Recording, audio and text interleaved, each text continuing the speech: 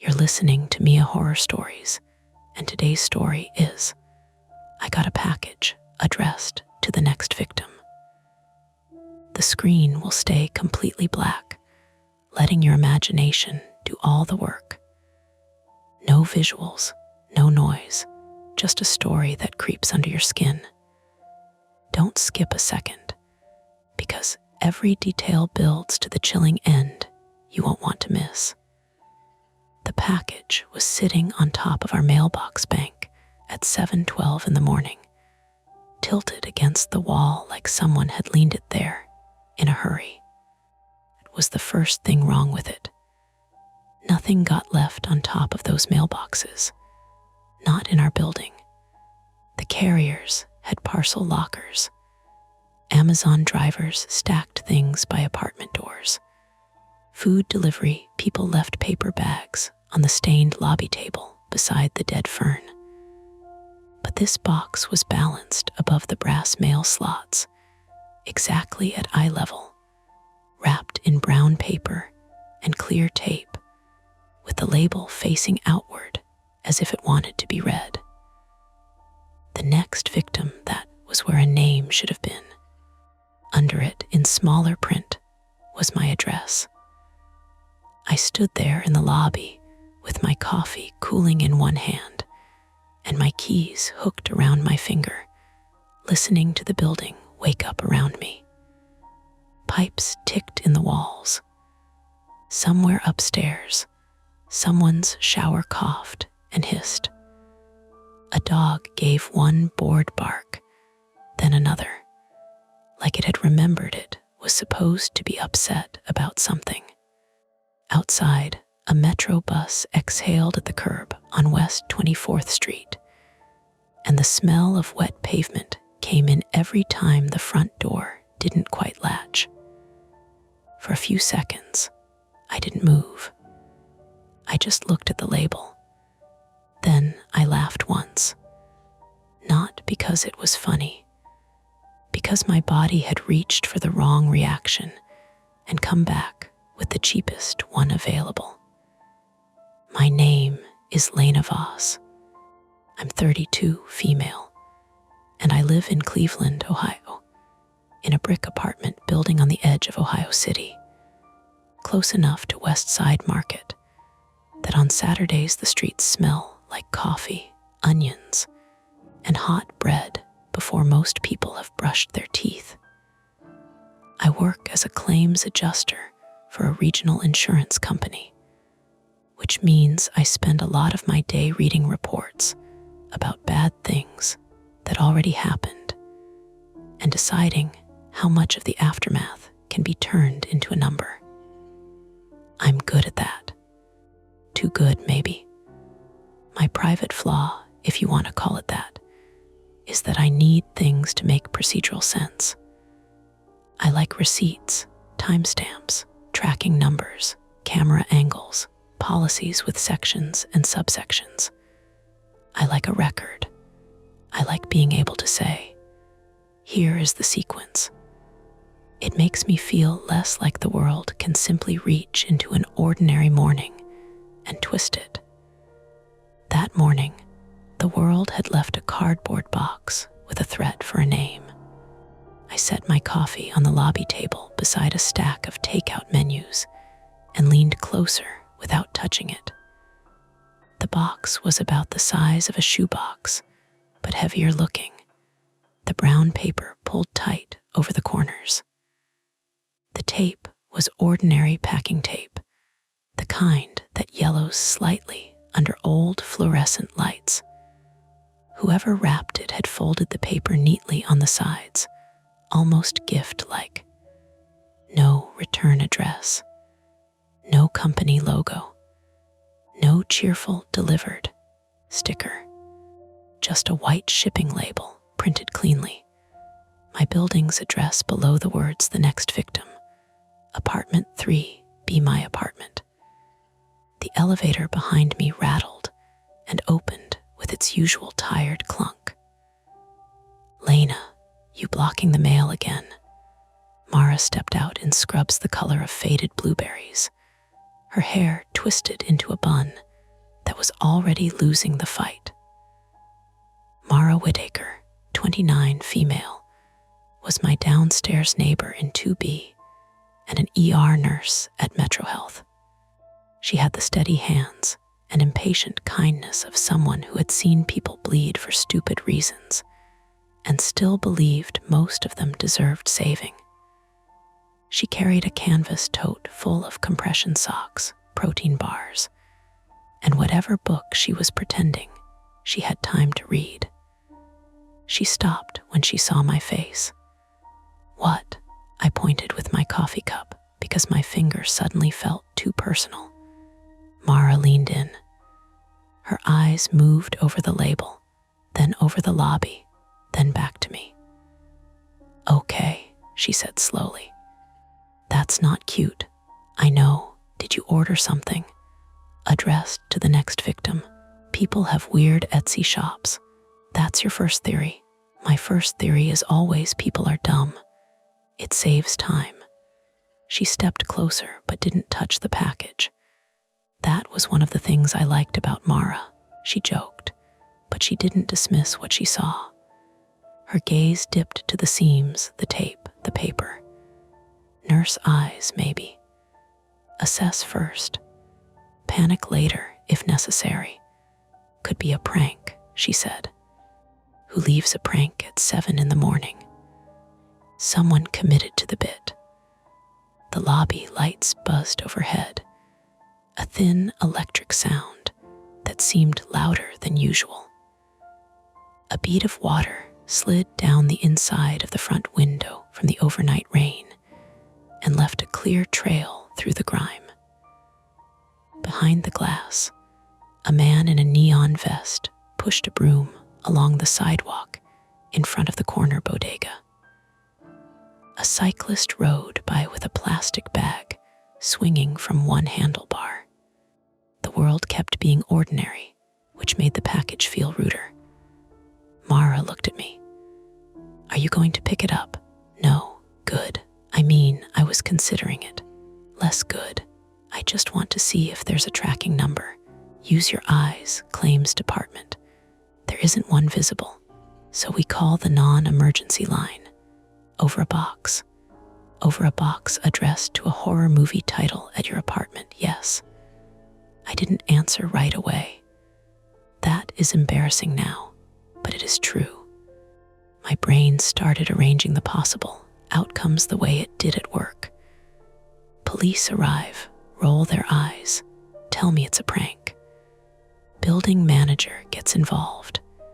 Neighbors gather. Someone records it. By noon, half the building has decided I'm dramatic. By evening, I'm the woman who called the cops over a cardboard box. That was another private thing about me, less noble than needing order. I had a deep, stupid fear of being seen as hysterical. It came from years of being the youngest person in rooms where everyone else had louder voices and better titles. It made me over-explain when I should have simply said, "This is wrong." Mara must have read something on my face because her tone softened. "Lena, I know. Don't do the thing." "What thing?" "The thing where you make a flowchart for whether you're allowed to be worried." I looked back at the label. The next victim. "It's probably somebody's idea of a joke." "Probably," she said, still not touching it. The front door opened before I could respond, letting in a slap of damp May air and the smell of cigarettes. Mr. Bell came in holding a newspaper over his head like it had ever saved anyone from rain. Arthur Bell, 68, male, lived in 1A and had been in the building longer than some of the pipes. He was retired from the Cleveland Water Department and treated every maintenance issue as both a personal insult and a chance to explain how the city used to do things better. He wore his brown cardigan buttoned wrong and carried himself with the careful stiffness of a man whose knees negotiated every stare. "What's the gathering?" he asked, shaking rain off the paper. "Elevator dead again." "No," Mara said. "Don't touch that box." Mr. Bell looked at the package. His eyebrows moved down like window blinds. "Well, hell," he said. "That did more to scare me than anything else." Mr. Bell thought most emergencies were invented by people who didn't own a flashlight. He took a half step closer. "Don't," Mara and I said at the same time. He stopped, offended but obedient. "I wasn't gonna lick it." "What does it look like to you?" I asked. "Looks like trouble delivered by someone with access to a printer." "That's specific." "Everything's specific if you pay attention." He squinted at the label. "No postage," I blinked. "What?" He pointed with his rolled newspaper, keeping a safe distance. "No postage, no carrier mark, no barcode. That didn't come through USPS." I leaned closer again. He was right. There was a printed label with the address, but nothing else. No tracking code, no postage, no sender, no scuffed sticker from a truck route. "So someone put it here," Mara said. The sentence settled over us. From upstairs came the thump of a door and a burst of laughter, then quick footsteps on the stairwell. Normal sounds. People late for work, someone's keys jangling, a woman on the second floor calling, "Hold the door," to nobody in particular. I wished the package had been dented or dirty or tied with string like a movie prop. Instead, it looked competent, careful, dry, despite the wet morning. My phone buzzed in my coat pocket, making me flinch hard enough that Mara noticed. I pulled it out. A text from my brother. "Cal, you alive? Mom says you ignored family chat again." I stared at the words longer than they deserved. Mara saw the screen because she was nosy in a medical way. "Tell him no." Helpful. "Tell him there's a murder package and you're busy." Even more helpful.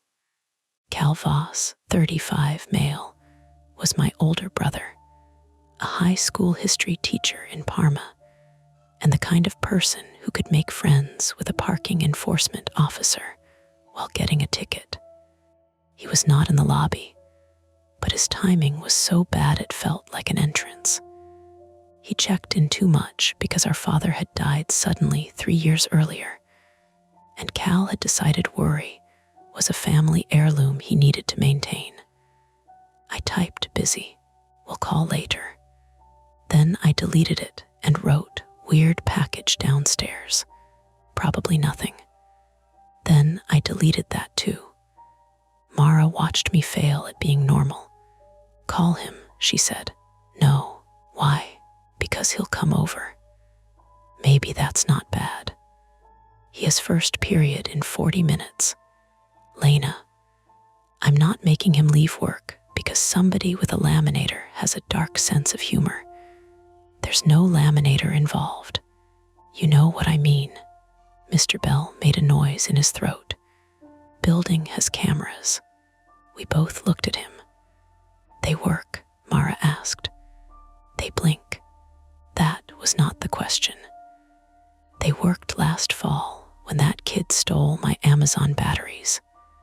"You bought 36D batteries," I said, because I remembered the whole building hearing about it. Flashlights need batteries. 36.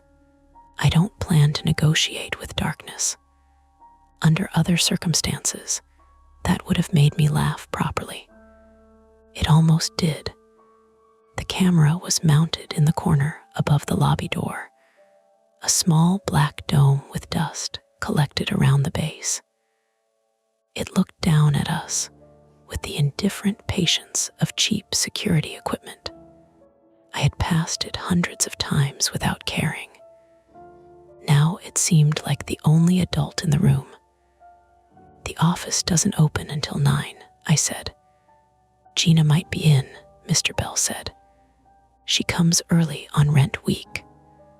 Our building manager, Gina Morales, 41, female, kept an office through the basement laundry room, behind a door with a frosted window, and a sign asking residents not to knock unless the building was flooding, burning, or actively collapsing.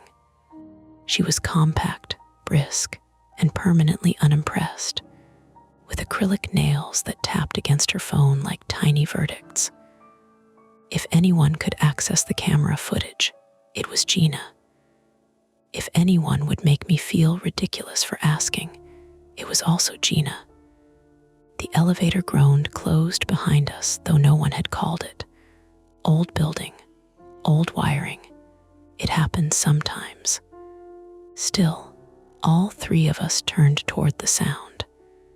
The doors met with a tired metal sigh.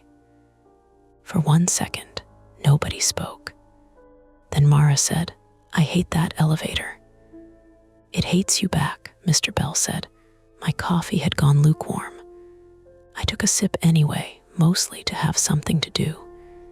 It tasted bitter and papery, like the cup. "Okay," I said. "We ask Gina for the footage."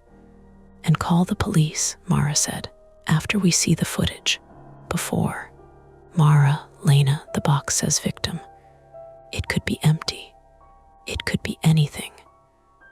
That word, anything, stretched the lobby around us. The mailboxes with their smudged little windows. The wet footprints on the tile. The dying fern. My own reflection in the front glass, pale and narrow-eyed, coffee cup clutched like a prop. A door opened above us on the landing. Morning. Someone called. Evan came down the stairs 2 at a time, then slowed when he saw us gathered by the mailboxes. Evan Reed, 26 male, lived in 4C, and worked freelance audio gigs around Cleveland, weddings, bars, corporate panels where people tapped microphones and asked if they were on. He wore black jeans, a hoodie under a denim jacket, and headphones around his neck, even when he wasn't listening to anything. He had the cheerful anxiety of someone always waiting for an invoice to clear. "What's up?" he asked. Mara pointed. "Don't touch it." "Why does everyone keep saying that before I know what it is?" He leaned in, read the label, and immediately leaned back. "Oh, nope. Helpful consensus," I said. Evan's expression shifted from curiosity to something sharper. "Is this yours? It has my apartment number. You piss anybody off. I deny insurance claims for a living." "So yes." Mara gave him a look. "Sorry," he said. "Bad joke." But it wasn't a completely bad question. My job made people angry. Mostly over the phone. Mostly in ways that became part of the day's static. I had been cursed at by a man whose flooded basement wasn't covered because he had declined the rider. I had received an email from a woman calling me a thief because her damaged roof claim fell under wear and tear. People told you things when they were desperate. They told you you had ruined them. They told you they knew where your office was. The office, though, not my apartment. At least, that was what I told myself before remembering how easy addresses were to find if somebody wanted one badly enough. Evan pulled his phone out. "I can take pictures without getting close." "Good idea," Mara said. The quick little camera clicks sounded too loud. He took one of the label, one of the box from the side, one showing the lobby around it. Evidence. That helped me breathe. Not fully, but enough. "Send those to me," I said. "Yeah." My own phone buzzed again. "Cal, you typed for like a minute, then sent nothing." "That's extremely alive," but weird behavior.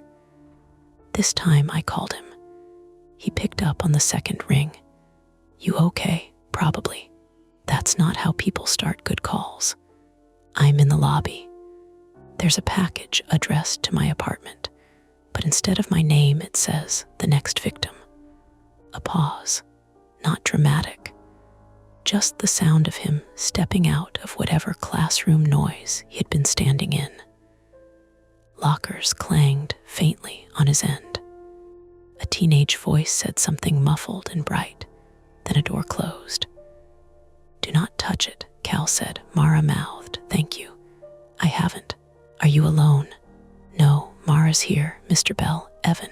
"Good. Call the police." "We're going to check the building camera first." "No, you're going to call the police first and then check the building camera. It might be a prank. Then they can write down that it was a prank." His voice had changed. Still Cal, still warm around the edges, but firmer. Teacher voice. Older brother voice.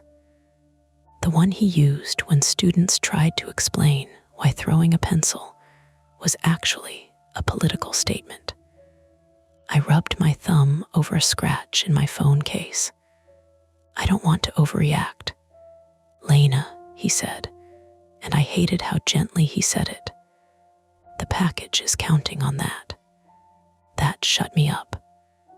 Outside, a delivery truck rolled past with chains clinking under its frame. Rain tapped softly against the lobby window, not heavy enough to call a storm, just enough to make everything smell metallic and old. "Stay away from it," Cal said. "I'm coming. You have school. I have a department chair who owes me for covering Model UN. Cal, I'll be there in 20. I almost argued again, then looked at the box and didn't. "Fine, and call the police." "We will, now. We will." "Say it like you're not lying." "I'm hanging up. Call me back after." I ended the call before my voice could crack, because that was another thing I hated. Being the problem someone had to rearrange their morning around. Mara was already dialing. I touched her wrist lightly. "Non-emergency." She looked at me. "Please," I said, "start there." She studied my face for a second, then nodded once and changed the number.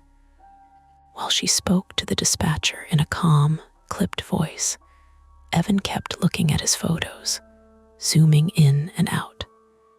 Mr. Bell stood with his newspaper tucked under one arm, staring at the package like it might confess if he waited long enough.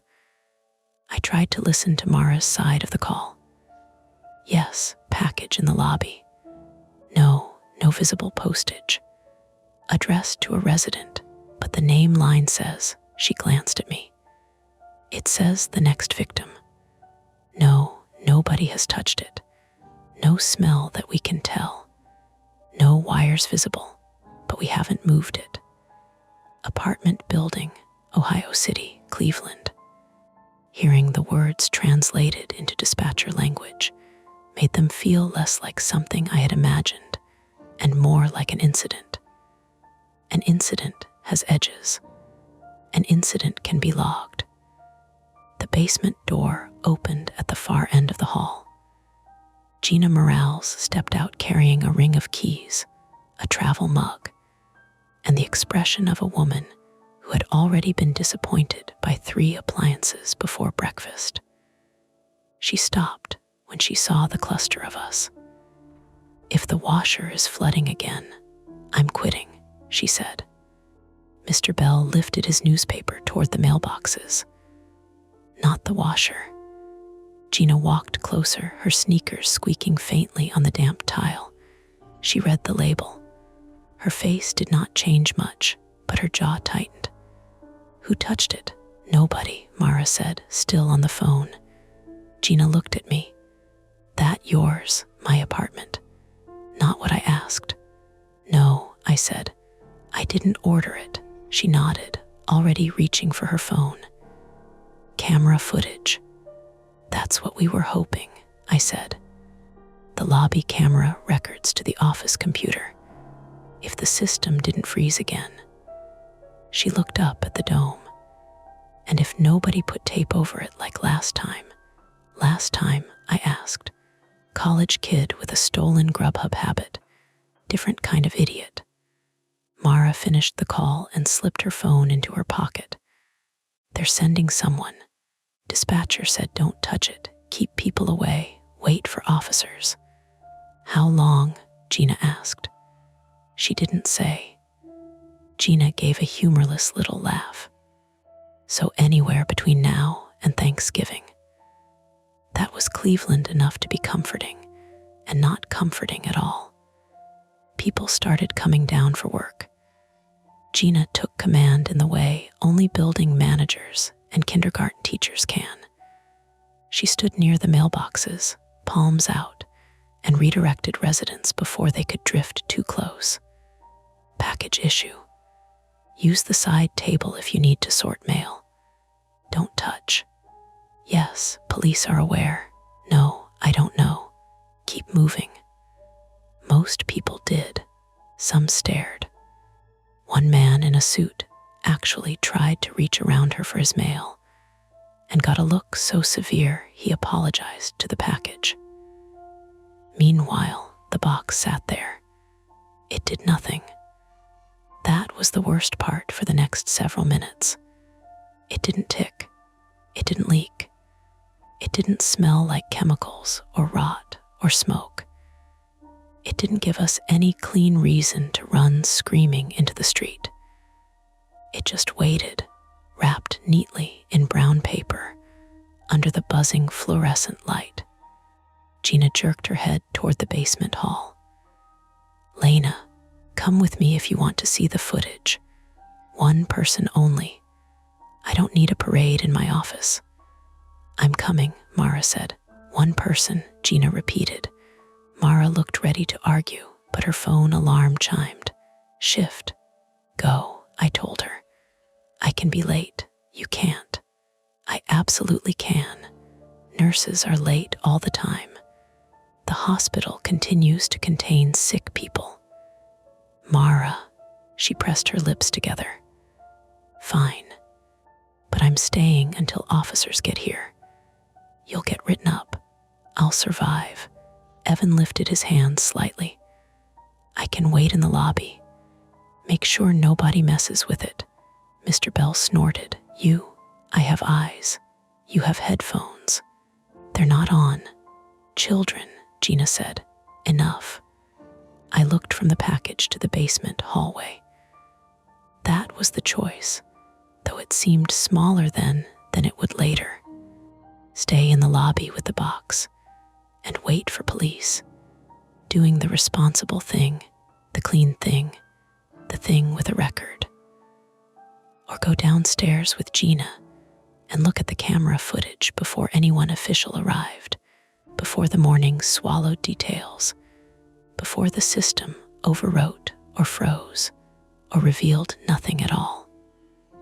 I wanted the sequence.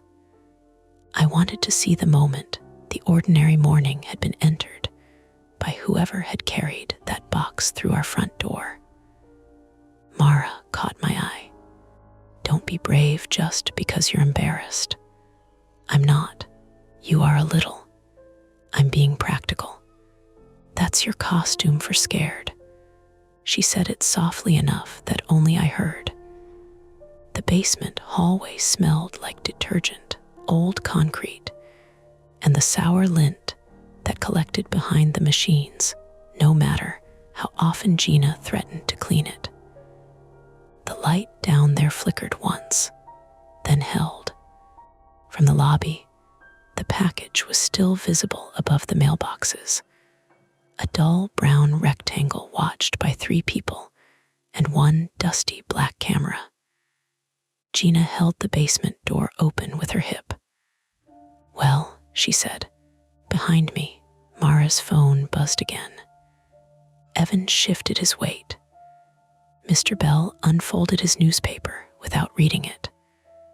Outside, another bus sighed at the curb, brakes squealing lightly in the rain. I looked at the label one more time. The stairs down to Gina's office were narrow enough that my shoulder brushed the cinder block wall on the left, leaving a chalky smear on my coat. Halfway down, my phone lost a bar. That shouldn't have mattered. Basements did that. Old brick buildings did that. Cleveland did that. But I noticed it anyway, because I had just left a package upstairs with my apartment number under the words "the next victim," and my brain had started treating every small inconvenience like part of a pattern. Gina went first, keys clacking against her travel mug. "Watch the third step," she said. "It dips." I know. Everybody says that until they sue me. The basement smelled stronger once we reached the bottom. Detergent, wet lint, old paint, the mineral odor of concrete that never fully dried. The laundry room was on the left. 3 washers and 3 dryers lined up under a bulletin board crowded with old notices. Someone had taped up a handwritten sign that said, "Please stop leaving socks in washer 2. This is how we get mold." Normal, petty, almost soothing. Gina unlocked the office door and flicked the light on. The room was barely big enough for a desk, 2 metal filing cabinets, a mini fridge, and a plastic chair with a crack down the back. A small window near the ceiling looked out at sidewalk level, where the lower halves of pedestrians moved past in quick, damp flashes. Shoes, bike tires, a dog's paws. The city chopped into pieces. On the desk, the security monitor slept black. Gina sat down, bumped the mouse, and the screen woke up to a login page. "Don't breathe over my shoulder," she said. "I'm not. You are." I stepped back 2 inches. She typed fast with 2 fingers. The camera software opened after a delay long enough to make my teeth press together. 4 boxes appeared: lobby, rear entrance, alley by the dumpsters, and the basement hall outside the laundry room. The lobby feed showed the package. Even through the grainy camera, the label was visible as a pale rectangle. Above it, a fluorescent light flickered in tiny pulses, making the mailboxes brighten and dull, brighten and dull.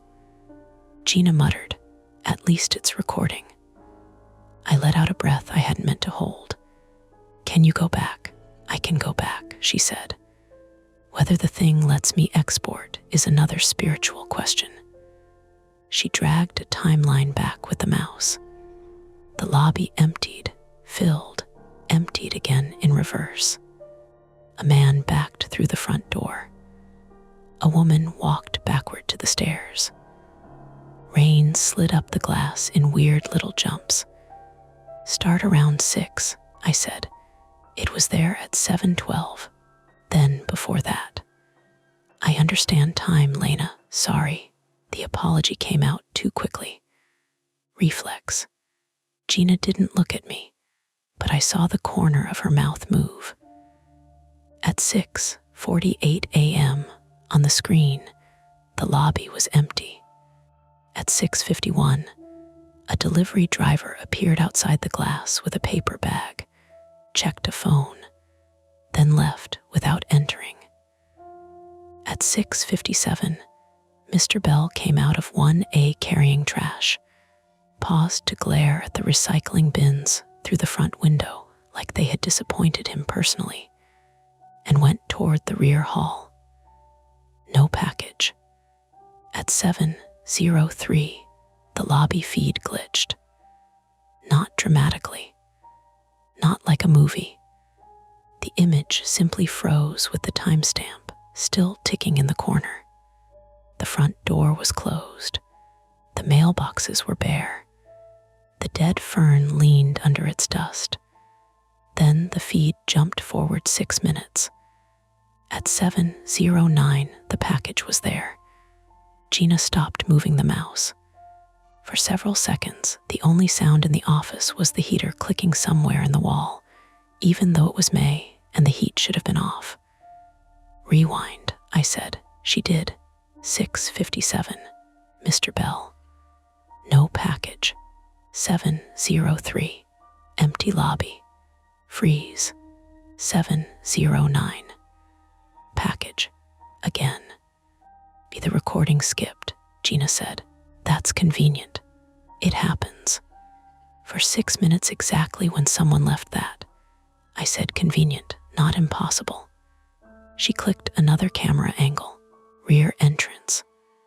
At 7:01, the alley camera showed rain stippling the pavement by the dumpsters. A raccoon nosed at a pizza box, then darted under the chain link fence when headlights swept across the brick. At 7:04, the rear door opened from the inside. A person stepped out. Hood up, dark raincoat. Average height, maybe. They moved fast and kept their head down. "Who is that?" I asked. Gina leaned closer. "Can't tell." The person carried nothing visible. They turned toward the alley, then looked directly up at the camera. Or seemed to. The image pixelated around the face, not because of a mask or any clever trick, just cheap resolution and rain on the lens. A pale blur where features should have been. The person lifted one hand. For a stupid half-second, I thought they were waving. Then the rear camera went black. Gina clicked the mouse. A small red error appeared in the corner. "Signal lost, camera 3, when did it come back?" I asked. Gina dragged the timeline. 7:11, still black. 7:16, still black. 7:23. The alley reappeared, empty except for the wet dumpsters. I felt my pulse begin to organize itself into something hard and fast. "The person left through the back," I said. "Maybe." "They left through the back right after the lobby camera froze."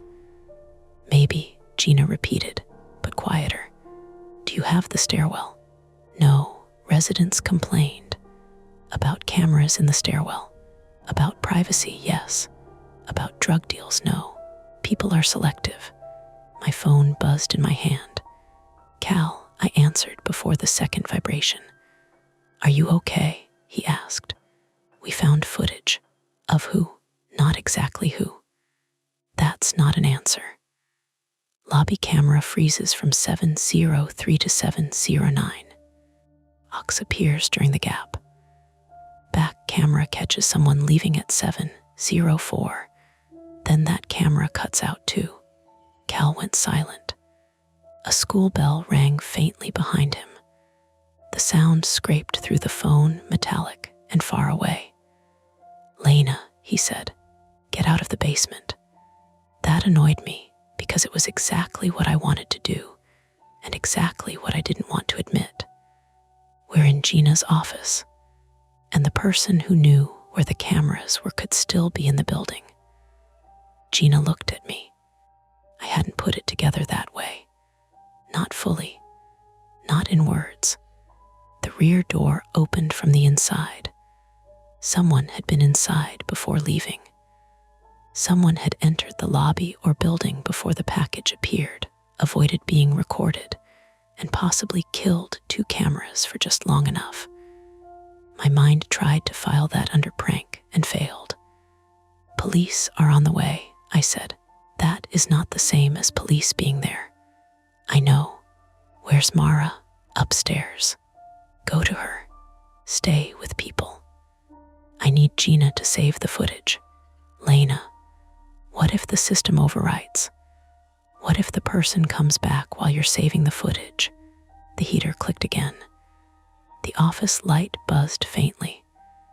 Above us, through the little window, shoes passed from right to left, brown boots, white sneakers, black loafers splashing through a shallow puddle. Gina said, "I can export to USB." "Do it," I said. Cal heard me. No, it takes a minute. That is how bad decisions introduce themselves. I'm not leaving the only evidence because I'm scared. You can be scared and still not be stupid. The words hit harder than he meant them to. I knew that because he immediately said, "I'm sorry. I didn't mean, no, it's fine." It was. Not because he was wrong, because he was too close to the thing I had been hiding since I saw the label. I didn't want to be the woman who overreacted. I didn't want to be the woman who underreacted and got someone hurt. I wanted a policy number, a claim file, an adjuster's note that told me what to do next. Instead, Gina was opening a drawer full of rubber bands, batteries, old receipts, and a loose USB drive shaped like a little red guitar. "This one work," she muttered. "Gina," Cal said through the phone, loud enough that she heard him. "Please get Lena out of there." Gina snatched the USB and glared at my phone. "I don't take instructions from men on speaker." "You're not on speaker," I said. "He's loud." Cal said, "I apologize to Gina, but also get out." Gina plugged in the drive. The computer made a small, cheerful sound. Cheerful was wrong. A thump came from upstairs. Not huge, not an explosion. A single heavy impact from the lobby area, followed by several overlapping voices. Gina and I both looked up. "What was that?" Cal asked. "I don't know." Then Mara shouted my name from above. Not screamed, shouted. But the difference did not matter to my legs. I ran. Gina swore and came after me, keys jangling hard enough to sound like broken glass in her hand. The basement stairs felt steeper going up. I hit the bad third step wrong, and pain flashed through my ankle, sharp and hot. But I kept moving because Mara had shouted again. And this time, there was another voice under hers, Evan S., saying, "Back up, back up, back up." I pushed through the basement door into the lobby. The package was no longer on top of the mailboxes. It was on the floor. One corner had split open from the fall, brown paper peeled back like torn skin. The box itself was plain white cardboard underneath. Clear tape still held most of it shut, but the impact had loosened one flap enough to expose darkness inside. Mara stood between the package and a woman with a toddler on her hip. Evan had both hands out, blocking two residents from coming closer. Mr. Bell was near the front door, newspaper abandoned on the lobby table, one hand gripping the back of a chair. "What happened?" I said. "The elevator doors opened," Mara said, breath tight. "No one was in it. Then the box fell." "That doesn't make sense." "I watched it happen. The elevator didn't touch it." "I know." A toddler started crying, not loudly, just a thin, tired whine against his mother's shoulder. The mother whispered, it's okay," while looking like she didn't believe herself. Gina came up beside me. "Everybody away from it, now." Her voice cut through the lobby cleanly. People moved. I stared at the box on the tile. It lay about 3 feet from the mailbox bank, too far to have simply slipped straight down. One side had dented inward. "Did anyone touch it?" I asked. "No," Evan said. "I was by the door. Mr. Bell was there. Mara was calling the hospital." It didn't just anything," Mr. Bell snapped. "Something knocked it." "From where?" Evan shot back. Mr. Bell pointed upward. "Vibration, elevator, old building." "That's not how physics works." "You got a degree in package physics." I got eyes. "Enough," Mara said. The elevator sat closed, its floor indicator stuck between 2 and 3, where it sometimes hovered for no reason. The metal doors were scratched with years of key marks and furniture dents. Above them, the light behind the number panel flickered once. A low grinding noise came from the shaft. Gina turned toward it. "Oh, come on," the elevator jerked, then stopped. A muffled voice came from inside. "Hello," everyone froze. The voice came again, small and panicked. "Hey, is somebody out there?" Mara moved first. "Someone's stuck." Gina stepped to the elevator doors. "Who's inside?" "Drew," the voice called, male, young, breathy. "Drew Patterson from 5A, the thing just stopped." Drew Patterson, 22, male, lived on the 5th floor and worked nights stocking shelves at the Target on Steelyard Drive. I knew him mostly as a baseball cap and tired eyes in the hallway, always carrying energy drinks, always apologizing when his bike bumped the wall.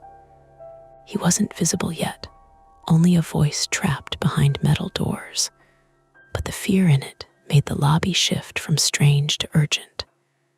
"You hurt?" Mara asked. "No, I don't think so." It dropped a little, like it bounced. "Don't try to force the doors," Gina said. "I'm calling maintenance." "I already hit the button," Drew said. "It's not doing anything." The elevator made another low, grinding sound. Mara looked at Gina. "Power it down." "I know, do you? I manage the building, not a Ferris wheel." "Gina," I said, "I know." Then the lights flickered. Once. Twice. The lobby went dim, came back, went dim again. From inside the elevator, Drew said, "What was that?" The package sat open on the floor. Slit in the cardboard flap showed enough now that I could see something inside. Not wires. Not powder, paper. A folded sheet or envelope, cream-colored, wedged under something wrapped in plastic. And there was a smell. Not strong. Not chemical. More like damp pennies and old meat, sour around the edges. Mara smelled it too. I saw it in the way her nostrils tightened. "Everybody outside," she said. Gina was already on her phone. "I don't have signal." I checked mine. No bars. Basement messed with it. Evan asked. "We're not in the basement," I said. "Walls are thick. The front door is 10 feet away." He raised both hands. "I'm just saying." From outside came the sound of a siren. For one hopeful second, I thought it was coming for us. Then it passed, Dopplering away down Lorraine Avenue. Of course it did. Mara went to the front door and pushed it open. Damp air rushed in. "I've got one bar out here." "Call 911, I said. "We already called." "Call again. Tell them the package opened and there's someone stuck in the elevator." She looked at me for half a second, and I saw the same calculation on her face that had probably been on mine earlier. Is this enough? Are we escalating too much? Will they come faster? Will they think we're wasting time? Then Drew shouted from the elevator, "It's moving." The elevator lurched downward with a metallic scrape. Drew yelled. Mara grabbed the door frame. Evan stepped back so fast he bumped the lobby table and knocked my coffee cup over. Cold coffee spread across the surface, dripping down onto the takeout menus.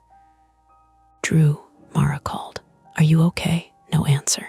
Drew, a second later. Yeah, it dropped. It stopped. I think I'm between floors." Gina had gone pale under her foundation. She jabbed at her phone screen. Emergency maintenance goes to voicemail. Of course it goes to voicemail. "Can you shut it off?" Mr. Bell asked. "Breakers in the basement mechanical room." That sentence opened under us like a trapdoor. The basement. where Gina and I had just been, where the rear door camera had cut out, where the old mechanical room sat behind another locked door, past the laundry machines and the storage cages. Mara looked at Gina. If the elevator is slipping, you need to cut power. I know, then do it.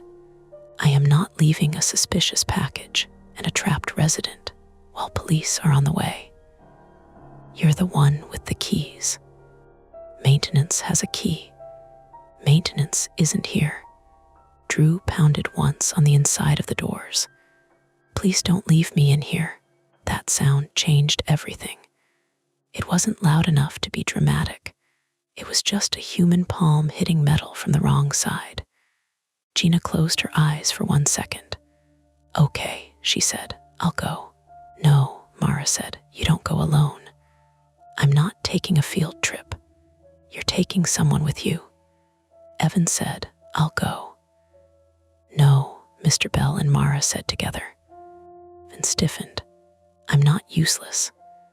Nobody said you were, Mara said. You implied it. I implied you shouldn't wander into a basement with a possible suspect and an electrical panel while panicking. I'm not panicking. You're sweating through your hoodie. So are you, because I have a pulse. The elevator groaned again, lower this time. Drew cursed from inside, a ragged little sound that ended in breathing too fast. Mara turned back to the doors. Drew, listen to me. Sit down on the floor if you can, against the wall. Keep your hands away from the doors. Is it gonna fall? I don't know, she said, and I respected her for not lying. Sitting gives you a better chance if it moves again. I could hear him shifting inside, shoes scraping against the elevator floor. My ankle throbbed from the stair misstep. My phone still showed no service. The package smelled faintly metallic. The lobby lights buzzed overhead. Everything felt procedural now, but in the worst way. A list of tasks with no safe order. Call police again. Keep residents away. Don't touch the package. Save the footage. Cut elevator power. Get Drew out. Watch the basement. Watch the rear door. Watch everybody. I looked at the package. The folded cream paper inside had shifted when it fell. I could now see black printed letters on one edge, not the full message. Just 3 words, 10 minutes after my mouth went dry. Mara, I said. She followed my stare. What? Gina asked. I pointed, but didn't move closer. There's a note inside. Do not touch it, Mara said. I'm not touching it. What does it say? Evan asked. I can only see part. Gina leaned despite herself. Mr. Bell took 1 step forward, then stopped. I read the visible edge again. 10 minutes after what? After delivery. After being opened. After it fell. After someone read it. After we saw the footage. My brain grabbed at timestamps.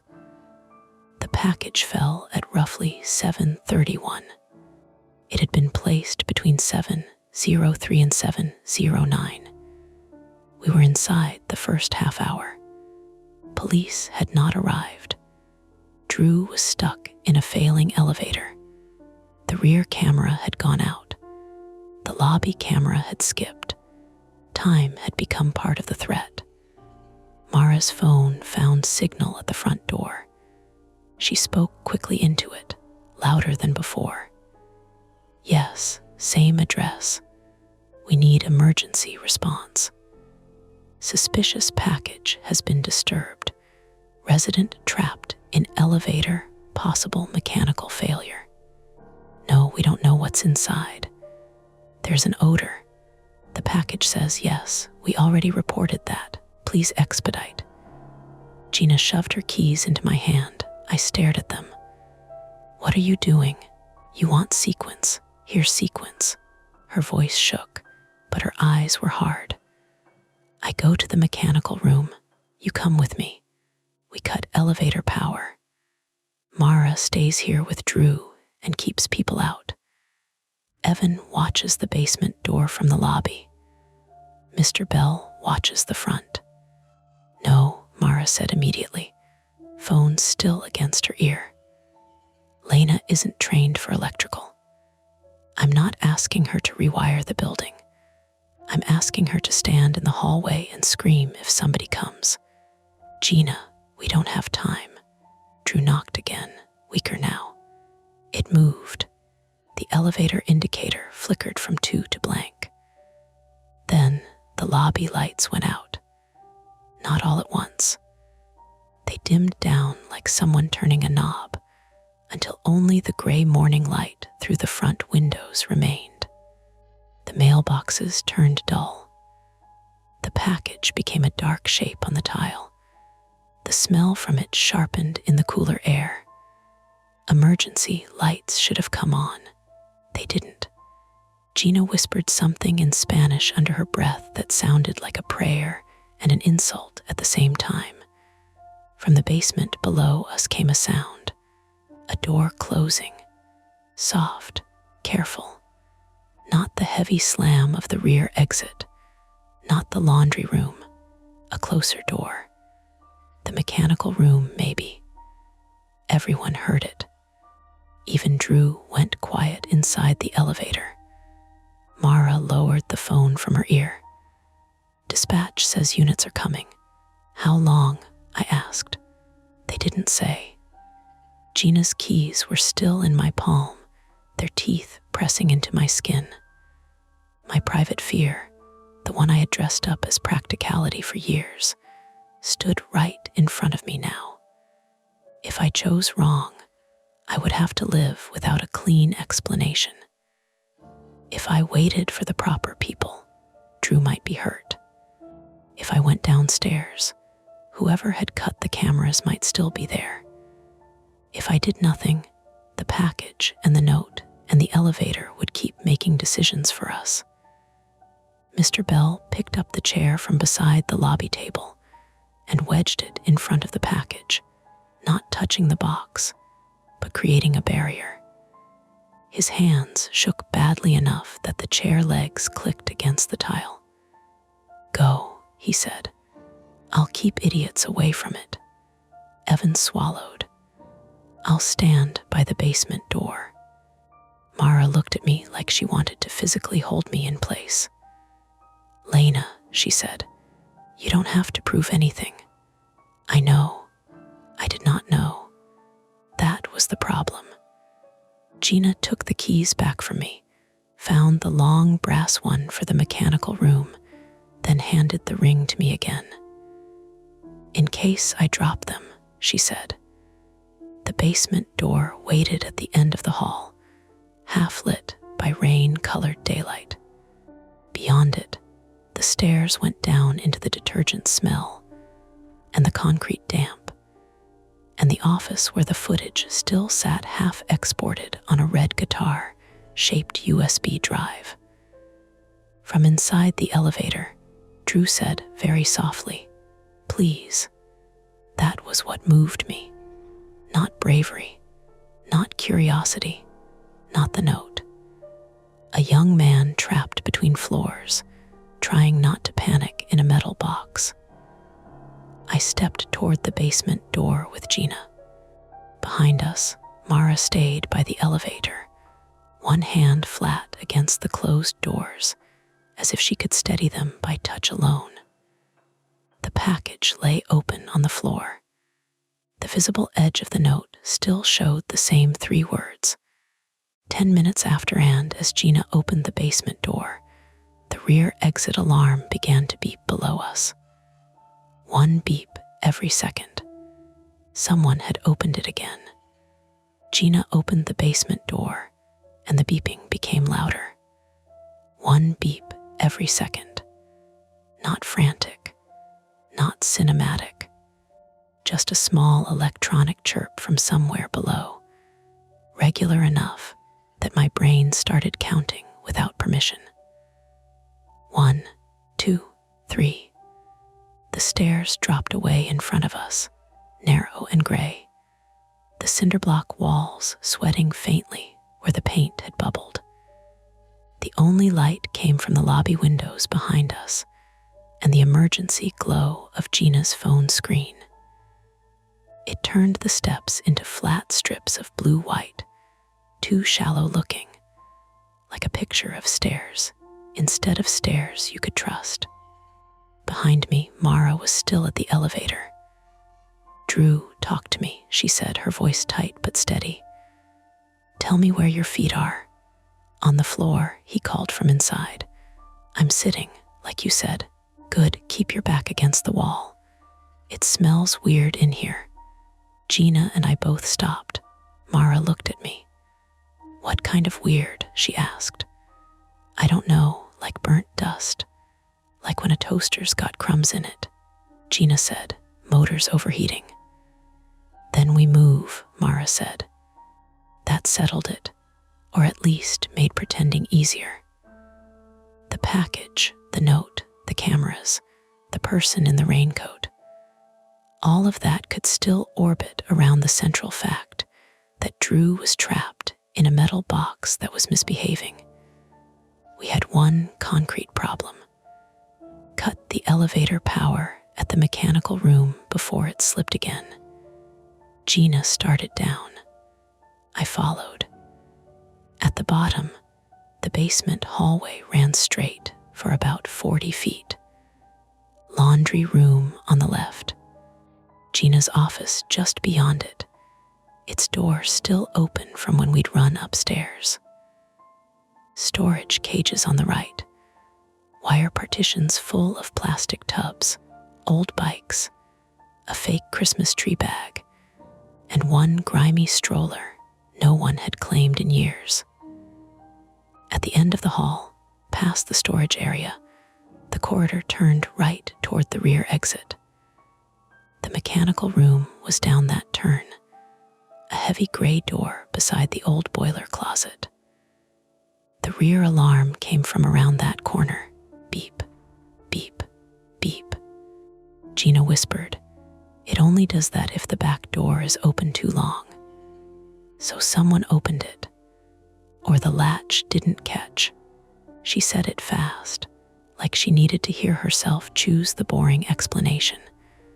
I looked toward the right turn. The hallway beyond it was not visible from where we stood, just a slice of darkness and the pulsing beep. "Do we check the rear door first?" I asked. "We cut the elevator first. What if someone's down here? What if Drew drops another floor while we play detective?" That shut me up. My ankle throbbed harder now. On the stairs, adrenaline had flattened the pain into a clean, bright line down here. It spread into a hot pulse under my sock. I could feel the place where I'd landed wrong, the swollen stiffness gathering around the bone. I told myself it was fine. Fine meant usable. We passed the laundry room. Washer 2 sloshed, then thunked into a spin cycle. I flinched so hard my shoulder hit the wall. Gina grabbed my sleeve. "It's a washer," she said. "I know. You don't look like you know.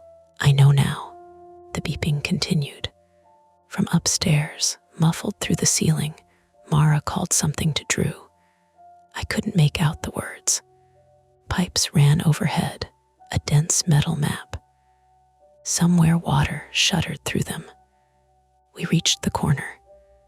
Gina held up one finger, then angled her phone around it before her body. The rear hall was empty. At the far end, maybe 20 feet away, the back door stood open 2 inches, rain brightening the gap. The alarm box above it blinked red with every beep. To the left of the door was the mechanical room, gray metal, scratched around the lock. To the right was the boiler closet with a faded warning sticker.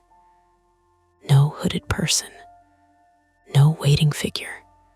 Just a door left ajar and wet air sliding in low across the floor, carrying the alley smell of garbage water, brick dust, and exhaust. Gina exhaled. Latch, she said. Maybe. Don't do that. What? Make maybe sound like a funeral. She hurried to the mechanical room, fit the brass key into the lock, and turned it. Nothing. She tried again. The key went in halfway and stopped. Come on, she muttered. Beep, beep, beep. What's wrong? It's sticking. She jiggled the key harder. Metal scraped inside the lock, a small, ugly sound. Gina. I know. The elevator groaned above us. The sound moved through the building, down the shaft, and into the basement walls. A tired animal noise. Drew shouted something. Mara answered sharply. Gina yanked the key out, wiped it on her jeans, and tried again. Still stuck. That was the first failed attempt. Simple, stupid, a key that should have worked and didn't. Gina stepped back and kicked the bottom of the door. Hey, I said, it sticks when it's humid. Can you call maintenance? With what signal? She tried her phone anyway. No service. Mine showed the same. The mechanical room door had a gap at the bottom, and from it came a faint warmth, oily and metallic. I crouched despite my ankle and shone my phone light through. Concrete floor, a yellow mop bucket, pipes, a square electrical panel on the far wall with black marker labels. Too far to reach, close enough to see. Can you break the door? I asked. With what? My personality. I looked behind us at the storage cages. Maybe there's something. She followed my gaze, then shook her head. No. Residents lock their cages. Not all of them. Lena drew S in the elevator. That was unfair. I knew it was unfair as soon as I said it, but it worked. Gina looked down the hallway, jaw tight, then marched back toward the storage area.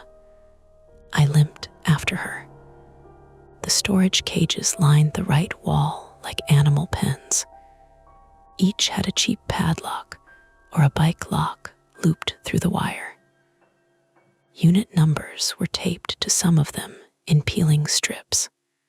1A2, B3, B. Mine was mostly empty, except for a cracked suitcase and a box of my father's old tax papers I hadn't been able to throw out.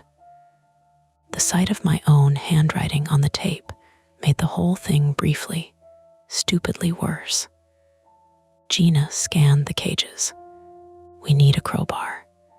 Who keeps a crowbar in basement storage? People with basements. This isn't a basement storage competition. She crouched by Mr. Bell's cage, 1A, which contained 2 metal toolboxes, a folding chair, a coil of rope, and enough bottled water to survive a mild apocalypse. Of course, she said. Arthur, can we open it? No, I don't have residence storage keys. You're the manager. I'm not a prison warden. From upstairs, Evan shouted down through the open basement door, his voice bouncing along the hall. Everything okay? No, Gina yelled back. Ask Bell if I can cut his lock. A pause. Then Evan called. He says, what lock? The storage cage. Another pause, voices muffled above. Then Evan again. He says, absolutely not. Gina stared at the ceiling. Tell him Drew might die. A longer pause. He says use the bolt cutters behind the washer. Gina closed her eyes. I hate everyone. We ran, or Gina ran, and I performed a stiff, ugly version of hurrying into the laundry room. Behind washer 3, wedged between the machine and the wall, was a pair of bolt cutters with red handles, dusty but real. Why are these here? I asked. Because Arthur Bell is insane and occasionally useful. Gina dragged them out. Washer 2 banged into a spin again, louder this time. The sound cracked across the room like someone kicking sheet metal. I jumped again. Then came the misdirection. From the ceiling vent above the dryers, something screamed. It was high and wet and sudden, a ragged shriek that seemed to come from inside the building itself. Gina dropped the bolt cutters. I stumbled backward, ankle folding enough to send white pain up my leg. My phone hit the floor and skittered under a folding table. The scream came again, followed by frantic scraping in the ductwork. For one impossible second, all I could think was that someone was in the vent. Not a ghost, not anything like that. A person, a small person, a child, maybe, trapped above us, clawing through metal. Jesus, Gina whispered. The dryer vent grill rattled. A gray shape burst out. It hit the top of the dryer, bounced, and landed in a laundry basket full of someone's towels. A pigeon. A filthy, rain-soaked pigeon with one wing stuck out at a bad angle. It flapped wildly, scattering lint and dryer sheets, then launched itself into the bulletin board, knocked down the sock sign, and collapsed behind the detergent shelf. For 3 seconds, neither of us moved. Then Gina bent at the waist, hands on her knees, and started laughing. Not because it was funny, because there wasn't another place for the fear to go. I grabbed the edge of the folding table and waited for my ankle to stop screaming. Bird, I said. Bird, she confirmed. Great, perfectly normal basement bird. Of course. The pigeon rustled behind the shelf, then went still except for soft, offended cooing. The terror drained out of the room, leaving embarrassment and pain. Realistic explanation. A stupid one. The kind that would be funny if there weren't a man trapped in an elevator and a package upstairs that smelled like pennies and meat. Gina picked up the bolt cutters. You okay? No. Can you walk? Yes. Those were different answers, and she let them be. We got back to Mr. Bell's storage cage. Gina clipped the padlock with one hard squeeze and a grunt. The metal snapped. Inside, she grabbed the smaller toolbox while I took the coil of rope without knowing why.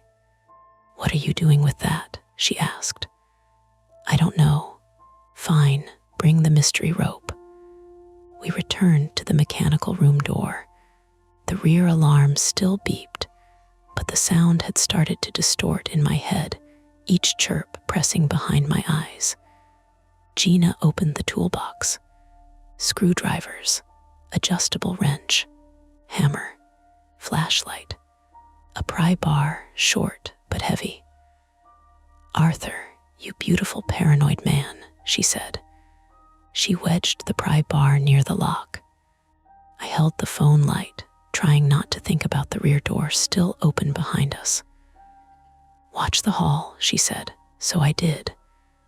The back door gap showed a slice of the alley, wet brick, a dark dumpster, rain stippling oily puddles. The alarm blinked. The beeping continued. Nothing moved outside. Then the door shifted, just slightly. The gap widened from 2 inches to 3. Gina, I whispered. She stopped prying. The rear door opened another inch. A hand appeared in the gap. Bare, pale. Fingers curled around the edge. I could not make a sound at first. My throat locked so hard it hurt. Then Evan's voice came from beyond the door, breathless and furious. It's me, don't hit me. Gina almost did anyway. He slipped inside, wet hair plastered to his forehead, hoodie darkened by rain. Mara's phone was in his hand. What the hell are you doing? Gina hissed. Trying to get signal. Mara sent me around outside to call again because her call dropped. You opened the rear door. It was already open. You set off the alarm worse. It was already beeping. Why didn't you come through the front? Because Mara told me not to leave the front unattended. Then Mr. Bell yelled he had it. Then Drew started freaking out. And I thought, you thought, Gina said. Evan's face tightened. I thought I could help. The argument would have kept going if a voice hadn't come through the phone in Evan's hand. Hello, sir. Are you still there? Evan raised it. Dispatch. I got through. Gina snatched the phone. This is Gina Morales, building manager. We have a resident trapped in the elevator, possible electrical issue, suspicious package in lobby, and we need fire rescue. The dispatcher's voice was thin but real. Ma'am, police are en route. Fire has been notified. Do not enter any mechanical areas if there is an electrical hazard. Gina looked at the mechanical room door with the pry bar still wedged in it. Understood, she lied. The elevator made another grinding noise above us, followed by Drew shouting. The sound came down the shaft and through the mechanical room wall, clearer now, closer. Mara yelled, Gina, it dropped again. Gina handed the phone back to Evan. Tell them we're cutting power. They said not to, they are not here.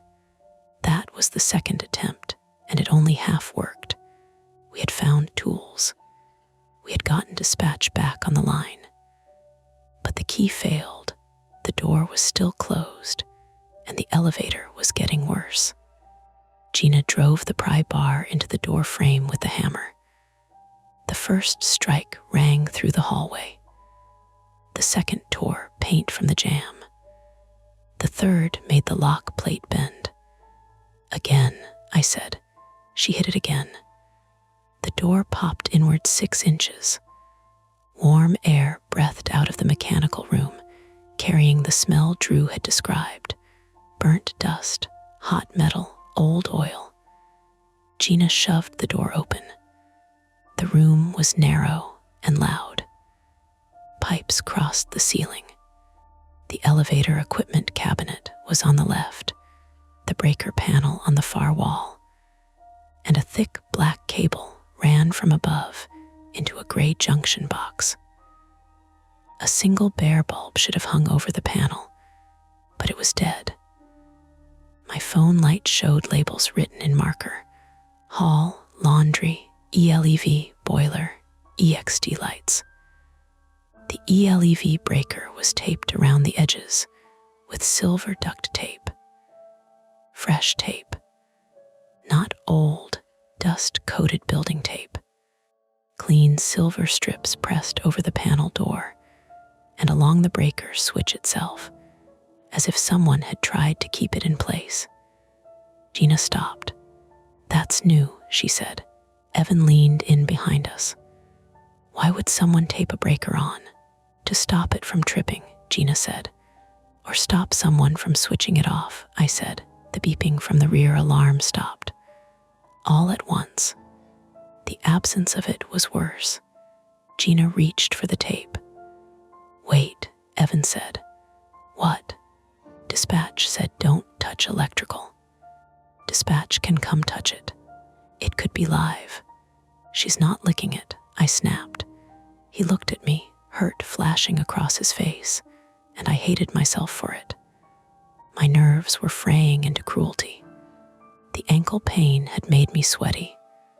My hands shook around the phone. Every second felt like evidence we were mishandling.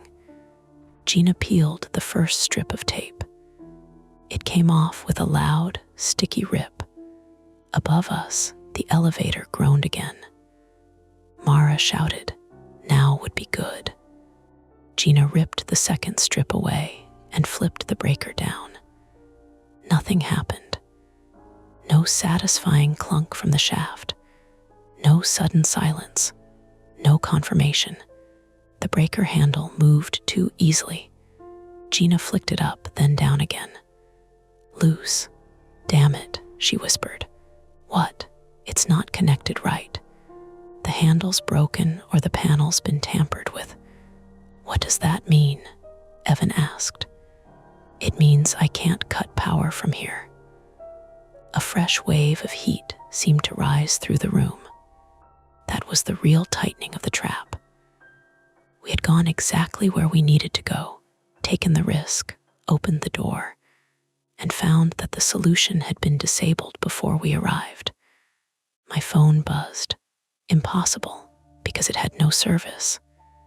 Then I realized it was Evan's hand. Mara's phone was ringing. He looked at the screen. Unknown number. Answer it, I said. He did, and put it on speaker without being asked. For a moment, there was only static and rain noise. Then a voice said, "Did you read it yet?" Male or female, I couldn't tell. The voice was flattened, processed maybe, or just muffled by a cheap microphone and bad service. It sounded close and far at the same time. Evan froze. Gina reached for the phone, but I grabbed his wrist to keep it steady. "Who is this?" I asked. The voice ignored me. 10 minutes after you read it, it said. That's when the next thing happens. My stomach tightened around nothing. What next thing? Gina demanded. A soft laugh came through, not theatrical, not deep. Just a breathy little exhale. Wrong order, the voice said. Then the call ended. For 1 second, nobody spoke. Then Mara yelled from upstairs. "Lena," I ran before I thought. Bad ankle, phone in one hand, Gina behind me, Evan behind her. Up the rear hall, past the storage cages, past the laundry room where the injured pigeon rustled once and made me flinch even now. The stairs took forever. My ankle failed halfway and my knee hit concrete. Pain burst up my thigh, and Gina hauled me by the elbow hard enough to bruise. "Move," she said. We came out into the lobby. The package was open wider. Mara stood over it, not touching it, her face drawn tight. Mr. Bell was by the front door holding the chair like a barricade. 2 residents hovered outside in the rain, staring through the glass. The elevator doors were closed, but from inside, Drew was breathing in fast, panicked bursts. "I didn't touch it," Mara said immediately. It shifted when the elevator dropped. The folded cream paper had slid partly out of the box. Now we could read more. 10 minutes after you read this, someone else will need help. Below it was a printed photograph. Not of me, of Drew. Grainy, taken from somewhere above or behind, showing him entering the building lobby the previous night in his red Target vest with his bike helmet hanging from one hand. At the bottom of the note, in smaller text, was one more line. You choose who gets left alone. The lobby seemed to shrink around us. Mara looked from the note to the elevator to the basement door. They knew Drew, she said, or they watched him, Evan whispered. Gina's face had gone hard in a way that scared me more than panic would have. Police. Fire, now. They're coming, Mara said. They're not here. Drew hit the inside of the elevator doors again. What's happening? Why is nobody talking? Mara closed her eyes for half a beat, then put her palm back on the metal. We're here. You're not alone. But that was no longer true in any simple way, because the note had made the building into a set of choices. Stay with Drew at the elevator. Guard the package. Watch the basement. Watch the rear exit. Get to the office and preserve the footage. Get outside for signal.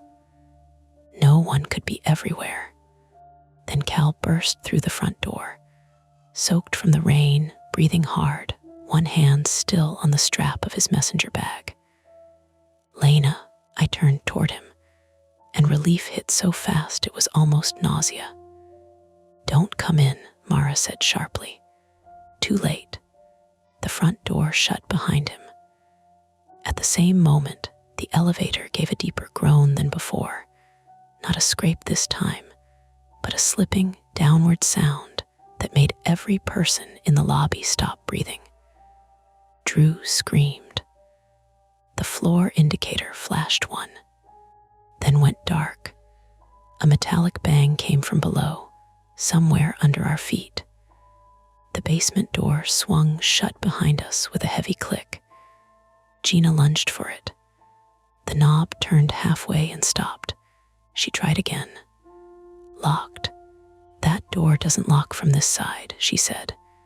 Nobody answered, because from the basement, under the shut door, came the smell of smoke. Not old dust now. Smoke. Thin at first, gray and sharp, curling into the lobby in a line along the tile. The package sat open.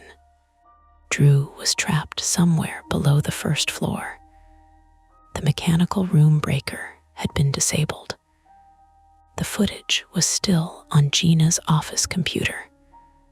Police and fire were not yet inside, and the only stair door to the basement had just locked behind us. The smoke came under the basement door in a flat gray ribbon. For 1 second, none of us moved. That is the part I keep remembering, more than the shouting that came after, more than the bruise Gina left on my arm when she dragged me up the stairs, more even than Drew screaming from somewhere below the lobby floor.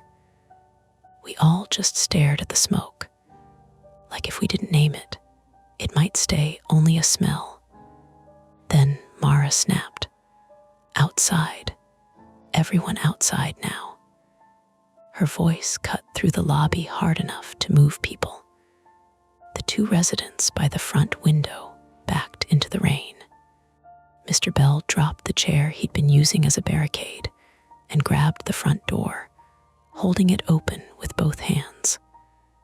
Cold, wet air rushed in and shoved the smoke sideways across the tile. Cal reached me.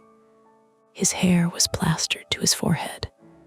His glasses were speckled with rain. What happened to your leg? Not now. Lena, not now. Drew screamed again. Not words this time. Just a raw sound from below us, trapped inside the shaft. The elevator had dropped past the lobby, somewhere between the first floor and the basement. The metal doors in front of us sat closed and useless, the floor indicator dark. Mara pressed both palms against the doors. Drew, can you hear me? A pause. Then, faintly, yeah, his voice was lower now, smaller. Are you hurt? My shoulder. I hit the wall. I don't know. It's smoky in here. That changed her face. Mara Whittaker, 29, female, had been steady until then, moving from one emergency to the next with that trained, tired, calm nurses use when panic would waste oxygen. But when Drew said smoke, something opened in her expression. Not fear exactly, recognition. She had seen what smoke did to people. She knew the clock. Stay low, she said. Put your sleeve over your mouth. Breathe slow. I can't get the door open. Don't try unless I tell you. Gina slammed her shoulder into the basement door again. The knob twisted only halfway. She tried her keys, hands shaking so hard they scraped metal against metal. This isn't possible, she said. This latch doesn't lock from here. Cal grabbed the knob and pushed, then pulled. Something S wedged on the other side. From inside, Evan asked. His voice cracked. Rainwater dripped from his sleeves onto the tile, ticking softly around his shoes. Move, Mr. Bell said. Arthur Bell, 68, male, limped over with the folding chair in both hands. His cardigan hung open now, one button still fastened wrong. The old crankiness was gone. What remained was practical and grim. He lifted the chair and jammed one metal leg under the basement door handle. "Pry up," he said to Cal. "What?" "Pry up and kick low. Old doors bind at the bottom when frames shift." Cal didn't argue. He planted one foot, pulled up on the chair, and kicked near the base of the door. The door shuddered. Again. The smoke thickened. The package lay open on the floor by the mailboxes, the cream note half out, Drew's printed photograph curling slightly where moisture from the air touched the paper. Nobody looked at it now. It had done its job. It had turned us into parts of a machine, every person forced to choose which crisis deserved hands. Mara shouted, "Lena, I need something flat. A pry tool, screwdriver, anything." "The tools are downstairs." Not helpful. Evan looked toward the mailboxes. Apartment doors. What? Old building. People leave stuff, doorstops, umbrellas. I saw a metal shoehorn at Belle's door. Belle glared at him. "Why are you looking in my apartment?" "Because your door is always open and you yell at sports radio." "Go get it," Mara said. Evan ran toward the hall. Cal kicked the basement door again. This time, the chair leg bent. "Damn it," he said. Gina stepped back, breathing fast. "Rear door. We can go around through the alley. Get in from the back." "The rear door opens into the basement," I said. "Exactly." I looked through the front glass. Rain slicked the sidewalk. Beyond the curb, West 24th was waking into normal traffic.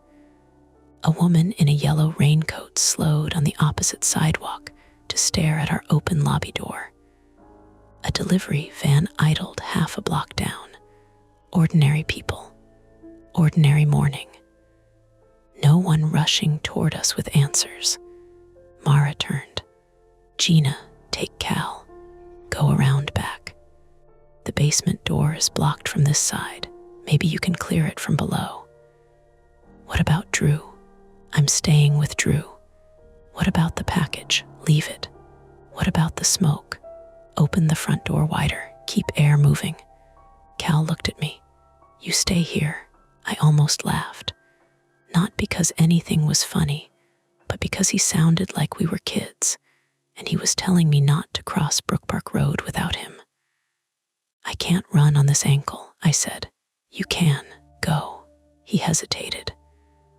"Go," I said. That was the first lurch toward courage, and it cost me something small but permanent. I let someone else step into danger because they were better suited to it. I did not control the sequence. I did not get to be everywhere. Cal and Gina ran out into the rain.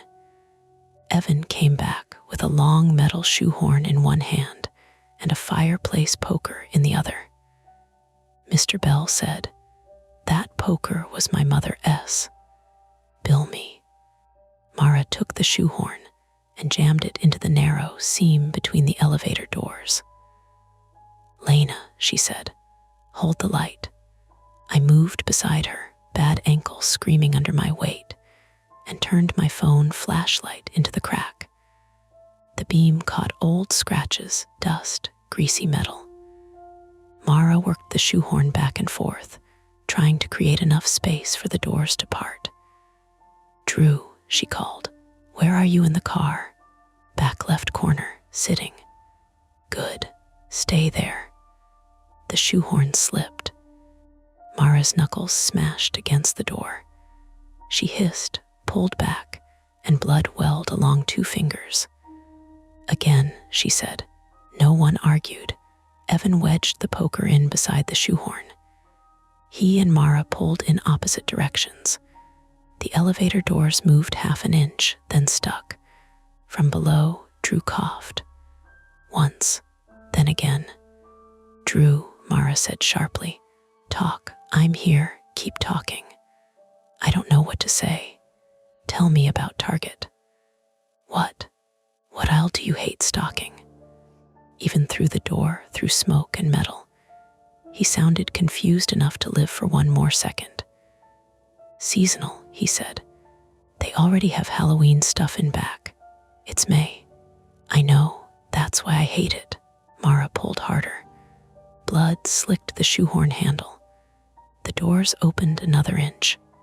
A gust of warm smoke came up through the gap from the shaft, thin but bitter. It scratched the back of my throat. My eyes watered immediately. Back, Mr. Bell said. No, Mara snapped. He reached past her with both wrinkled hands and grabbed the poker. Not back, together. The three of them pulled. The lobby doors opened enough for us to see darkness below, the elevator car roof maybe 4 feet beneath the threshold. Not the interior, the top of the car. Drew was below that. Can we get him out? Evan asked. Not through here, Mara said. We need the basement landing, or the escape hatch. Escape hatch, I said. Most elevator cars have top access. Not meant for this. Can we open it? From the top, maybe. If it isn't screwed shut, the statement sat there. The top of the elevator car was below us, close enough to reach if someone climbed down through the lobby doors into the shaft. No one said it at first. Then Evan did. I'm the smallest. No, Mara said. I am. No. You need someone light enough to get down there and not make it move. Absolutely not. Drew coughed below us again, longer this time. Evan looked at the gap, then at Mara. His face was pale and wet and stubborn. I can do it. You work sound gigs, she said. You're not rescue. No one here is rescue. The words landed hard because they were true. Outside, a siren wailed in the distance. For a moment, hope flared through the lobby. Then the sound turned left somewhere, receding toward Bridge Avenue. Another siren for someone else. Mara closed her eyes. When she opened them, she looked older. Rope, I said suddenly. Everyone turned. The rope from Belle's cage. I brought it up. No, I dropped it. My brain stumbled over the last minutes. I had it downstairs, in the hall. Mr. Bell swore. There's another coil in my trunk.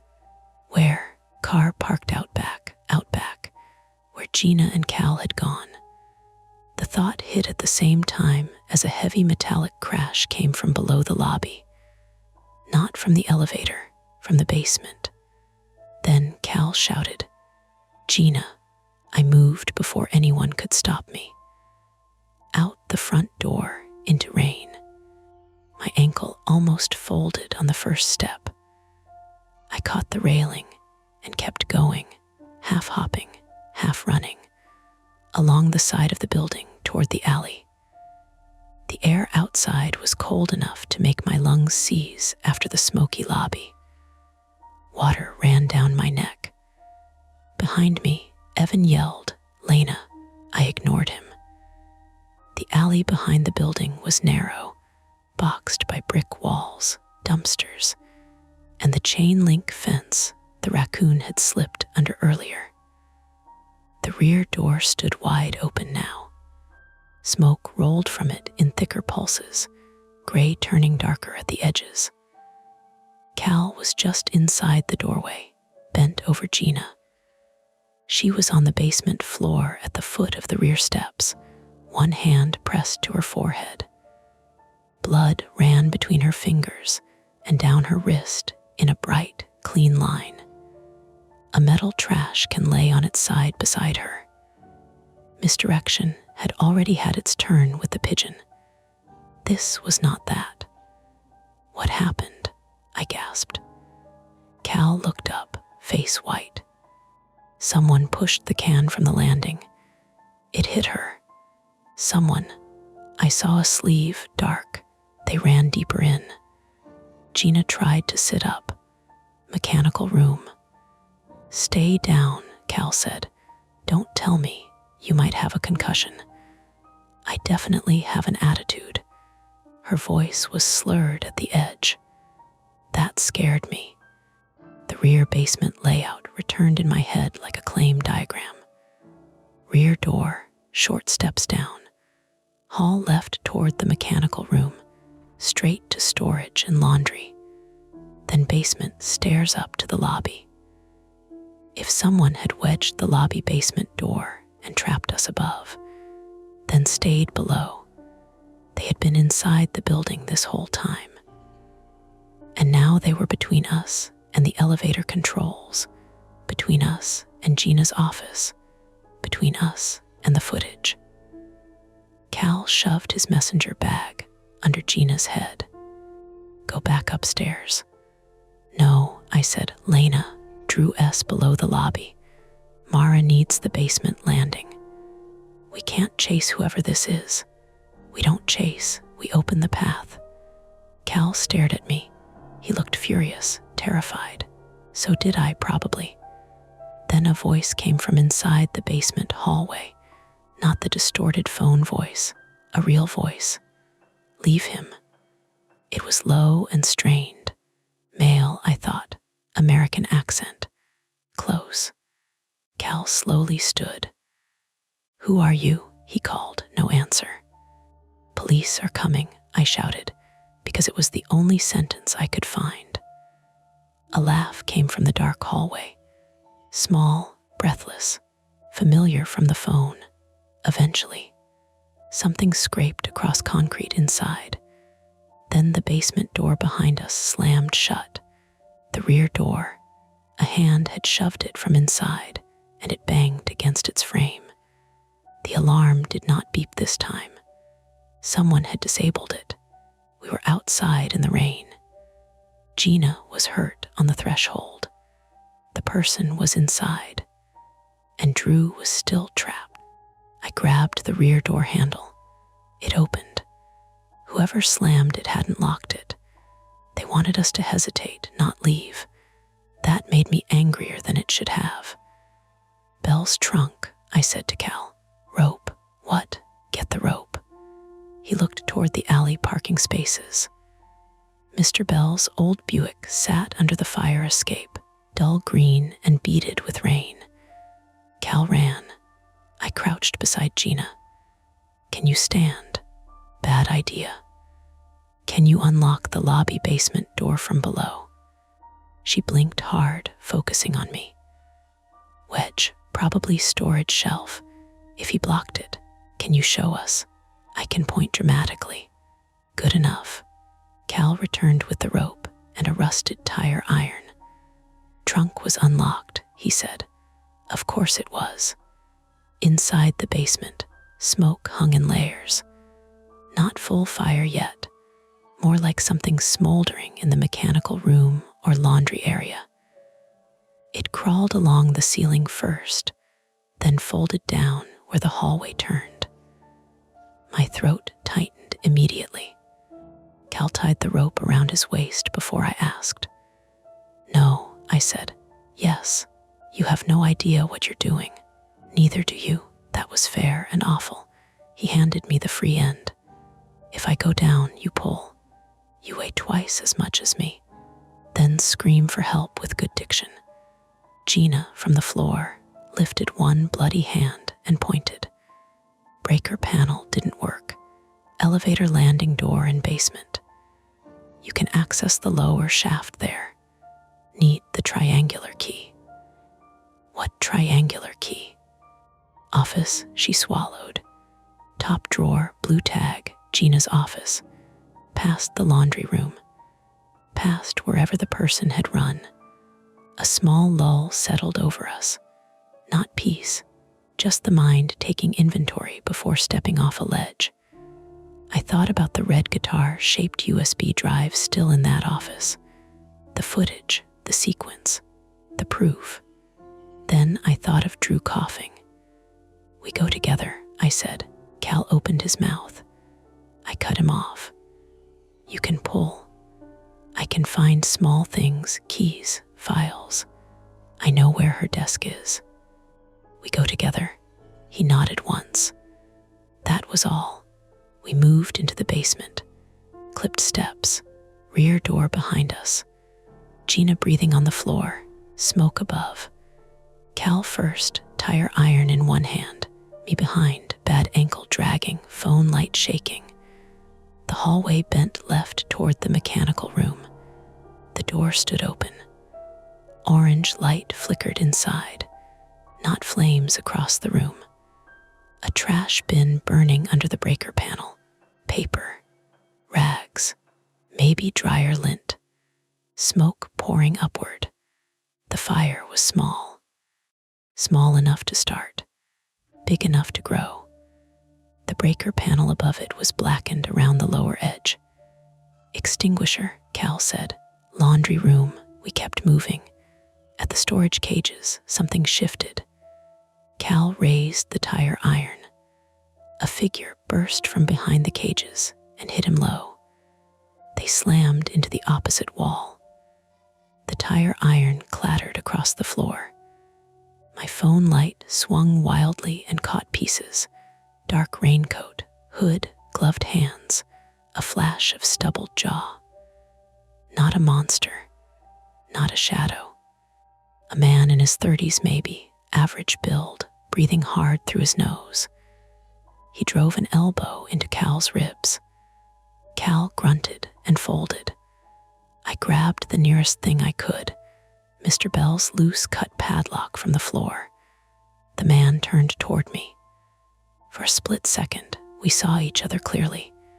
His eyes were red-rimmed, wet, furious in a way that looked exhausted rather than wild. You denied it, he said. I didn't understand. Then I did. Insurance. A claim. A file number somewhere with my notes in it. He stepped toward me. I threw the padlock. It hit his cheekbone with a dull crack. He swore, staggered, and Cal tackled him from the side. They went down hard. No clean hero moment. No graceful fight. Just knees scraping concrete, hands grabbing fabric, Cal making a hurt animal sound when the man drove a thumb into his eye. I limped past them toward Gina's office, because if I stopped, if I thought, I would freeze. The office door was open. Smoke had seeped in but stayed high. I crouched low, yanked the desk drawer. Pens, receipts, cough drops, a screwdriver, keys, blue tag, there. I grabbed the triangular elevator key and the red guitar USB still plugged into the computer. The export window on the monitor read complete. For one breath, the sequence was saved. Then the man screamed behind me. I turned. He had broken away from Cal and was running toward the mechanical room, toward the fire, toward the breaker panel, toward whatever other damage he meant to do. Cal was on hands and knees, blood pouring from his nose. "Lena," he shouted. I don't remember deciding. I remember the extinguisher on the laundry room wall. I remember ripping it free and nearly falling when my ankle gave. I remember the pin fighting me until it didn't. I remember stepping into the hall as the man came back out of the mechanical room with something in his hand. A box cutter, small, real, ugly. He saw the extinguisher. "Put it down," he said. His cheek was already swelling where the padlock had hit him.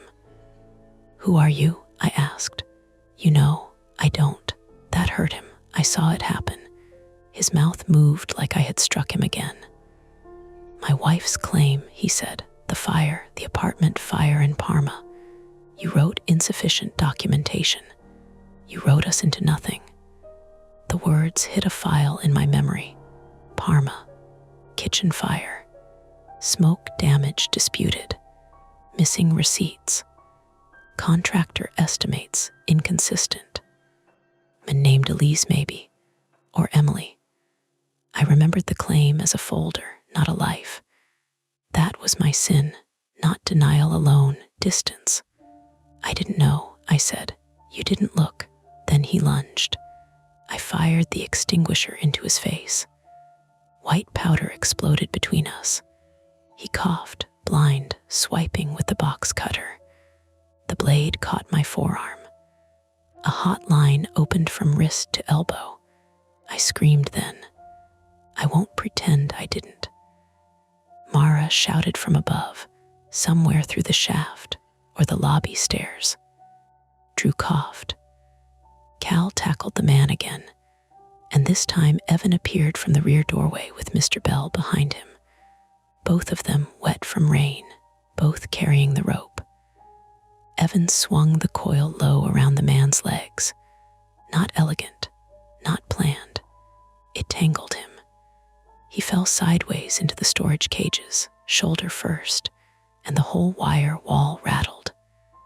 Mr. Bell brought the fireplace poker down across the man's wrist. The box cutter dropped. The sound it made on concrete was tiny. Tiny and final. Cal kicked it away. The man tried to rise. Mara appeared at the far end of the hall from the lobby stairs, coughing, eyes streaming, one hand wrapped in a towel dark with her own blood. She had forced the jammed basement door open from above with Evan's earlier poker while we were inside. "Stay down," she said. The man didn't. So Mr. Bell hit him again, this time behind the knee. He went down and stayed down, moaning into the concrete. No one celebrated. The fire in the mechanical room crackled. "Extinguisher," Gina croaked from the rear doorway. I had dropped it. Evan grabbed it and emptied the rest into the burning trash bin until the orange light disappeared under white chemical dust. The hallway filled with the sour chalk smell of extinguisher powder. Mara took the triangular key from my hand. Basement elevator door. Now we moved. All of us coughing, limping, bleeding. The lower elevator landing was a gray metal door set into the wall near the mechanical room, half hidden behind a stack of broken floor tiles. Mara fitted the triangular key into the emergency release. "Drew," she shouted, "we're opening the lower door. Stay back." "I'm back," he called weakly. The door released with a heavy clack. Inside, the elevator car sat misaligned, its floor about 3 feet above the basement landing. Inner gate was bent open just enough to see Drew curled on the floor, face streaked with soot, one shoulder hanging wrong. Mara's voice softened. "Hey, there you are." He started crying when he saw her. Not loud, just silent tears cutting tracks through grime. "We're getting you out," she said. The gap was awkward, dangerous. Not a rescue anyone would approve. But the smoke was still in the shaft, and Drew's coughing had turned wet. Waiting felt worse. Rope around Evan's waist. Cal bracing him despite his ribs. Mr. Bell holding the door with both hands. Mara climbing halfway into the gap like she had done this 100 times, though later she admitted she had not. "Drew, give me your good arm." My shoulder, other one, good arm, on 3. The first pull failed. Drew cried out and slipped back. Mara cursed under her breath, then took one long, controlled breath. "Again," she said, second pull. Evan strained so hard his neck cord stood out. Cal groaned through clenched teeth. Mr. Bell's knees shook. Drew's shoes scraped metal. His hips cleared the gap. Then his injured shoulder caught. He screamed. Mara stopped immediately. "Easy, easy, rotate him." I can't, Evan gasped. Yes, you can. Short commands, 1 inch. Another. Drew slid free and landed partly on Mara, partly on the basement floor. She took the impact with her shoulder and made a sound I had never heard from her before. But she did not let go. The man in the raincoat laughed from the hallway. A broken, wet little laugh. You read it, he said. You chose. Cal turned toward him, face swollen, one eye already puffing shut. Shut up. The man looked at me instead. His face was streaked with extinguisher powder. Blood ran from his cheek. He looked less like a mastermind now, and more like a person who had built a trap out of grief and paperwork and cheap camera knowledge, and still somehow expected it to fix something. You were supposed to know what it feels like, he said. I pressed my bleeding arm against my coat. I do now, I said. It was not forgiveness, not understanding, just a fact. Then, finally, from outside came the right sirens, closer, stopping. Doors slammed. Boots hit wet pavement. Voices called from the alley and the front entrance. No sudden saviors. Too late for that. We had already paid the price of the minutes they couldn't get back. But they came.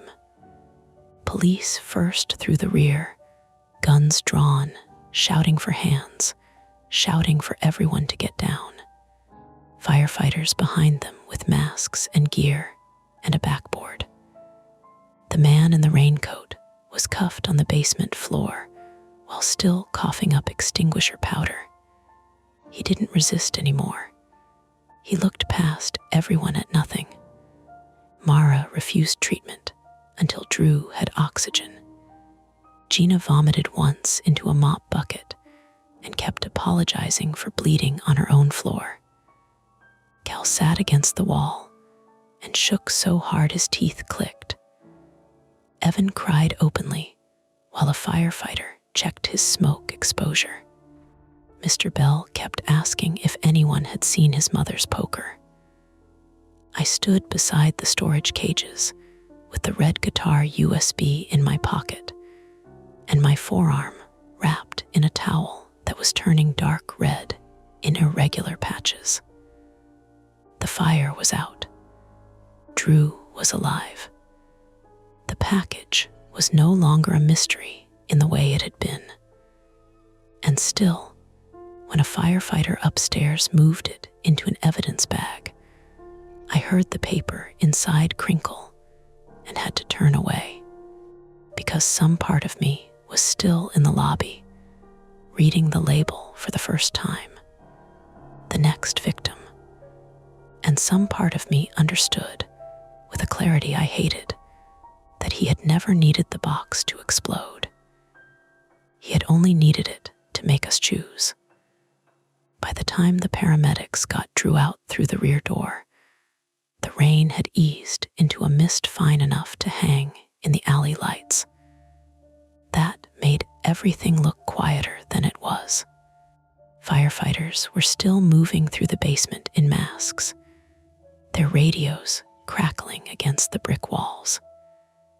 Police tape crossed the front entrance and then sagged because the old railing didn't give them a good angle. A cruiser idled at the curb on West 24th, lights turning the wet sidewalk red, blue, while neighbors stood in loose clusters under umbrellas and hoods, pretending not to stare at one another too long. The building looked almost normal from outside. A brick apartment building after a minor fire. A bad morning.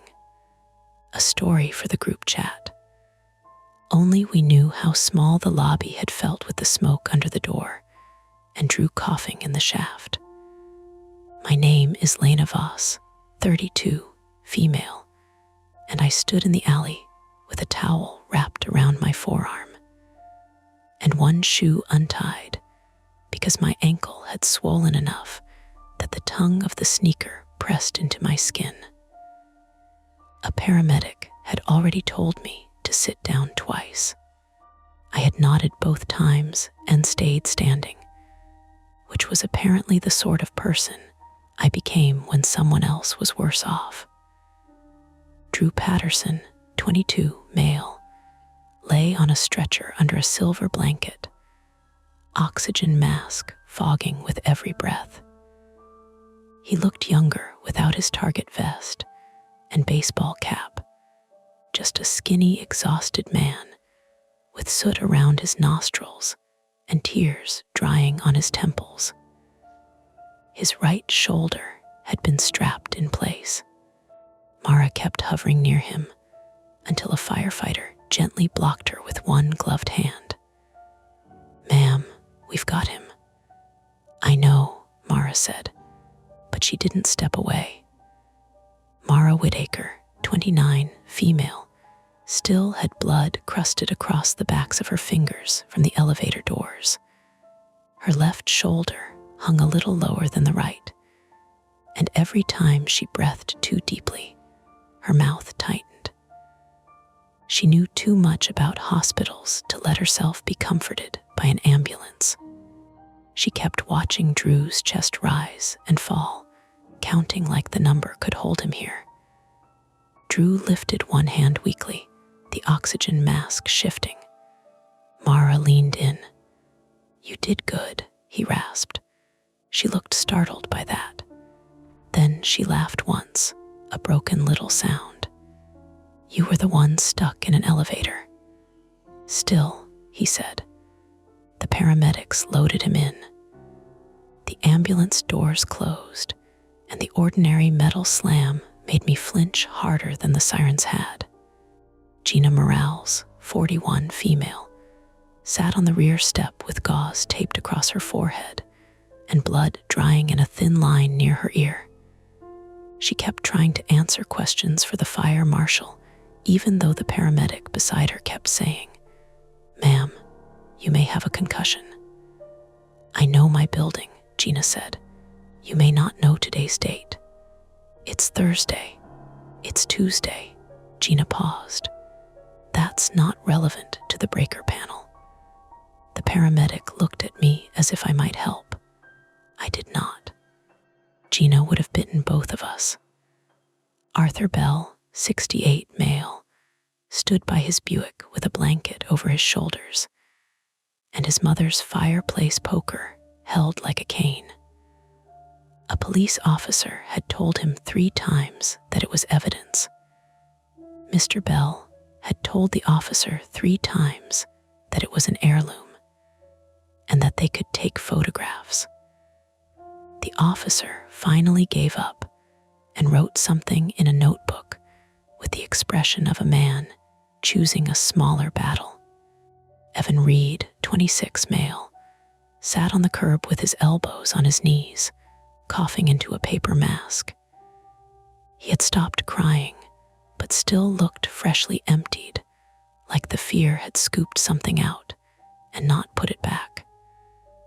When a detective asked him to describe the unknown call, Evan kept apologizing because he couldn't remember the exact words in order. "It's okay," the detective said. "It isn't," Evan said. "I'm audio. Remembering words is literally my thing." Cal Voss, 35, male, had one eye swelling shut and a strip of gauze taped across the bridge of his nose. He was sitting beside me on the bumper of the ambulance I was refusing to enter, one arm wrapped around his ribs. He kept looking at me, then looking away, because siblings have a specific kind of fear. The fear of seeing someone you've known since they were small become breakable in a new way. "You need stitches," he said. "So do you." They said mine can glue. "Congratulations. Your arm cannot glue. I'm aware. You're doing the thing again." "What thing?" Pretending awareness is the same as action. I hated that he could still read me when half his face looked like a boxing lesson. A female detective approached us then, notepad in one hand, rain beating on her jacket. Detective Renee Harlan, 46, female, was with Cleveland Police and had the calm, tired focus of someone who had learned not to waste sympathy by performing it. He had already spoken with Gina, Mara, Evan, and Mr. Bell. Now she looked at me. Ms. Voss, yes, I need to ask you about the insurance claim. I watched a firefighter carry the package out through the rear door in a sealed evidence bag. The brown paper was darker where it had absorbed moisture. The white label still faced outward, distorted through plastic. The next victim. It looked smaller now. That almost made it worse. I don't remember all of it, I said. Tell me what you do remember. So I did, not cleanly. Not in the polished way I wrote claim summaries. I told her about the Parma apartment fire, a kitchen fire in a rental duplex, smoke damage spreading into the hallway, contents claim submitted late, receipts missing, contractor estimates that didn't match the photographs. The wife's name came back to me only when I said it out loud. Elise Turner, I said. Or maybe Elise Turner Hale. Her husband was Martin Hale, Detective Harlan said. The name settled into place. Martin Hale, 38, male, was the man in the raincoat. Police had already taken him out through the front, hands cuffed behind his back, cheeks swollen from the padlock, hair dusted white with extinguisher powder. He had walked without looking at me. That was the one mercy he gave me. Detective Harlan flipped a page. His wife died 6 months after the fire. Not in the fire. Separate incident. We're still confirming details. The alley seemed to tilt a little. Cal shifted beside me. Lena, I'm okay. That was not true, but it was functional. Detective Harlan did not soften her voice. I appreciated that. We found printed claim documents in Mr. Hale's bag, she said. Your name was highlighted, your office address, your apartment address. Photographs of this building, residents entering and leaving, camera positions, rear door, elevator permit posted in the lobby. Elevator permit, I asked. Gina heard that from the step and snapped. It was current. The fire marshal said, Gina, what? It was. Detective Harlan continued. He appears to have forced or bypassed the rear door earlier this morning, accessed the basement, tampered with the camera lines, and interfered with the elevator controls. Fire department will determine exactly what he did mechanically. Preliminary view is he did not need the elevator to free fall. He needed it unstable enough to scare and trap someone. Drew was likely selected because Mr. Hale photographed him returning late last night and knew his morning routine. I pressed my good hand against my thigh until my fingers hurt. Not because I thought it was my fault, because knowing the difference between guilt and responsibility does not make either one light. What about the phone call? Evan asked from the curb, voice hoarse. How did he call Mara's phone? Detective Harlan looked over. We found a cheap phone on him. As for her number, we don't know yet. Mara's head turned sharply. I never gave it to him, she said. I'm not saying you did. He knew my number. We'll look into it. That should have been reassuring. It was.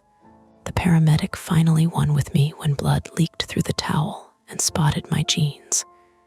He put me in the back of the ambulance, cleaned the cut, and told me it was shallow enough to be lucky and long enough to be annoying. 14 stitches, a tetanus shot, an X-ray for the ankle. Smoke exposure check, because I had breathed more of it than I wanted to admit. At the hospital, everything became fluorescent and procedural. Names, forms, wristbands, insurance information, which almost made me laugh and then didn't. Drew was admitted overnight for smoke inhalation and a dislocated shoulder. Gina had a concussion and 5 stitches near her hairline. Cal had a bruised rib, a broken nose, and a left eye that turned purple before noon. Mara had 2 cracked knuckles, a strained shoulder, and a lecture from 3 separate nurses about treating herself like a patient. Evan had mild smoke inhalation and a panic attack he tried to call overcaffeination until Mara stared him down. Mr. Bell refused transport, then followed in Cal's car because, as he put it, someone needs to make sure these children tell the story correctly. The police came to the hospital too. They took more statements. They took my coat. They took the red guitar-shaped USB drive from my pocket after I remembered it was still there, and then felt suddenly ill at how casually I had been carrying the thing that proved the morning had happened. Hours later, Detective Harlan returned and confirmed what the footage showed. Martin Hale had entered through the rear door at 6:42 a.m., wearing a delivery vest and carrying the package in a plain canvas bag. He had gone first to the basement, where he cut the rear and lobby camera feeds with a plug-in jammer and old-fashioned physical tampering. He had come back into the lobby during the camera gap, placed the package above the mailboxes, then returned downstairs. He had wedged the basement side door with a cut length of shelving rail. He had taped the elevator breaker after interfering with a control relay, enough to cause stop and drop faults, but not enough, according to the fire department, to guarantee a fatal fall. That does not make it less serious, Harlan said. It means he wanted control, not just destruction. That sentence stayed with me. Control, not just destruction. The package contents were also confirmed. The smell had come from butcher scraps, sealed in a plastic freezer bag, already souring, along with the note and Drew's photograph. No explosive, no poison powder, no elaborate device, just paper, meat, timing, and people's fear filling in the rest. That was the part that made the news later, when it reached the local stations in careful phrases. Suspicious package leads to rescue in Ohio City apartment building. Man arrested after alleged revenge plot against insurance worker. They did not say butcher scraps on television. They did not say Drew cried when Mara touched his good hand. They did not say Gina kept asking whether the lobby fern had burned.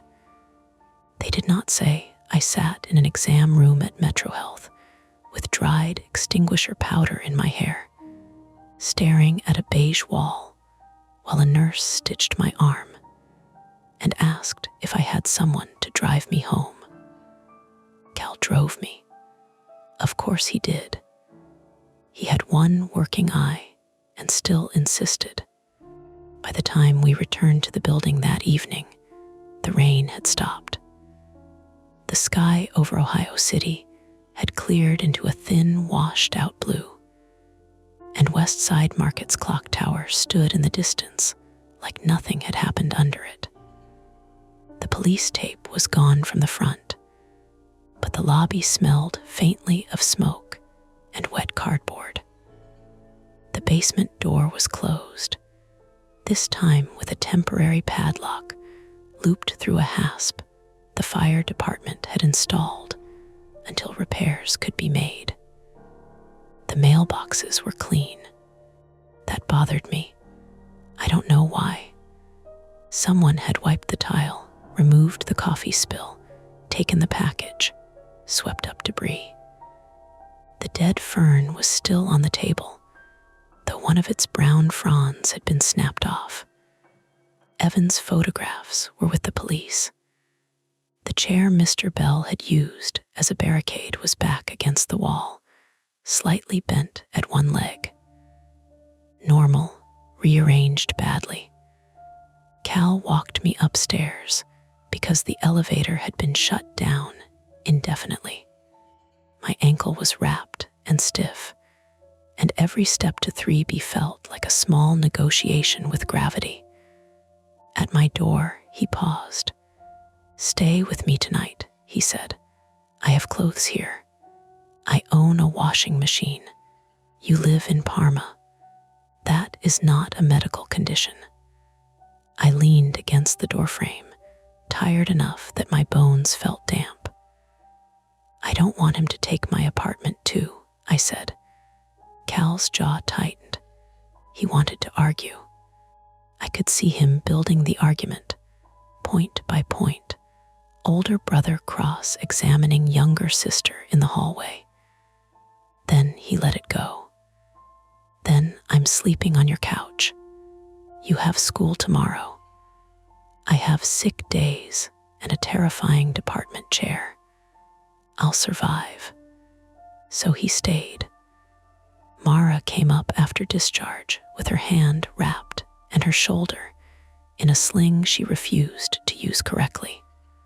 Evan brought soup from the Thai place on Lorraine because he said soup was what people brought when they didn't know what else to do.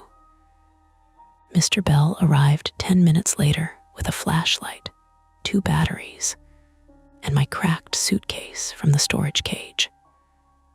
"You left this unsecured," he said. "I was busy. People are always busy before disaster."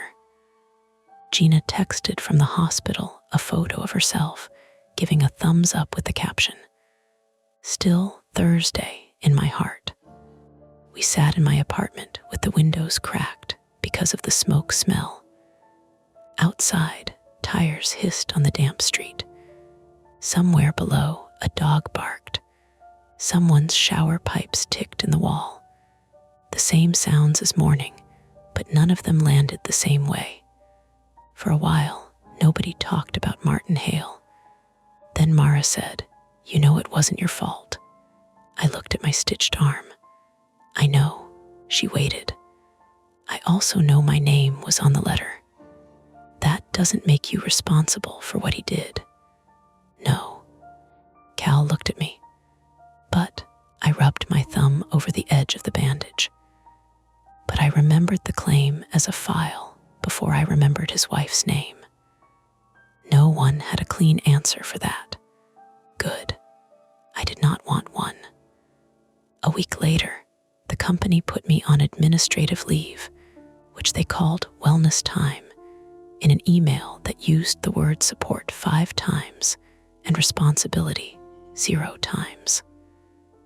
A senior manager called to say the Hale claim would be reviewed internally. He was careful not to imply fault. He was careful not to imply no fault. I recognized the language. It was the same soft, padded language we used when no one wanted a sentence to leave fingerprints. Detective Harlan updated me once. Martin Hale had been charged with kidnapping, arson, assault, burglary, stalking, and a list of other things that sounded too large and still not large enough. He was being evaluated. He had acted alone, they believed. She also said they had traced most of his information to public records, discarded mail, and time spent watching the building from a parked car. "Most?" I asked. A brief pause. "Mara's number is still unclear," she said. Could have come from a delivery order, a sign in sheet, something in the lobby. We're checking. Okay. It was not okay. 2 weeks later, Drew came home with his arm in a sling and his mother carrying 3 grocery bags behind him. The whole building pretended not to watch from peepholes. Mara made him sit in the lobby chair while Mr. Bell lectured him about elevator safety, despite the elevator still being shut down. Evan taped a printed sign above the call button that said, SDAIRS built character before they ruined knees. Gina allowed it for one day, then removed it. The basement stayed locked for repairs. The cameras were replaced with better ones. The rear door got a new alarm, louder and uglier. The lobby fern finally disappeared, replaced by a plastic plant that looked too green to be trusted. Life resumed because it had to. Bills came. Trash day came. My stitches came out and left a pale, uneven line down my forearm. Cal stopped sleeping on my couch after 5 nights, but still texted every morning for a month.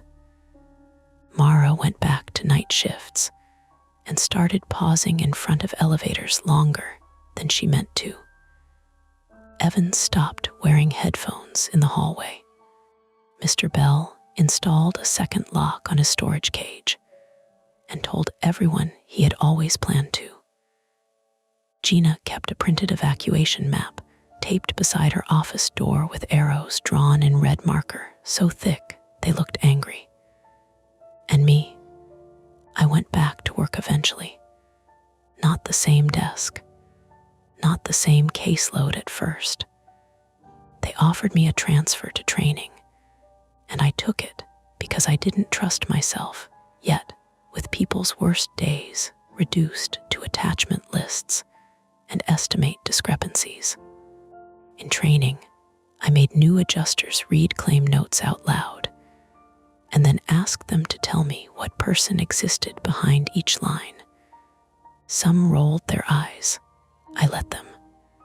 At home, I stopped checking the lobby camera every time I came in. Then I started again. Then I stopped once more.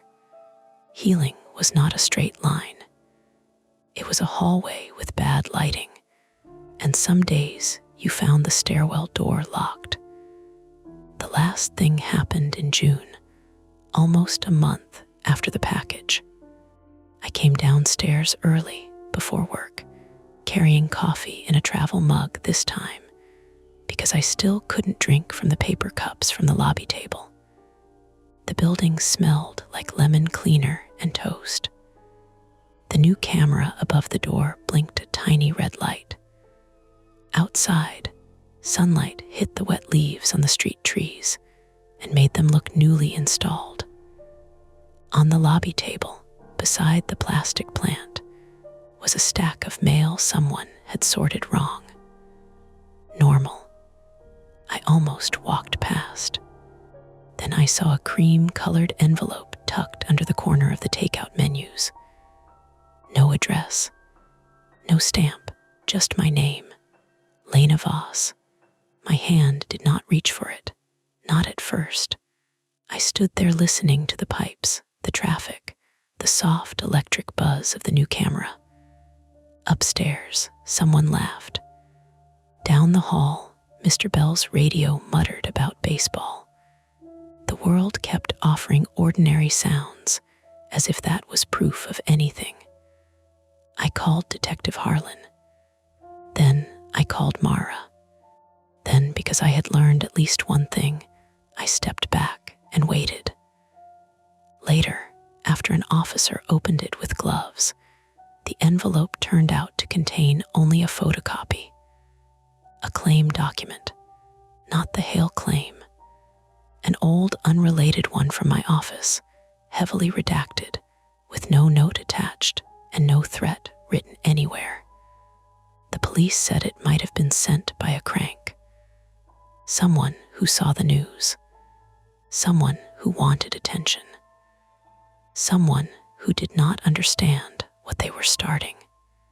They said it was probably nothing. I nodded when they said that. Probably nothing is a phrase people use when they want the room to exhale. But I kept the copy of the incident report. I kept Detective Harlan's card taped inside my kitchen cabinet. And every morning after that, when I came down to the lobby and saw the mailboxes shining under the fluorescent lights, I looked first at the space on top of them. Empty, usually. Almost always empty, which I learned is not the same as safe. The shadows fade for now, but the stories never end. Don't forget to hit like, subscribe to Mia Horror Stories, and join our community of horror lovers. If you're hungry for more, check out the next video. Just remember, the scariest part is often the one you don't see coming. Welcome to Mia Horror Stories. To make it easier on your eyes, this video plays against a black screen, so you can close your eyes, get comfortable, and let the story take over. But don't relax too much. The ending might just catch you off guard. Stay with me until the very last word. The first time I noticed the scarecrow had moved, I blamed the wind. That was the easiest explanation. And for about 9 seconds, it worked. A loose gust came rolling down from the ridge behind our house, rattled the dry bean vines on the trellis, and made the gutter above the mudroom click like someone tapping a fingernail against metal. The scarecrow's left sleeve lifted and settled. Its hat brim dipped. Whole thing leaned just a little toward the tomatoes. Then I blinked. When my eyes opened again, its right arm was raised. Not high, not waving, nothing that dramatic. Just raised enough that the stuffed flannel sleeve, which had been hanging limp a breath earlier, now angled out from the wooden crosspiece like it was pointing at the back porch. I stood there with a half-full basket of green beans tucked against my hip, and a mosquito whining near my ear, telling myself there were nails, twine, old shirt fabric, wind, all sorts of boring explanations. But the wind had stopped. My name is Lena Whitaker. I'm 32, a woman, and at the time I was living with my husband in a rented farmhouse outside Lancaster, Pennsylvania, about 15 minutes from the Turkey Hill plant, and close enough to the Susquehanna that some mornings the fog came up low and silver and made every fence post look like it had been placed there during the night. We moved there in late August because we were tired of Baltimore rent, tired of hearing people through walls, tired of pretending we didn't want something quieter. I worked remotely as a copy editor for a medical publisher. My husband, Mark, was a building inspector for the county, the kind of man who noticed cracked mortar on restaurants before he noticed the menu. The garden was supposed to be my thing. That was what I told people. I'm trying to learn how to grow food, I'd say, like it was a charming hobby, and not the specific shape my anxiety had taken that year. The truth was uglier and harder to explain at dinner. I'd been laid off from my old job in February, rehired somewhere worse in May, and since then I had this feeling that every stable thing in my life was only stable because I hadn't looked directly at how fragile it was. So I planted things, beans, tomatoes, kale that the rabbits chewed into lace. I pushed seeds into dirt because dirt gave answers. Too much water, yellow leaves. Not enough, curled stems. There were rules. The scarecrow had come with the house. Our landlord, Mr. Kepler, said the previous tenant put it up to keep deer out of the vegetable beds. It stood near the far end of the garden, just beyond the tomatoes, lashed to 2 weathered boards driven into the ground. It wore faded jeans, a red and black flannel shirt stuffed with straw, and an old canvas hunting jacket that smelled faintly of mold whenever it rained. Its head was a burlap sack tied at the neck with orange baling twine. Someone had drawn a face on it in black marker years before, 2 uneven circles for eyes, a crooked slash for a mouth. It wasn't frightening in daylight. It looked handmade and stupid, like something from a roadside fall festival after the good decorations had been taken down. Still, I didn't like it. I didn't tell Mark that at first because there are some things you know sound ridiculous the second they leave your mouth. I had no problem admitting I hated spiders, or that I sometimes imagined the basement steps collapsing while I was halfway down them. But a scarecrow, a lumpy sack on sticks, that felt like giving my fear a target it didn't deserve. So when its arm changed position, I kept standing there in the garden, squinting, as if I could force the scene to become normal again through effort. Behind me, the screen door slapped shut. "Len," Mark called from the porch. "You still alive out there?" Mark Whitaker, 34, male, had come home from work in his county polo shirt and dust-coated boots, carrying a folded inspection clipboard under one arm and a grocery bag of things he'd bought without checking the list. He was calm in a way that sometimes comforted me and sometimes made me want to throw a spoon at him. He believed every problem could be solved by measuring it, photographing it, or calling the correct department. "I'm in the beans," I said. "Good, that's where I left you." His boots came down the porch steps, slow and heavy.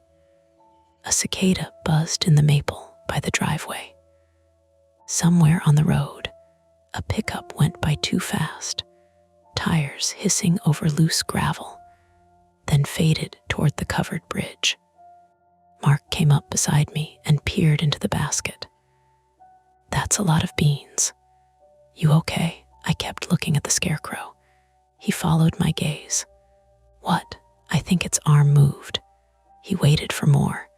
When I didn't give him any, he looked back at the scarecrow with the patient seriousness he used on homeowners who claimed their foundation crack was probably nothing. The scarecrow's arm, yes, moved how? It was down. Then it was up. Mark took 2 steps into the dirt between the beds. His work shirt pulled tight across his shoulders as he crouched, studying the base of the post, the sleeves, the twine. I could hear him breathing through his nose. He didn't laugh. That was one of the reasons I had married him. "Well," he said, "this thing's a disaster. Helpful? No, I mean structurally." He touched the upright board. The scarecrow wobbled. The raised sleeve bounced once and settled again. Crosspiece is loose. Twine's rotten. Fabric catches wind. It probably swung when you weren't looking. I was looking. You blinked.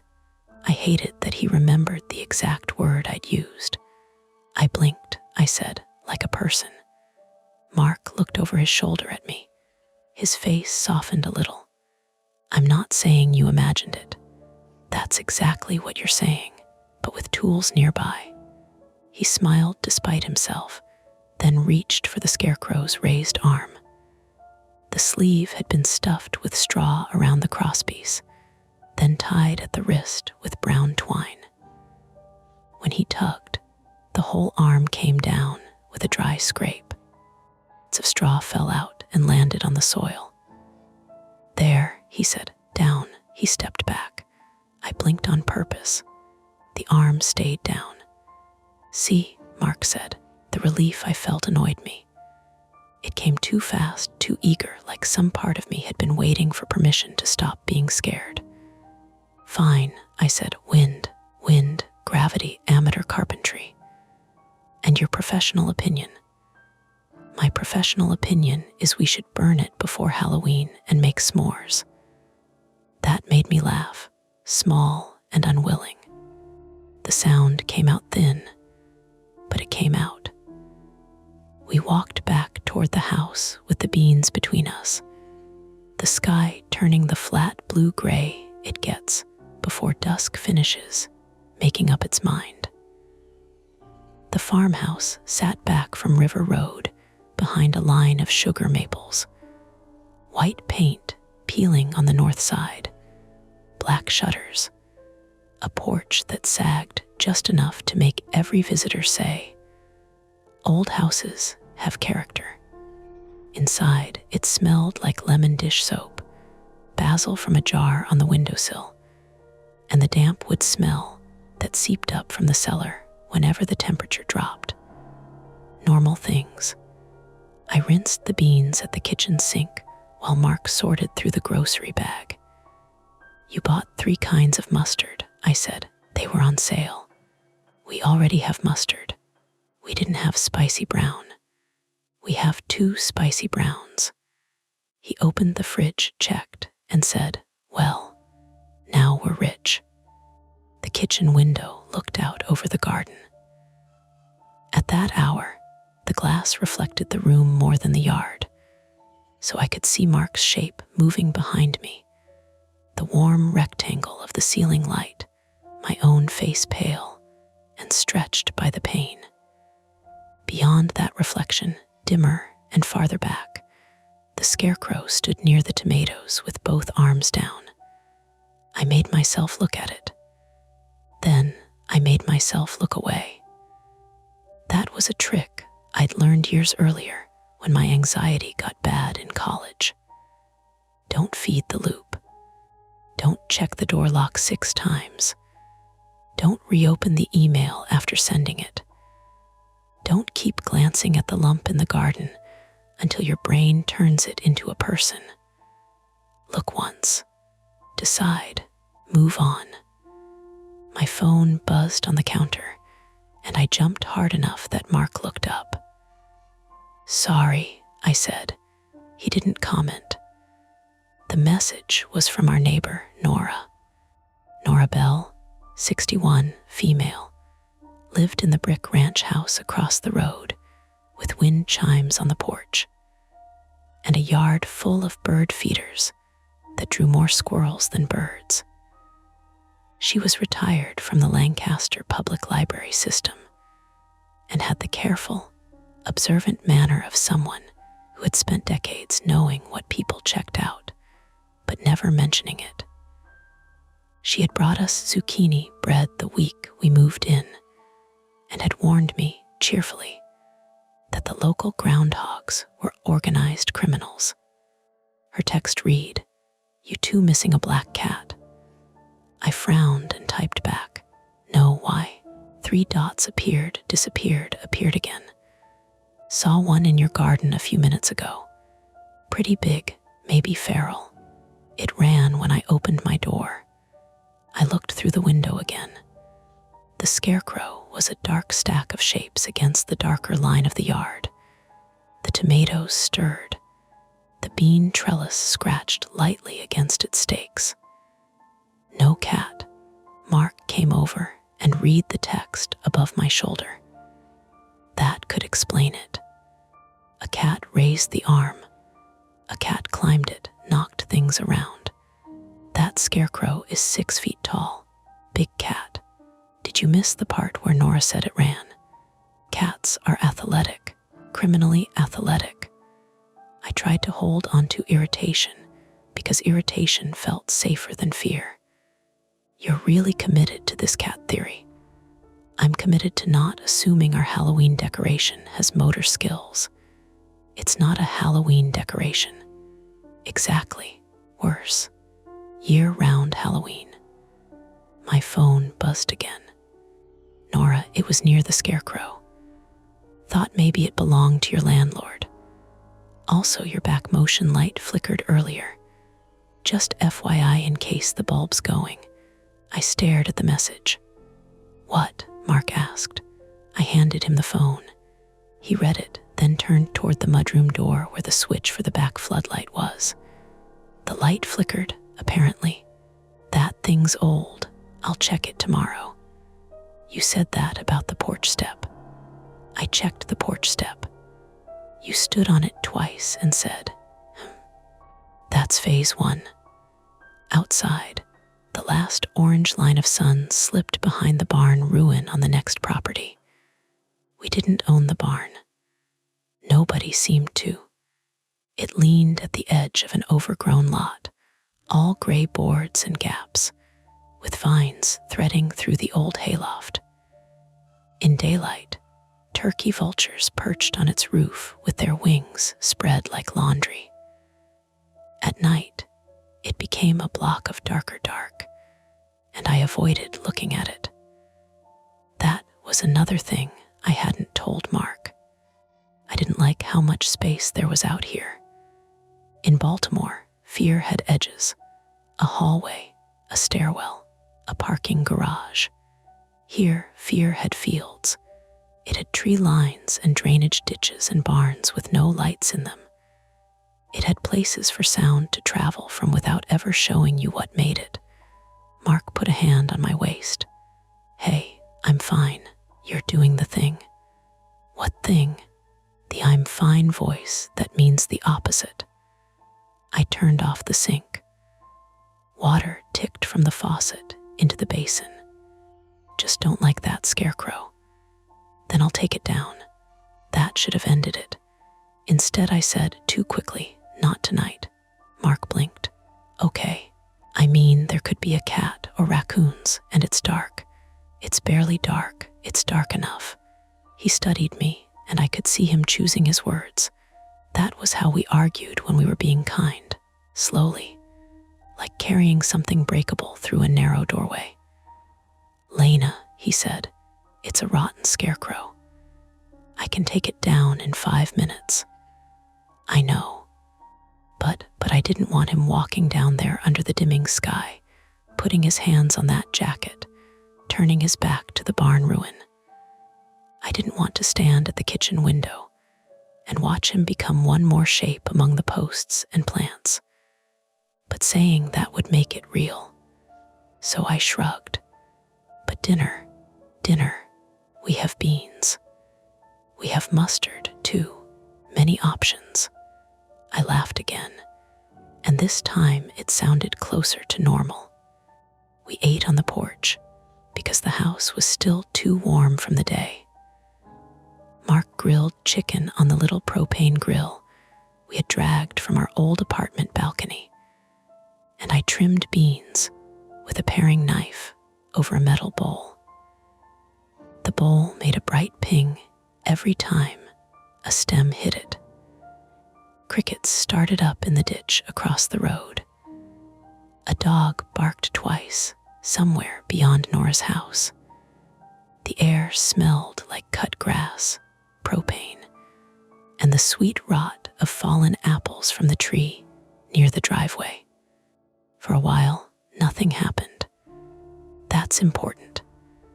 I need to say that because fear, when you tell it later, wants to pretend it was constant. It was. There were stretches where we were just two tired people eating slightly burned chicken, talking about whether we could afford to replace the washing machine before it finished dying.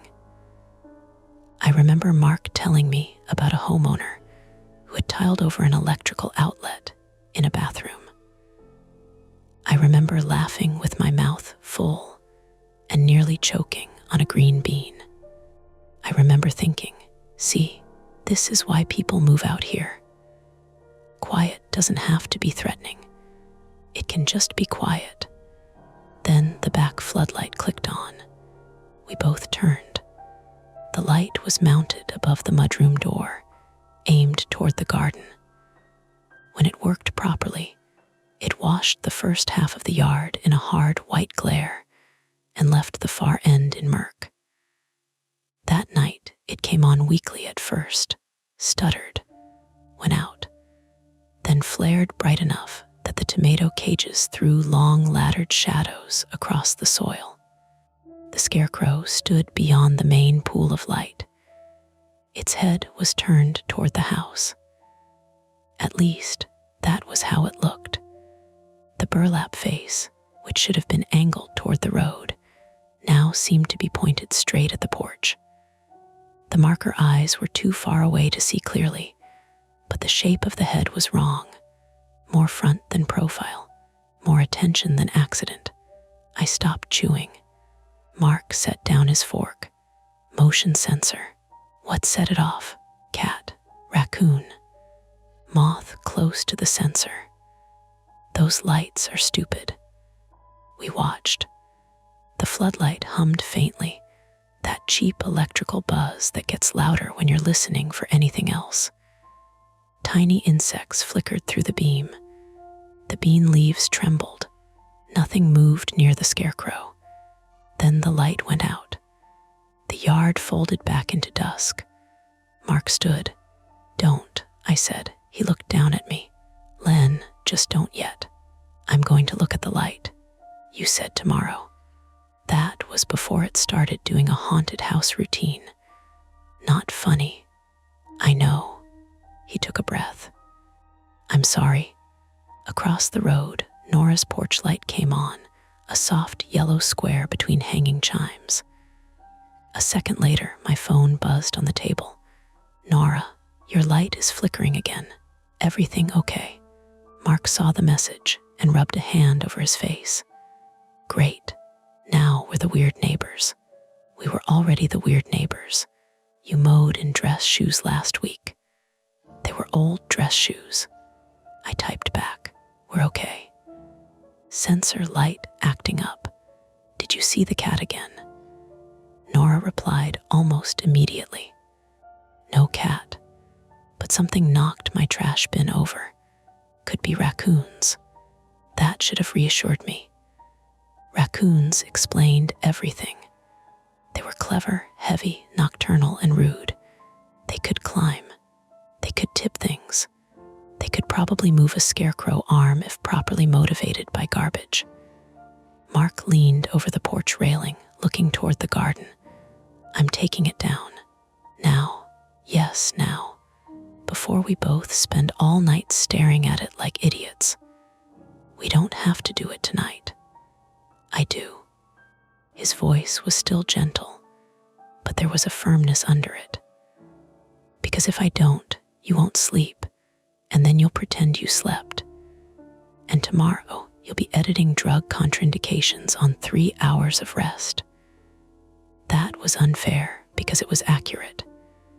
He went inside and came back with a flashlight, work gloves, and the old claw hammer from the junk drawer. The flashlight beam clicked on, bright and narrow. It cut across the porch boards, the steps, the patchy lawn. I stood too, wiping my hands on my shorts. "Coming with you?" "You don't have to. I'm not staying on the porch." He didn't argue.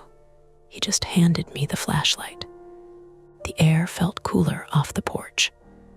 Damp collected near the garden beds, carrying the mineral smell of soil and crushed tomato leaves. Our shoes made soft, sucking sounds in the narrow paths where I had watered too much that morning. The flashlight beam shook a little in my hand. I hated that Mark could probably see it. Halfway to the scarecrow, something rustled hard in the kale bed. Jerked the light toward it. A rabbit shot out between the rows, gray and low, its feet kicking dirt behind it. It vanished under the fence near the compost bin. Mark exhaled. "There's your monster. Shut up." But my voice had no heat. We reached the tomatoes. The scarecrow loomed just beyond them, taller up close than I ever remembered, its jacket hanging open, straw poking from one sleeve. The burlap head was, in fact, turned slightly toward the house. Not much. Maybe the knot at the back had slipped. Maybe the whole sack had rotated on the stake. Mark put on the gloves. Hold the light steady. You're lighting up my knees. I raised the beam. The scarecrow's drawn face appeared. The marker eyes had faded to bruised gray circles. The mouth had bled at the edges from rain, making it look less like a line and more like a crack. A beetle crawled along the orange twine at its neck. Mark reached for the hat first. A sound came from the barn ruin. Not loud, not dramatic. A single wooden knock. We both froze. The flashlight beam stayed on the scarecrow's chest. I could hear Mark's breathing change, just slightly, from casual to measured. Another knock followed, then a scrape, from the barn or near it. From somewhere beyond the garden fence where the weeds grew waist high and the ground sloped toward the old foundation. Mark turned his head. Probably an animal, he said, but he said it quietly. Big cat, I whispered. He didn't smile. The back floodlight clicked on behind us. Our shadows jumped forward across the tomatoes and climbed the scarecrow's legs. In that sudden hard light, I saw something snagged on the scarecrow's raised wooden crosspiece, half hidden under the jacket collar. Not straw, a strip of black fabric. Mark saw it too. He reached up and pulled it free. It was a torn piece of cloth, soft and synthetic, maybe from a hoodie or a glove. Freshly torn. One edge had little elastic threads curling from it. It did not belong to the scarecrow. It did not belong to us. From across the road, Nora called, "Lena, Mark, you all right?" Her voice sounded thin over the crickets. Mark held the scrap between two gloved fingers. He looked at the barn ruin, then at the scarecrow, then back toward the house. For once, he didn't offer an explanation right away. The floodlight buzzed above the mudroom door. The scarecrow's sack face stared past us toward the porch. Somewhere in the weeds beyond the fence, something shifted, slow enough that it could have been an animal settling, or a person trying not to move. Mark lowered his voice. "We go inside and call non-emergency." I swallowed. My mouth tasted like smoke from the grill and metal from the fork I'd bitten too hard. Or, he looked at the torn black fabric in his hand. Or I check the barn first and make sure nobody's hurt. Nora called again, closer this time. "Do you need me to call someone?" The three of us stood suspended in that ugly white light. Mark with the scrap, me with the shaking flashlight, Nora's silhouette at the edge of her porch across the road. The choice sat there between us, ordinary and terrible. Go inside, lock the doors, and explain to a dispatcher that a scarecrow moved and there might be someone near an abandoned barn. Or step closer to the place where the sound had come from, because maybe someone was injured, maybe someone was hiding, maybe the whole thing still had a reasonable explanation if we were brave enough or stupid enough to look. Mark turned to me. "Your call," he said, and I hated him a little for making it mine. I wanted to say inside. Now, that was the sensible answer, the adult answer that would have made me proud of myself later, sitting at the kitchen table with the deadbolt turned and a dispatcher's calm voice in my ear. But Nora was still calling from across the road, and Mark was looking at me like I had been handed the last clean piece of logic in the world. And somewhere beyond the garden fence, the weeds made another slow, dragging sound. Not a crash, not a footstep exactly, a drag, like denim brushing against burdock. "Inside," I said. Mark nodded once. "Okay." For half a second, I thought that was it. We would retreat. We would be safe. We would turn our little farmhouse into a bright box and wait for someone with a badge and a radio to tell us we had overreacted. I could live with overreacting. I had done it plenty. Then Nora said, "There's somebody by the barn." Her voice came from the road, clearer now, because she had stepped off her porch and was standing near her mailbox in a pale blue cardigan, one hand cupped around her mouth. The yellow porch light behind her made her hair glow white at the edges. A car passed behind her without slowing, headlights sliding over her legs, and then over us, over the garden, over the scarecrow's burlap head. Mark turned sharply. "What?" Nora pointed toward the abandoned lot. I saw movement, low to the ground. "An animal," Mark called back. "I don't think so." The floodlight buzzed above the mudroom. My flashlight beam had dropped without me noticing, and now lit the dirt at our feet, where tomato leaves made twisted shadows like hands. The torn black fabric in Mark's gloved fingers moved in the light breeze. "Lena," he said quietly. "No, I didn't say anything. You were about to." His jaw tightened. He looked toward the barn ruin again. The old structure sat beyond the garden fence and a strip of tangled weeds, maybe 70 yards from where we stood. Daylight, it looked tired and half collapsed. At night, the gaps between boards looked like openings someone had cut specifically to watch through. Nora called, "Should I call 911? That should have solved it." "Yes, call 911. Strange movement. Possible trespasser. Rural property. Darkness." "Done." But then a sound came from the barn. A voice. Not a word I could understand.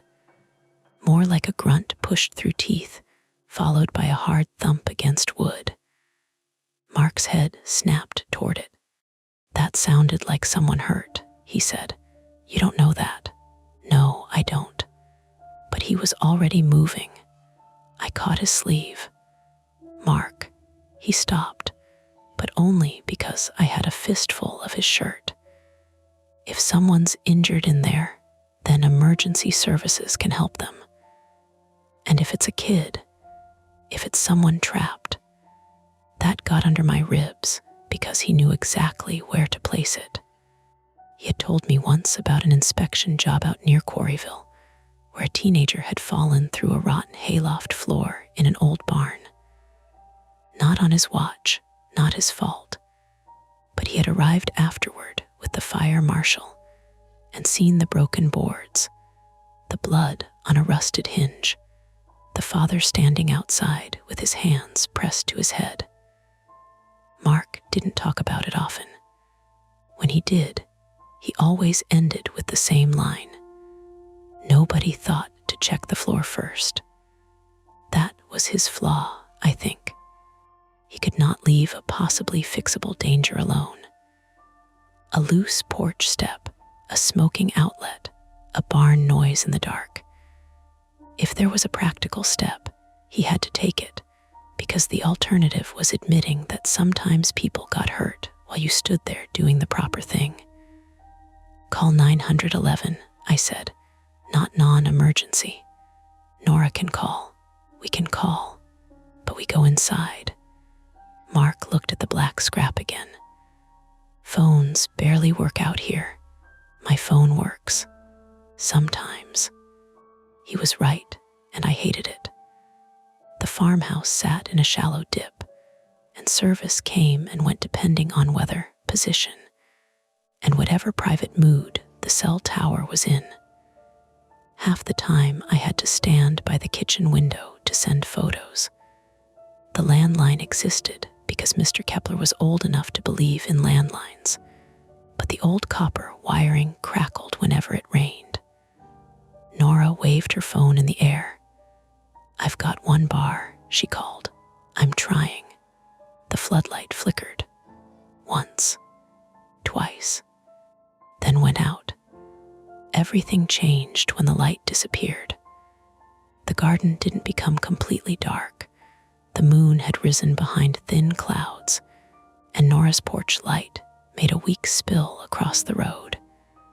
But the yard lost its edges. The tomato cages became thin black ribs. The scarecrow became a person-shaped absence 3 steps away from us. I heard my own breath and Mark S., and under that, the faint electric tick of the floodlight cooling. Then, from somewhere near the barn, came a muffled knock. 3 times, not random. Knock, knock, knock. Nora stopped waving her phone.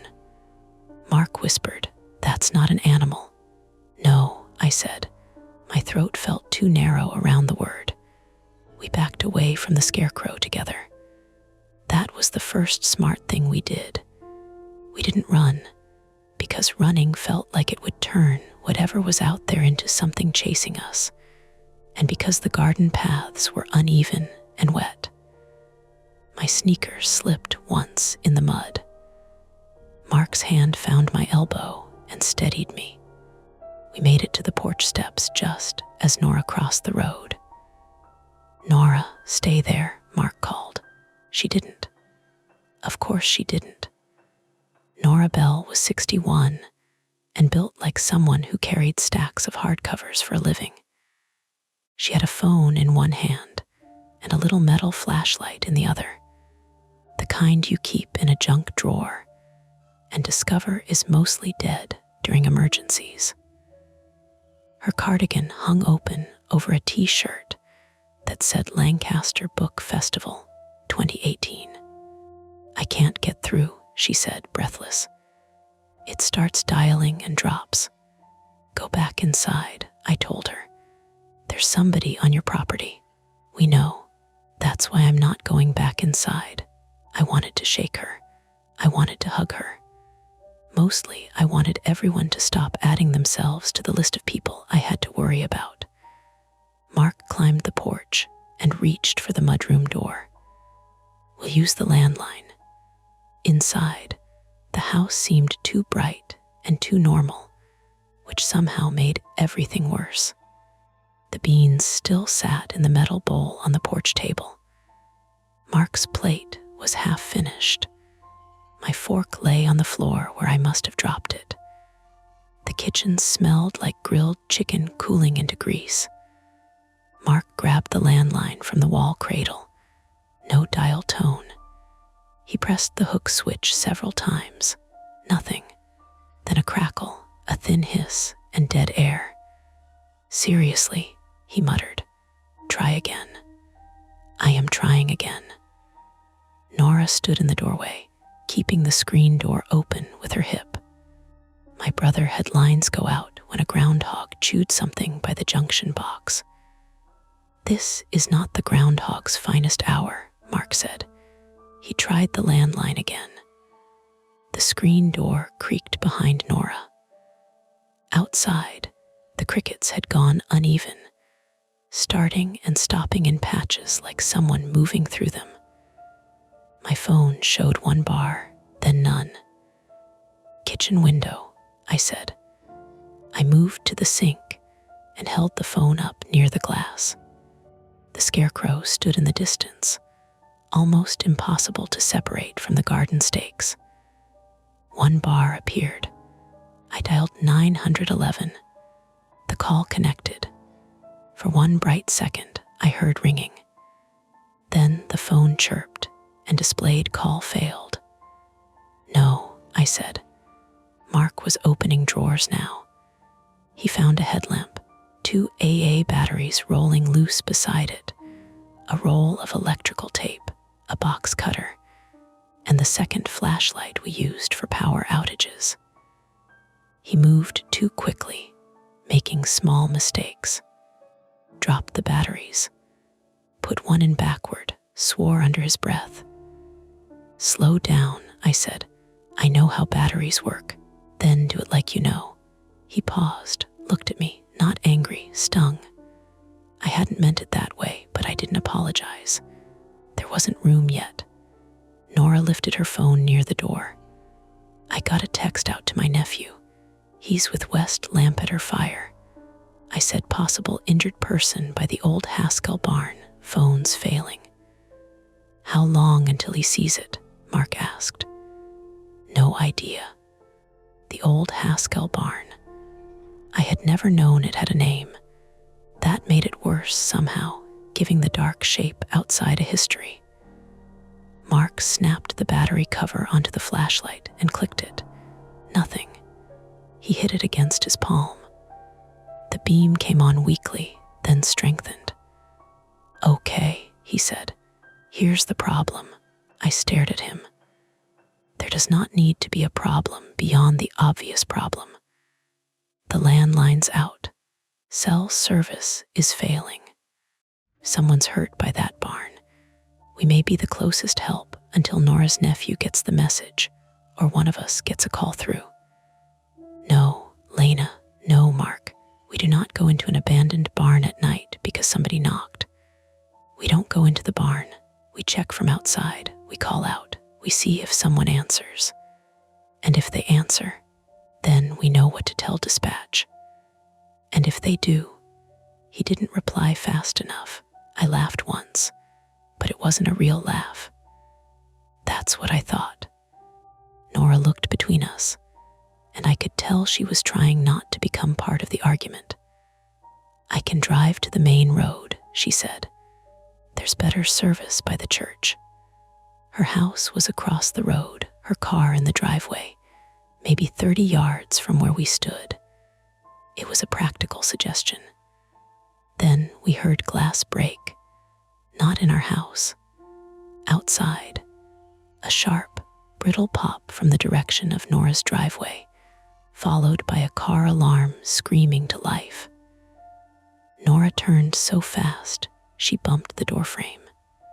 Her sedan's headlights began flashing across the road. The horn blared in steady bursts.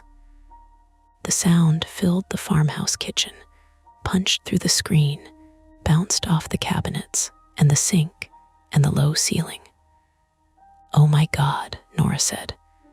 Mark moved to the porch. I grabbed his arm again. "Don't, that's her car." "I know." The alarm kept screaming. Lights flashed red, white through the maple trunks. Between bursts, I saw something on the road near Nora's driveway. Not a person, not clearly. A movement low and fast by the passenger side. Then it was gone. Nora lifted her phone with shaking hands. That was my car. Someone broke my car window. Mark turned to me. His face had changed, not scared exactly. Focused. The way he looked when he found a gas leak in someone's basement, and every joke left his body. "This is human," he said. "I know. We need police. I know. Nora can't drive now. I know." The alarm cut off abruptly. The silence after it was not silence at all. It was worse. Crickets, the old refrigerator kicking on, Nora's breathing, my pulse in my ears. A faint creak from the porch boards as Mark shifted his weight. Then my phone buzzed. Unknown number. For a ridiculous moment, I thought it was 911 calling back. I answered too fast. "Hello." No one spoke. There was static. A soft scrape, like a thumb over a microphone. Then breathing. Not heavy, not theatrical. Just close enough to the phone that I could hear wetness in it. "Hello." I said again. Mark looked at me. A man's voice whispered, "Don't let him take it down." The call ended. I stood there with the phone against my ear long after the screen went dark. Mark took one step closer. "What did they say?" I lowered the phone. Nora's face had gone gray under the kitchen light. "What did they say?" Mark repeated. I didn't want to tell him. I knew what would happen when I did. The scarecrow would stop being a rotten thing in the garden and become a message. A prop. Evidence. Something someone had chosen. They said, I managed, "Don't let him take it down." Nobody moved. Even the practical part of Mark had no place to go for a few seconds. You could see it in his eyes, the little machinery of explanation grinding against something too specific to file away. Wrong number, prank. Someone watching us. Someone close enough to know what we had been about to do. Nora whispered, "Who has your number?" My clients, my dentist, every scammer in North America. Did it sound like anyone? No. Male, female. Male, I think. Mark took the phone gently from my hand and checked the screen. Unknown caller. No number to call back. No mercy in it. "We're locking the doors," I said. "Yes," Mark said. Relief flickered through me. Then he added, "And then I'm going to the road." No, listen, not the barn, the road. If I can get to the top of the driveway, maybe I get service. Or I can get to Nora's porch, see if her car's drivable. Someone just broke her window. Exactly. Which means staying here with no working phone isn't safe either. We have doors, we have locks. We have old glass and a back door that sticks open if you don't lift it. That was true. Another phase 1 repair. Nora said, "I have a shotgun." Mark and I both looked at her. She blinked. "It was my husband's. I don't like it, but I know where it is." "No guns," Mark said immediately. That irritated her. "Excuse me, no offense. You're scared, we're scared, it's dark, and we don't know who's outside. That's how people shoot neighbors."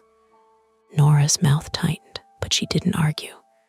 That made me respect her more and fear the situation more, because Nora did not seem like a woman who let people overrule her for fun. A hard thud hit the back of the house. I flinched so violently my shoulders smacked the cabinet. Mark turned. Another thud. From the mudroom. Not a knock. A hit. The three of us moved without discussing it, backing out of the kitchen and into the narrow hallway.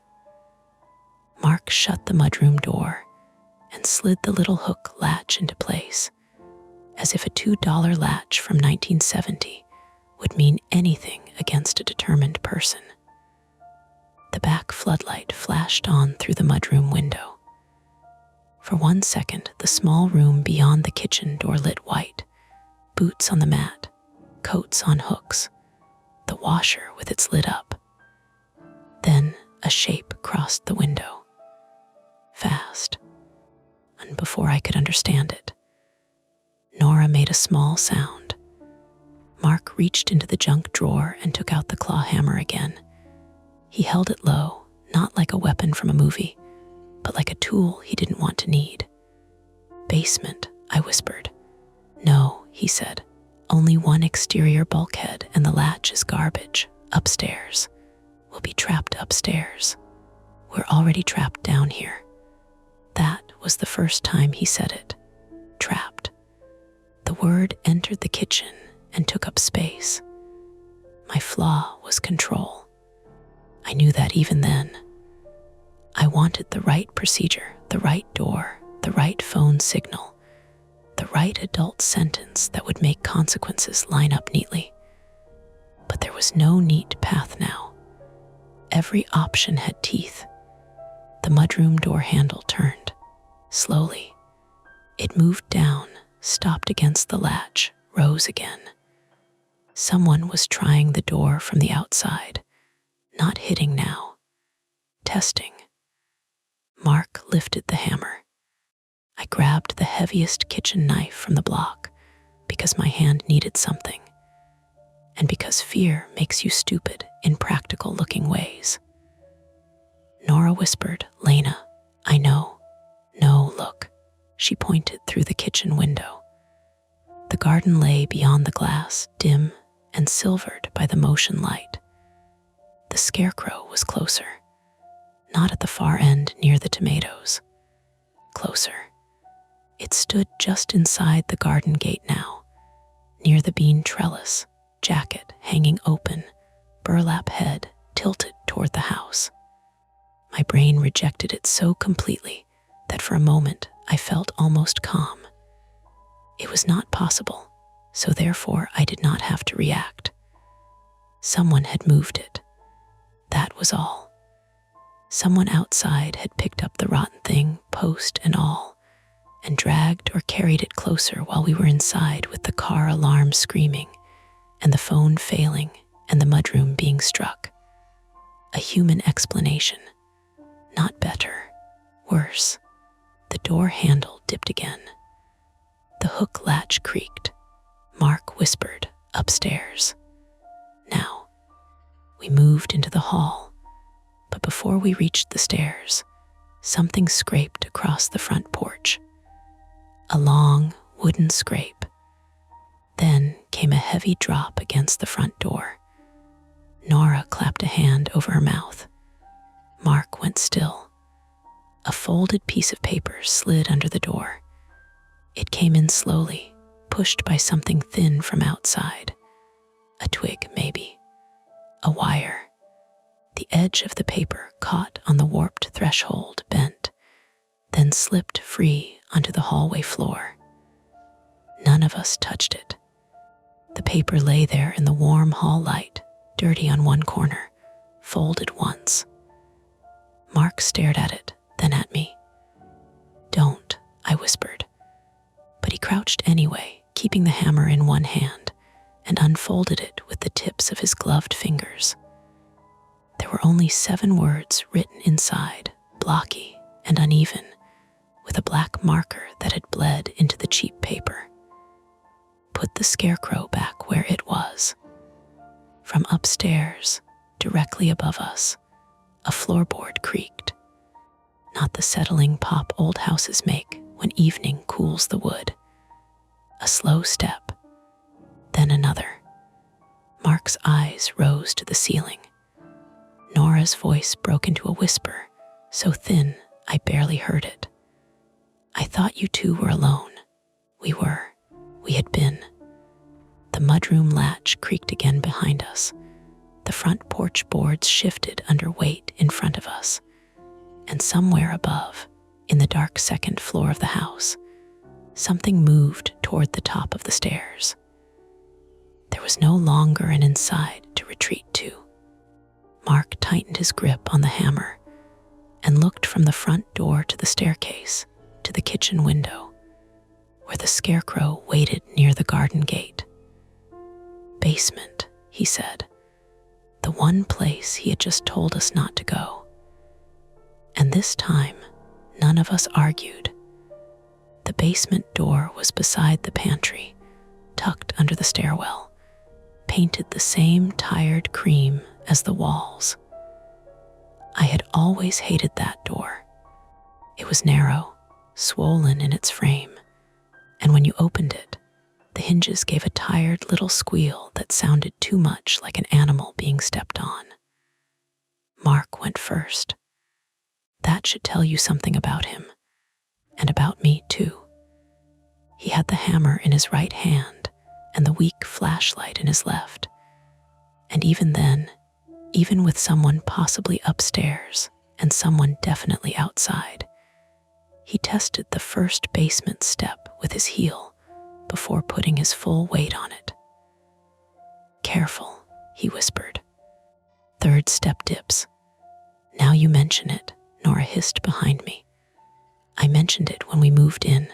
To who? To myself, apparently." It was such a Mark answer that for 1 second I almost laughed.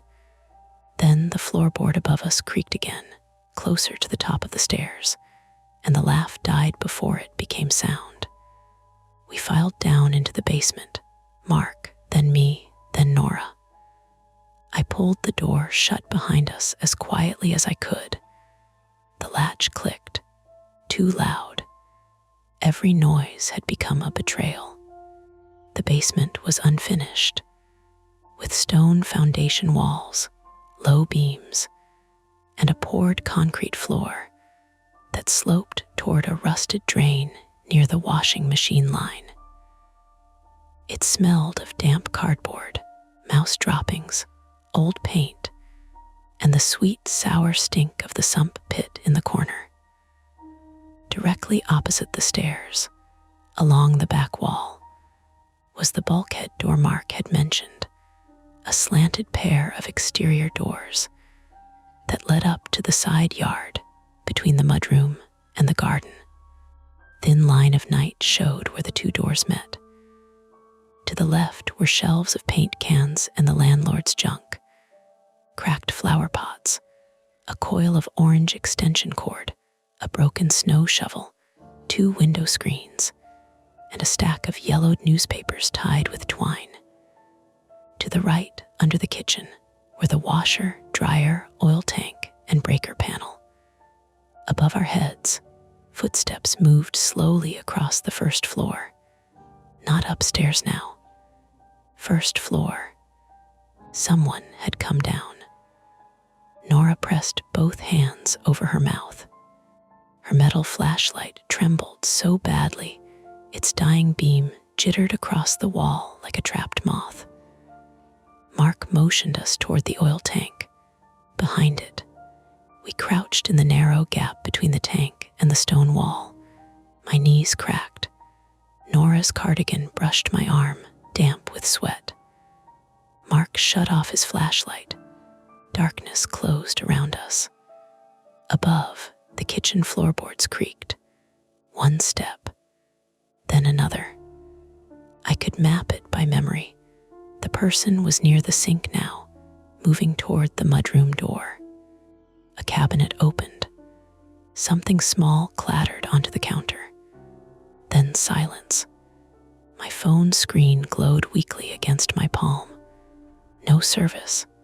The battery was at 12%. I angled it toward Mark.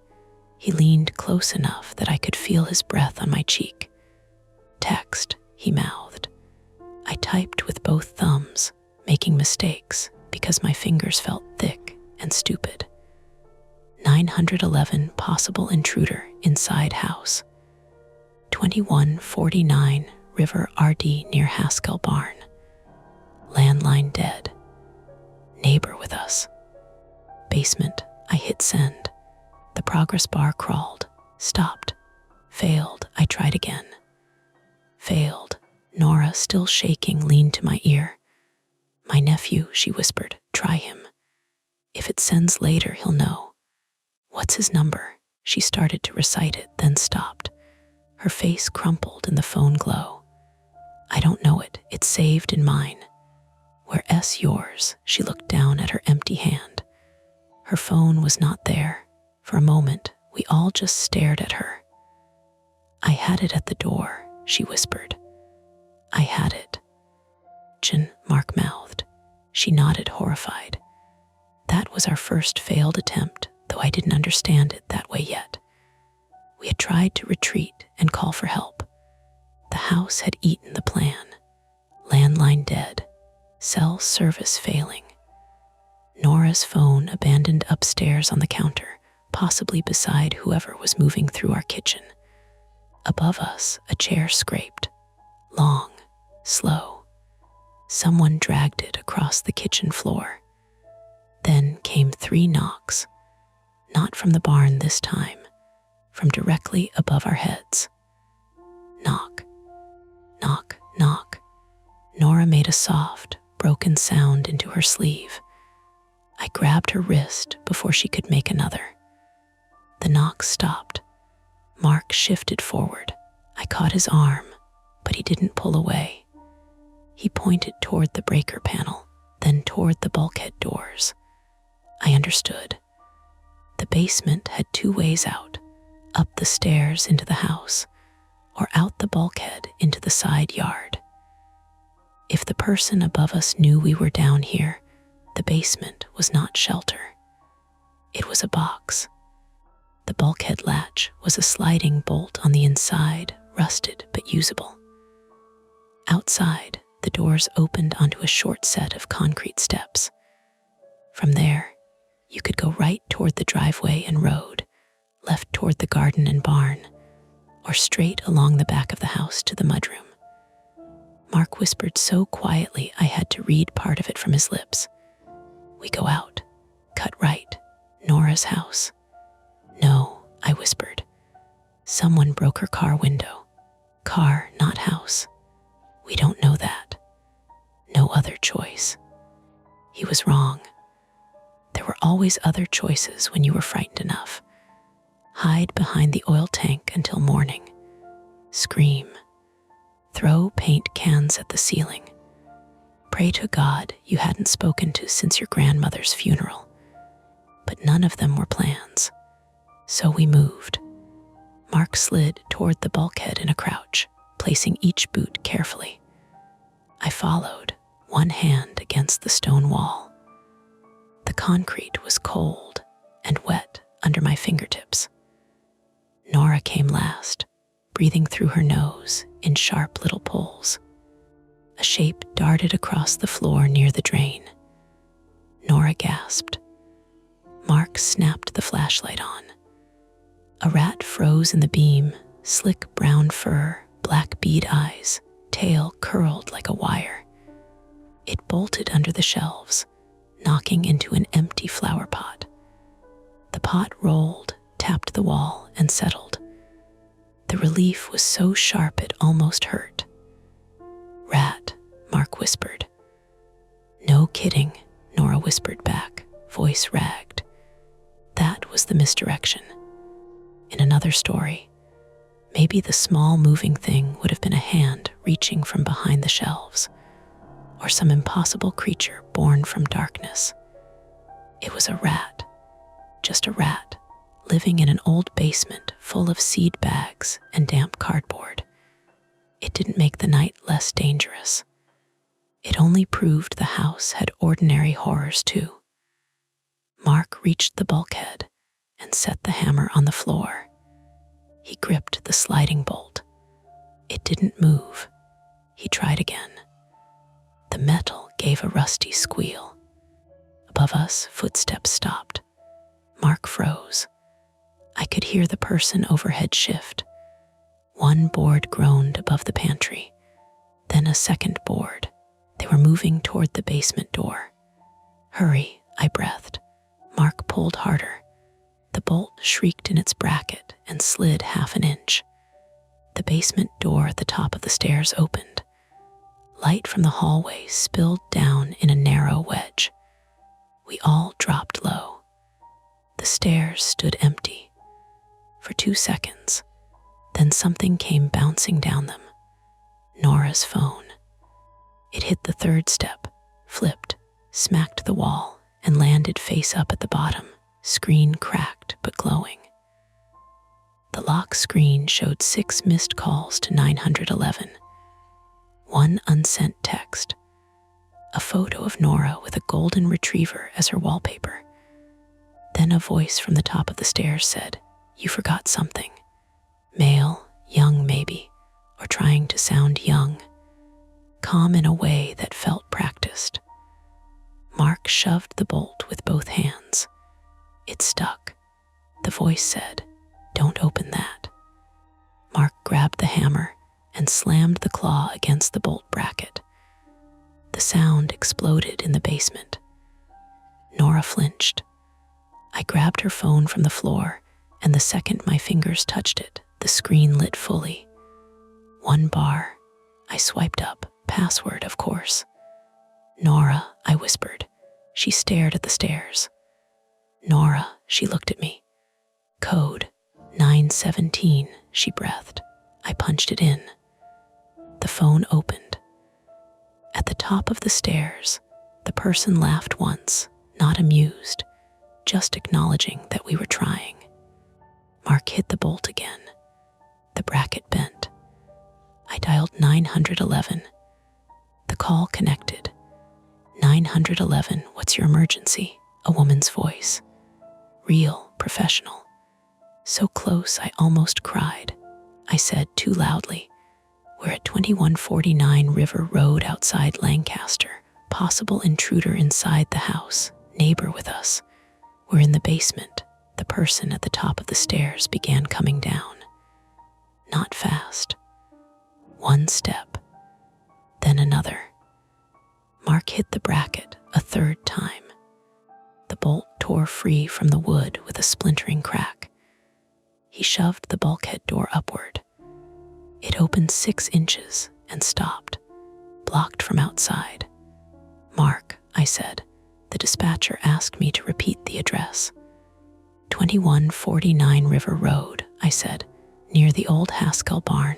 Someone S in the house. The bulkhead door lifted another inch, then jammed hard against something heavy. Mark put his shoulder into it. Outside, metal scraped against concrete. A chain. "They chained it," he said. The person on the stairs reached the halfway point. I saw shoes first.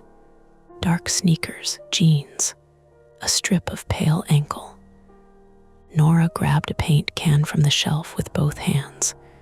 The dispatcher said, "Are you in a safe location?" "No," I said. "No, we are not." The service dropped. The call ended. Second failed attempt. We had reached help, but not long enough to be saved. We had an address out, maybe. A sentence. A fragment. The kind of thing that might send someone eventually, or might sit in a system as an incomplete call until someone had time to care.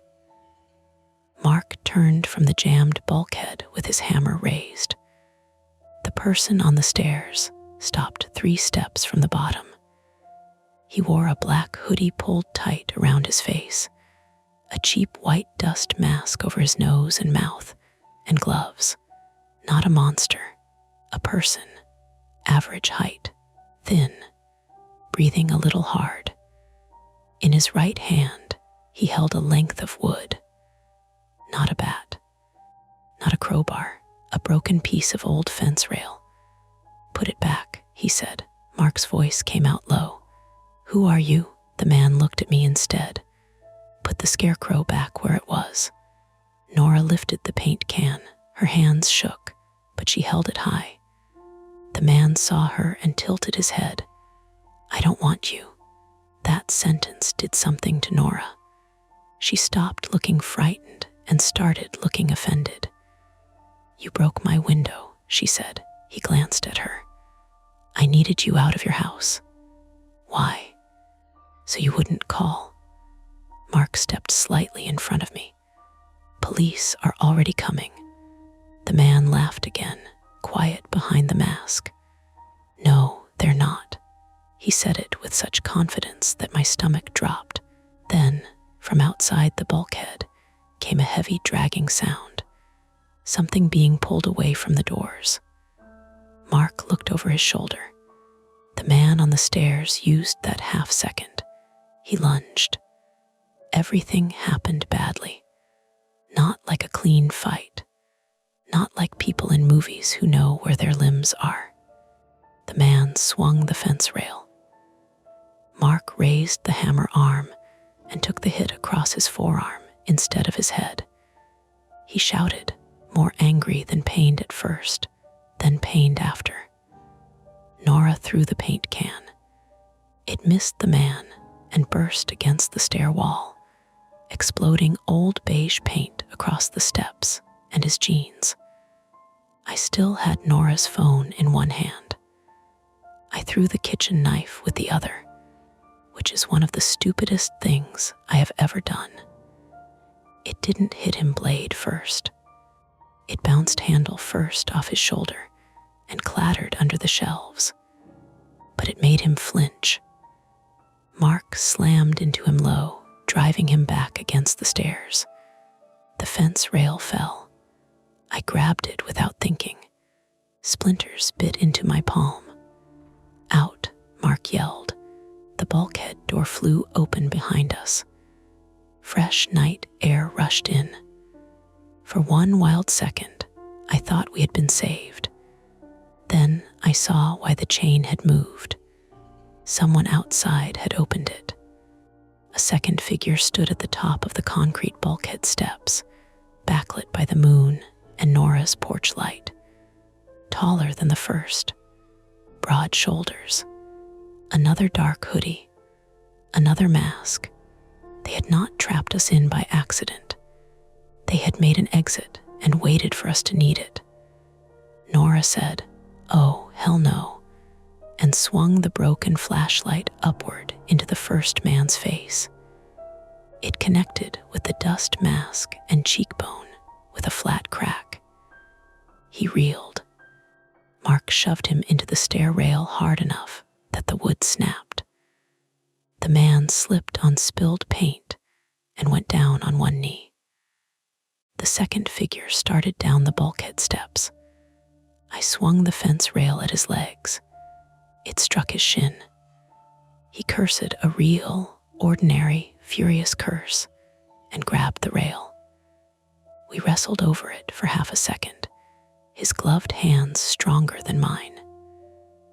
Then Mark's hammer came down on the concrete step beside the man's foot with a spark and a noise that made everyone stop. "Back up," Mark shouted. The second figure did. Not because he was afraid of the hammer, I think, but because distant headlights had appeared on the road beyond the side yard. A vehicle slowed near Nora's mailbox.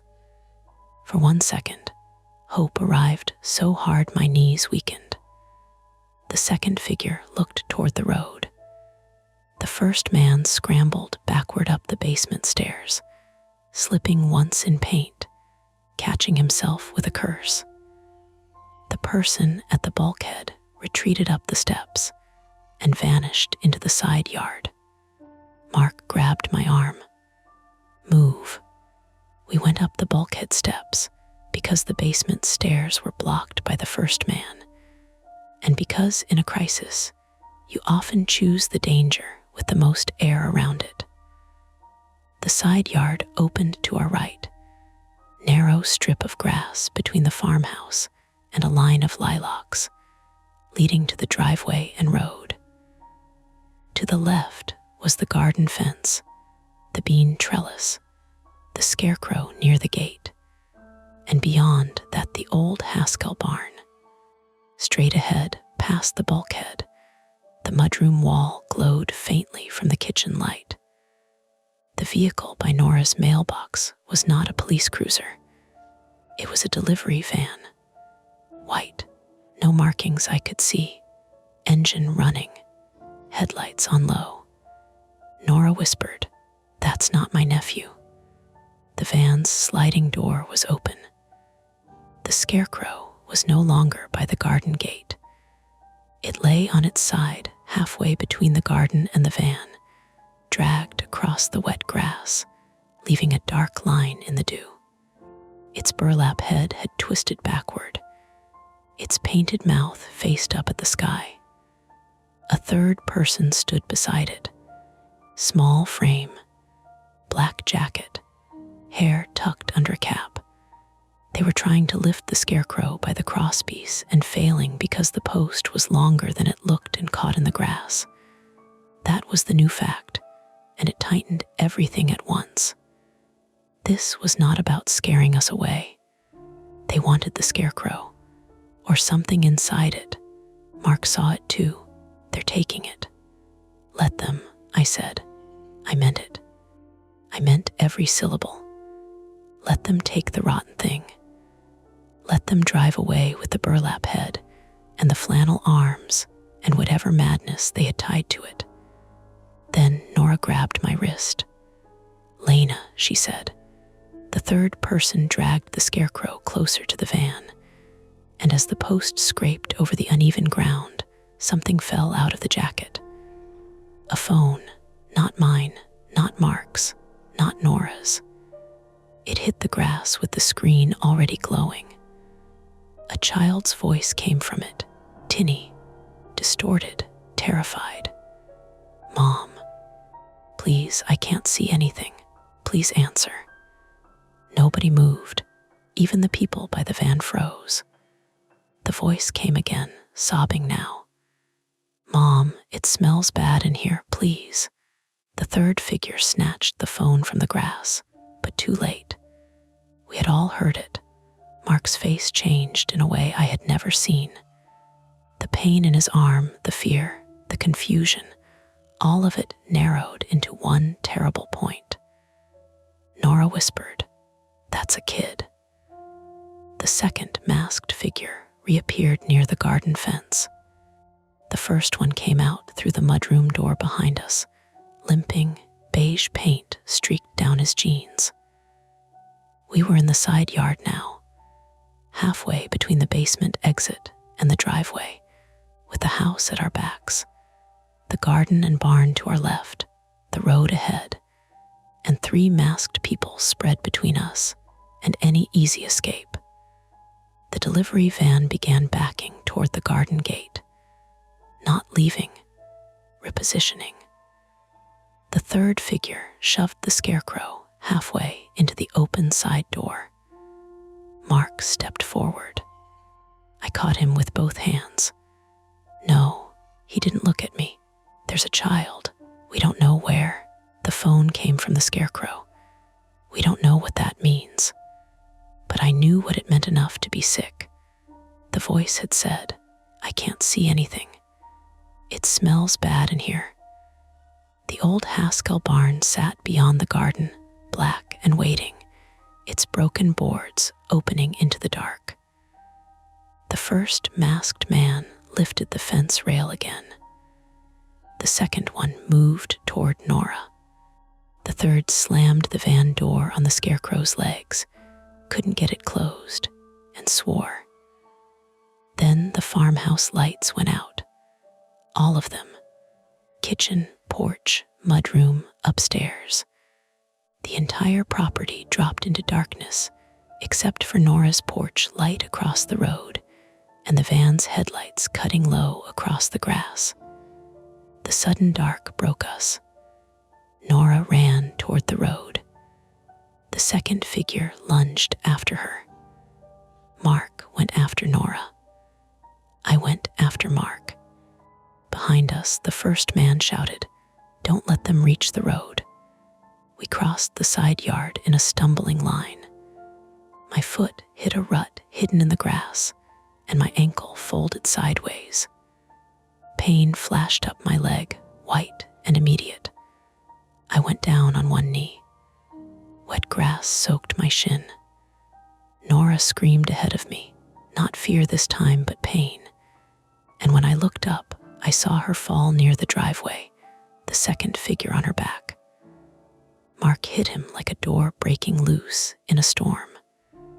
They went down together. The van's engine revved. Its headlights swung toward us. For 1 second, the beams washed over everything. Nora crawling, Mark grappling in the gravel, the scarecrow's post sticking from the van like a broken limb, the garden gate hanging open, the barn beyond, and a long orange extension cord running from our basement bulkhead across the grass toward the old barn lot. Power. They had cut or rerouted power, or used our own outlet. I didn't know yet. Only saw the cord, bright and impossible, leading into the weeds. Then a siren sounded, distant, maybe real, maybe from the main road, maybe only the delayed echo of help that had taken too long to find us. The masked figures heard it too. The van lurched backward. Mark shouted, "Lena, move." I couldn't stand fast enough. My ankle buckled. The van reversed across the grass toward the garden, its open sliding door banging, the scarecrow half inside and half out. The first masked man sprinted for it. Third climbed in. The second tore away from Mark and ran after them. Nora's phone, still in my hand, somehow buzzed. A text notification lit the cracked screen. From Eli, Nora's nephew, on my way. Stay inside. Do not approach barn. Missing girl call linked to that property. I read it once, then again. The words did not become easier. Missing girl, linked to that property. The van slammed into reverse, tires tearing mud, and backed straight through the garden fence toward the old Haskell barn. The fence split. Tomato cages flattened. The scarecrow's wooden post caught on the gate and ripped free from the van, spinning into the mud like a body dropped from a height. The van kept going, straight toward the barn. Mark tried to rise, but his injured arm gave out and he fell against the gravel. Nora was on her side, clutching her ribs. I was kneeling in the grass with an ankle that would barely hold weight and a phone that finally, cruelly, had a signal. The siren grew louder. Then the old barn doors, which I had never seen closed, began to slide shut from the inside. Slowly, one masked figure hauled one door. Another hauled the second. The van's taillights glowed red through the slats. The scarecrow lay behind us in the ruined garden, jacket torn open, straw spilling out onto the soil. And inside that spilled straw, caught in the beam of the van's reversing lights, was a small pink plastic hair clip. Not old, not weathered, clean. A child's hair clip. Mark saw it at the same time I did. The barn doors thudded together. The point of no return was not heroic. It was not a choice made with a speech or a weapon raised. It was the knowledge that if we waited in the driveway for the sirens to find the right turn, the van might leave through the back field, or whoever was inside the barn might move the child before police arrived, or the whole place might burn or collapse, or swallow the evidence in one more rural accident people would explain too late. Mark staggered to his feet. I pushed myself up on my good ankle. Nora, pale and shaking, held out her hand for her phone. Call, she rasped. Keep calling. From the barn came one short scream. A child's scream, then a crash, then nothing. Mark looked at me, and this time he didn't ask whose call it was. The three of us turned toward the garden, toward the fallen scarecrow, toward the barn doors closing out the last red light. Behind us, help was coming. Ahead of us, someone was already running out of time. The siren was close enough now that I could hear its shape. Not a clean movie wail, not that rising blue-red promise that makes everyone stop and look. This was rougher, broken by distance and trees, bending around the curves of River Road. It came, disappeared behind the ridge, came back thinner. Help was coming, but help did not know where to stop. The Haskell barn sat behind our garden, screened by weeds, old fence posts, and the slope of the land. From the road, in the dark, it looked like every other dead outbuilding in Lancaster County.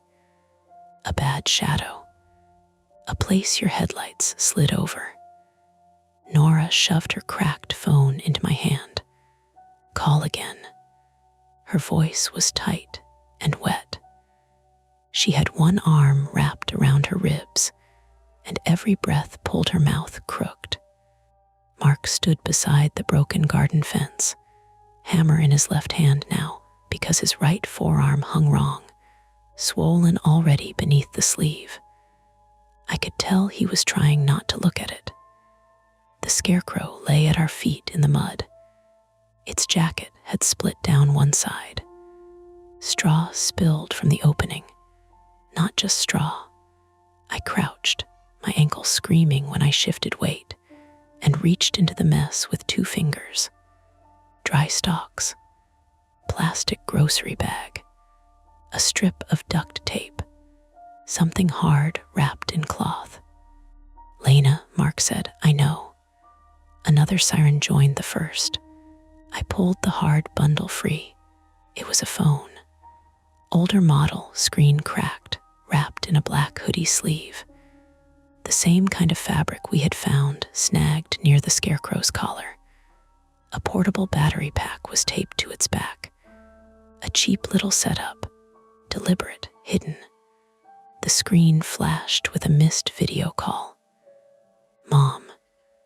Then a recording began to play on a loop, triggered by my touch or by the damaged screen finally waking. "Mom, please, I can't see anything. Please answer." Same voice, tinny, small. Mark took one step toward the barn. "Wait," I said. I hated the word. I hated myself for saying it. But the phone mattered.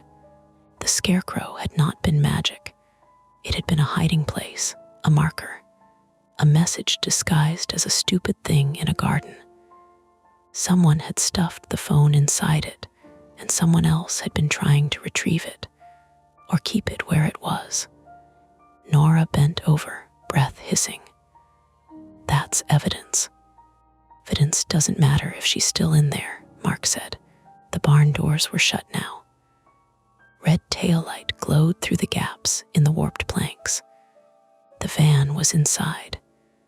Then the orange extension cord moved. Just a twitch in the weeds. I followed it with my eyes. It ran from the direction of our bulkhead, across the crushed bean bed, under the broken fence, and into a gap beneath the barn wall. "They're using our power," I said. Mark looked down. "For what?" From inside the barn came a low mechanical hum. Not an engine, a fan, or a compressor, or something small and electrical working too hard. Then a child coughed, once, twice, muffled by boards and distance. The sound changed Mark completely. He stopped being careful, stopped being injured. He lurched toward the barn. I grabbed his shirt with one hand and the fence post with the other, because my ankle would not let me move cleanly. "Mark, no front doors." He tried to pull free. "She's inside. And so are they." Nora pointed with her dead flashlight toward the left side of the barn. "There's a side opening. Old milk room, I think. Low door. I saw kids cut through there years ago." "You know that now," Mark snapped. I wasn't planning a rescue. Another siren, closer. My phone had one bar. Nora's had one. Neither stayed steady. I dialed 911 again on Nora's phone and put it on speaker. Ringing. Ringing. 911, what's your emergency? I nearly sobbed. "This is Lena Whittaker at 2149 River Road, outside Lancaster, near the old Haskell barn. Missing child is inside the barn. White van inside. 3 masked suspects. We are outside, injured." The dispatcher's voice sharpened. "Stay away from the structure. Officers are en route. Can you move to the road?" "No," I said, watching the barn wall. "They may move her." "Ma'am, do not enter," the call crackled. I shouted, orange extension cord from our house into the barn. White van. Child inside. Haskell barn behind the property. Then the line broke. No call failed message this time, just dead audio. "Did she hear?" Nora asked. "Some of it." "Some of it isn't enough," Mark said. He was right. That was the worst part. We crossed the ruined garden in a broken formation. Mark first, limping now, though I didn't know when he had hurt his leg. Nora behind him, hunched, one hand on the fence. Me last, using the broken fence rail like a cane, the child's hidden phone shoved into my shorts pocket, Nora's phone clutched in one hand. The mud pulled at my shoes. Tomato vines tangled around my ankles. A crushed green tomato burst under my foot with a bitter smell. At the edge of the barn lot, the weeds rose waist-high. Burdock grabbed at my shirt. The orange cord disappeared beneath them. Mark followed it, not because it was safe, but because it was the only line through the dark that made sense. Reached the left side of the barn. Up close, it was worse. The boards had warped away from each other. Nails stood out like dark teeth. The stone foundation had collapsed in places, leaving holes big enough for animals or people. The whole structure leaned inward, as if tired of pretending it could stand. Nora found the low door by touch. "There," she whispered. It was half hidden behind nettles, no taller than my chest, made of old vertical boards with a rusted hasp hanging loose. It opened into darkness. Mark crouched and pulled. The door stuck. He put his shoulder to it and bit down on whatever sound his injured arm wanted to make. The door gave with a wet wooden gasp. Inside smelled of hay rot, engine exhaust, and something sharper, bleach. Not a lot, enough. We crawled in. The old milk room had a concrete floor and low beams. Moonlight slipped through cracks in thin lines. To our right, an interior doorway opened into the main barn. Beyond it, the van's taillights painted everything red. Broken stalls, hanging ropes, a ladder to the hayloft, dust moving in the air. Voices. 2 men, 1 woman maybe. Hard to tell through masks and panic. Get it loaded. It dropped the phone. Leave it. We can't leave it. Shut up. Sirens are close. Then a child's voice, small and raw, "Please." Mark moved toward the doorway. I caught his belt. He looked back, furious. I pointed down. The orange extension cord ran along the concrete beside us, through the milk room, then into the main barn, where it fed a portable work light, and a small ventilation fan pointed at a locked wooden tack room near the rear wall. The tack room door had been reinforced with a padlock on the outside. The child was not in the van. She was in there. The fan was pushing air through a gap under the door. A horrible, practical detail. They had kept her alive. That made them worse. Nora leaned close to my ear. "If we pull the cord, lights go." Mark shook his head. "Fan too. Only for a minute," I whispered. "They'll panic. They might hurt her. They're already moving." In the main barn, one intruder dragged the scarecrow's wooden post from the van, cursing. Another rummaged through the straw and jacket. The third stood near the tack room with a tire iron. They had not seen us yet. Mark's eyes went to the ladder, then to the loose hayloft boards, then to the work light. I knew that look, measuring, mapping, finding failure points. He whispered, "We need them away from the tack room." How? The answer came from my pocket. The hidden phone buzzed.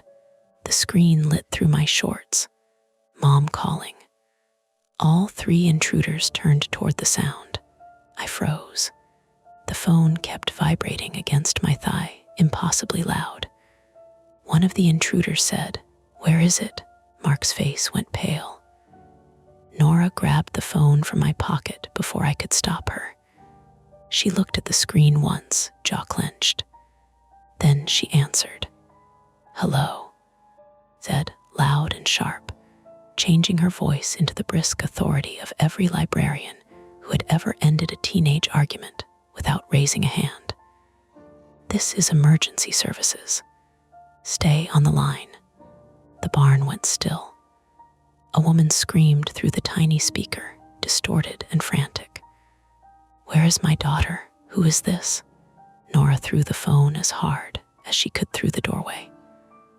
It skidded across the barn floor, lit and ringing with the mother's voice, and stopped near the van. All 3 intruders moved toward it. That was our opening. Mark went for the tack room. I yanked the orange cord from the wall outlet in the milk room. The work light died. The fan stopped. Darkness slammed down. The barn erupted. "Hey, get the light. Where are they?" Mark crossed the open floor in 3 strides. I heard him hit the tack room door with the hammer. Once, twice. The injured arm made him clumsy. The hammer glanced off metal. The child screamed. "It's okay," Mark shouted. "We're getting you out." A flashlight beam cut across the barn. One intruder saw him. "Behind you," I yelled, too late. The tire iron caught Mark across the ribs. The sound was soft and heavy. He folded sideways, hit the tack room door, and slid down to one knee. I ran, or tried to. My bad ankle buckled before I reached him. I went down in straw and grit, my palms skidding over splinters. Pain snapped up my leg. I crawled the last few feet and swung the broken fence rail at the intruder's knee. It connected, dropped with a howl, and the tire iron clattered away.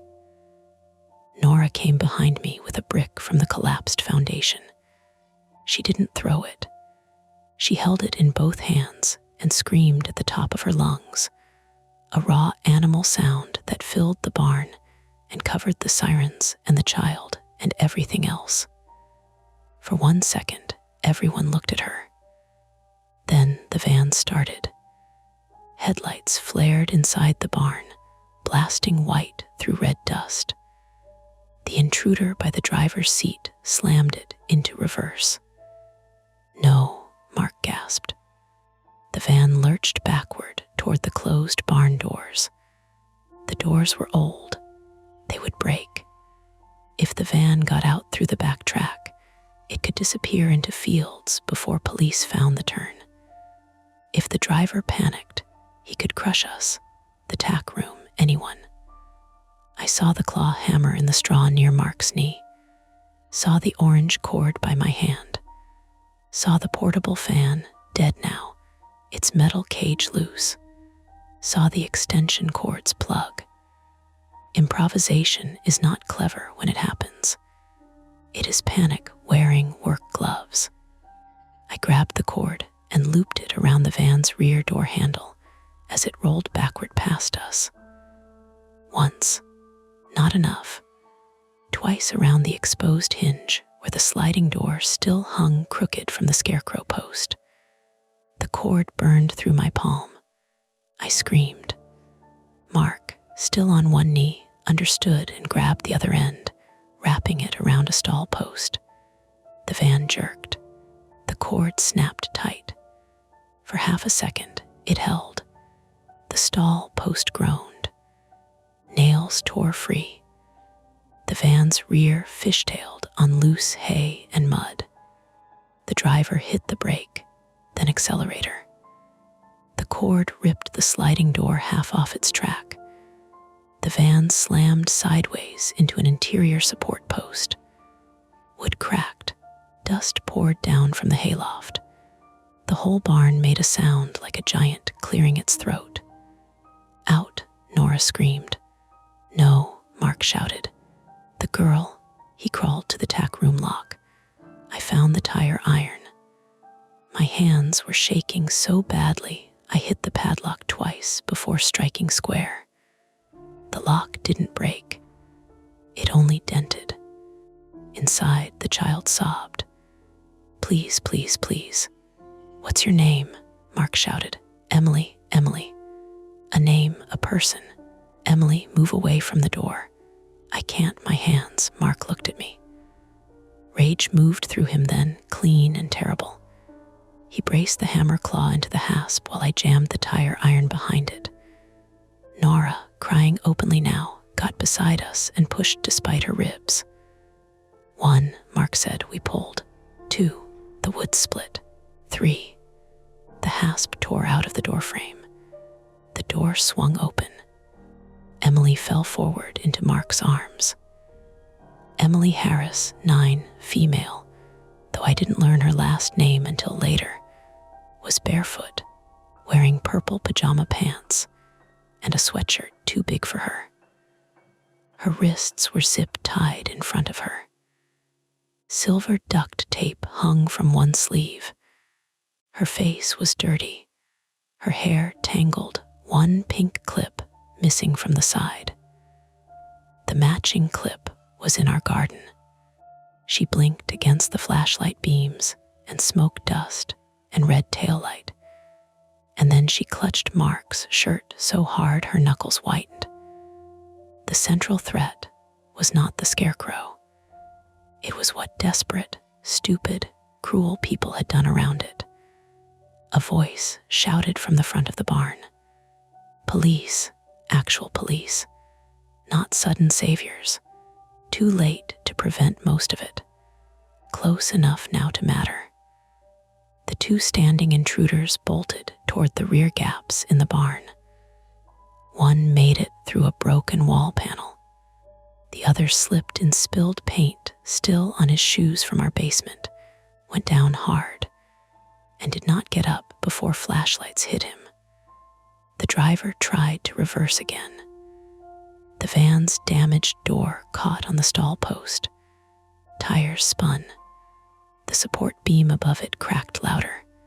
A deputy yelled, "Get out of the structure." Mark shoved Emily toward me. "Go, you two. Go." I took Emily with one arm and Nora with the other, though Nora was mostly holding me up by then. Stumbled toward the milk room door. My ankle had gone numb in a way that frightened me more than pain. Behind us, Mark tried to stand and failed. Emily saw and screamed, "Don't leave him." I turned back. Mark was on the floor near the tack room, one arm wrapped around his ribs, hammer still in his hand like an idiot.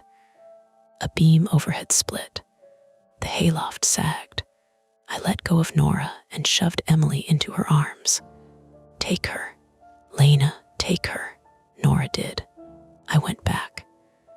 Every step was ugly. Short, dragging. The air had turned thick with dust. Someone outside kept yelling instructions. The driver's door opened. A masked figure crawled out, hands up, coughing. Mark looked at me as if I had personally betrayed every sensible thing he had ever loved. I said go, he wheezed. "I heard you." I hooked both hands under his good arm and pulled. He was heavier than fear. He was sweat and denim and pain and resistance. He tried to help, got one foot under him, then almost collapsed on me. We moved 3 feet, then 5. The beam above the van came down. Not the whole barn, just enough. A section of hayloft crashed onto the van roof with a metallic scream. Boards exploded. Dust filled the air. Something hit my shoulder and knocked me sideways.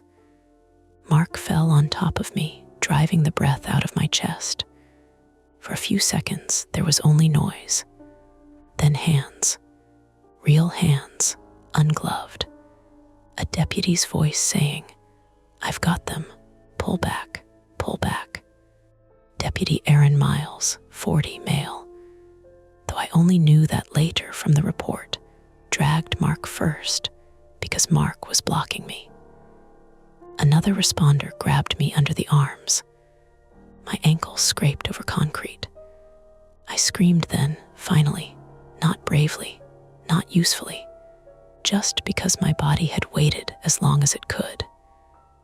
Cold air hit my face. We came out through the milk room door into weeds and flashing lights. Nora sat on the ground near the garden fence, with Emily wrapped in her cardigan. Emily was crying into Nora's shoulder. Nora was crying too, quietly, like she was embarrassed by it. Mark lay on his back in the grass, coughing dust, one hand pressed to his ribs. His right forearm was swelling badly. Blood ran from a cut near his hairline into his ear. I crawled to him because standing was no longer an option. "Don't," he rasped. "Your ankle. Shut up."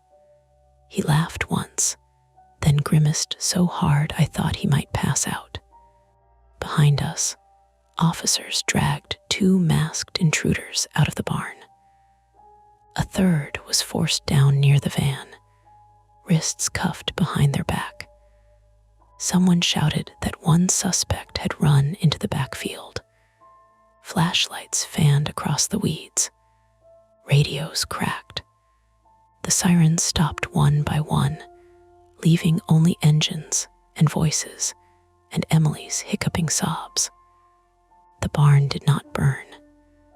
It did not collapse completely. It sagged around the van like an animal wounded too badly to stand. The scarecrow lay in the garden behind us, torn open, emptied, ordinary again in the worst possible way. A paramedic crouched beside Emily. She clung to Nora and kept saying, "My mom called, my mom called." I looked at the garden, at the broken fence, at the spilled straw, and the pink hair clips still bright in the mud. The conflict was resolved in the brutal technical sense. Emily was out. Police were there. The people who had used our scarecrow as a hiding place, warning sign, and retrieval point were no longer shadows moving around our property. But when I blinked, I still saw the scarecrow standing upright by the gate. I saw its sack head angled toward the house. I saw a child's phone glowing inside its chest. And every time I opened my eyes again, some part of me expected it to be closer. They put me in the second ambulance because Emily got the first. I remember being angry about that for one stupid second. Not because she didn't deserve it, God, no. But because the paramedic kept telling me to keep my foot still, while my whole body wanted to crawl out of my skin. My ankle had swollen into a shape that no longer looked related to me. My palms were striped raw from the extension cord. There was a splinter under the base of my thumb, deep enough that I could feel it when I blinked. Mark was on a folding stretcher 10 feet away, arguing with an EMT. "I can walk," he said. The EMT, a woman with her hair tucked under a navy cap, looked at his forearm and then at the blood drying beside his ear. "You can also be quiet. Let's try that." Nora laughed once from the open back of the ambulance, where another paramedic was checking her ribs. It came out as a cough and ended with her pressing a hand to her side. Emily sat wrapped in a foil blanket near the first ambulance, her bare feet tucked up under her. A female officer knelt in front of her, speaking softly. The girl's mother arrived before they moved her, in a gray minivan that stopped crooked in the road with the driver's door left open. She ran past the cruisers, past the garden, past the officers telling her to wait. And then Emily saw her and made a sound I had never heard from a person before. Not a word, not even crying exactly, more like something unclenching. The mother dropped to her knees and gathered her up. No one stopped them after that. I looked away, not because it was private, though it was. I looked away because it hurt too much to see something repaired that cleanly when everything around it was still broken. The garden was ruined. The bean trellis had collapsed. Tomato cages lay flattened in the mud. The scarecrow had been bagged as evidence, or most of it had. An officer wearing blue gloves lifted the burlap head into a paper sack, while another photographed the straw, the phone, the hair clip, the torn jacket, the drag marks leading from the garden gate toward the van. The farmhouse glowed with every light police had turned on. From the outside, it looked almost festive. Porch light, kitchen light, upstairs hall. Red and blue flashing over the white siding. Nora's broken car window glittered in the driveway across the road like sugar. Nobody let us go back inside that night. Deputy Miles told us gently that the house was part of the scene now. So was the barn. So was Nora's driveway. So was half my garden, apparently. He had a face that looked older than 40 under the cruiser lights, lined around the mouth, eyes tired but direct. "You'll need somewhere to stay," he said. "Our wallets are inside," I said. "We'll get what you need. My laptop is inside too." Mark, on the stretcher, turned his head. "Lena." "What?" "You're not working tomorrow." That was when I started crying. Not when the intruders came down the basement stairs. Not when the phone rang from inside the scarecrow. Not when the barn beam came down. It was the laptop. It was the stupid, ordinary sentence, "You're not working tomorrow," because it reminded me there had been a tomorrow planned before all this. A tomorrow with emails and edits and reheated coffee. A tomorrow where the biggest problem was supposed to be mustard. I cried with my face turned away from everyone, angry and embarrassed, while the paramedic wrapped my ankle and told me it was probably a bad sprain, but they would X-ray it. Mark reached for my hand with his good one. His fingers were cold. I held on too hard and made him wince. "Sorry," I said. "Don't be. You always say that. I'm consistent. You're concussed. Also consistent." Nora heard us and said, "Both of you are idiots." The paramedic told her to stop talking if it hurt. Nora said, "Then stop making me listen to them." At Lancaster General, time lost its edges. There were fluorescent lights, intake questions, bracelets printed with our names, a nurse cutting Mark's sleeve to examine his forearm. No fracture in my ankle, though it looked dramatic enough to deserve one. Severe sprain, torn ligaments, crutches. My palms cleaned and bandaged. Tetanus booster. Splinter removed with tweezers while I stared at a poster about stroke warning signs and tried not to shake. Mark had 2 cracked ribs, a mild concussion, and a fractured ulna. He kept apologizing for not being able to drive us home, as if anyone was expecting him to. Nora had bruised ribs and a deep cut on her shin she hadn't mentioned because, in her words, there were more interesting things happening. The ER doctor did not find that funny. I did, but only after they gave me pain medication. Police took statements in a hospital consultation room at 3:40 in the morning. That is a bad hour to explain anything. The words came out flat. Scarecrow, phone, barn, van, basement, mask, child, extension cord, Nora's car, note, knock.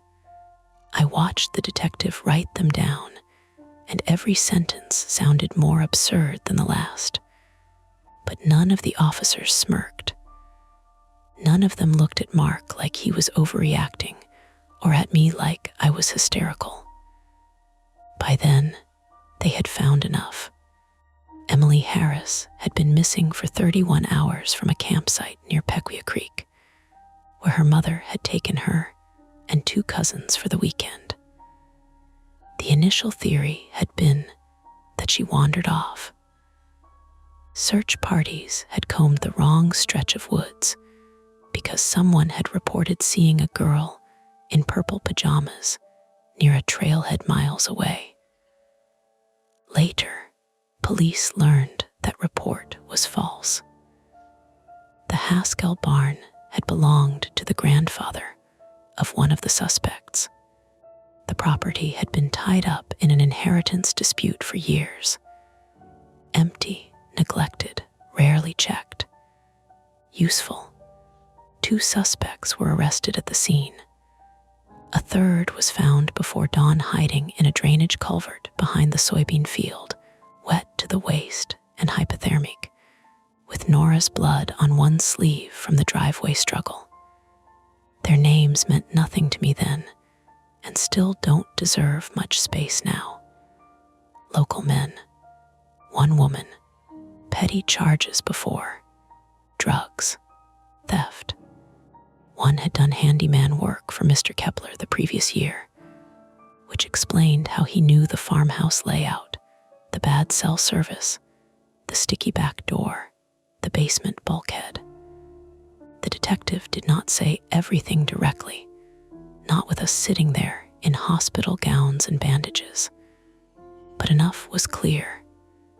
Emily had been taken for ransom, or what those 3 thought ransom was. They had panicked when Amber Alerts and search teams spread faster than they expected. They moved her to the barn. They used the tack room because it locked from outside. They ran the fan because even cruelty has logistics. The scarecrow part took longer. Emily had somehow gotten hold of one suspect's old phone during the first night. Maybe it slipped from a pocket. Maybe he dropped it when bringing her water. She had called her mother, but the call failed almost immediately.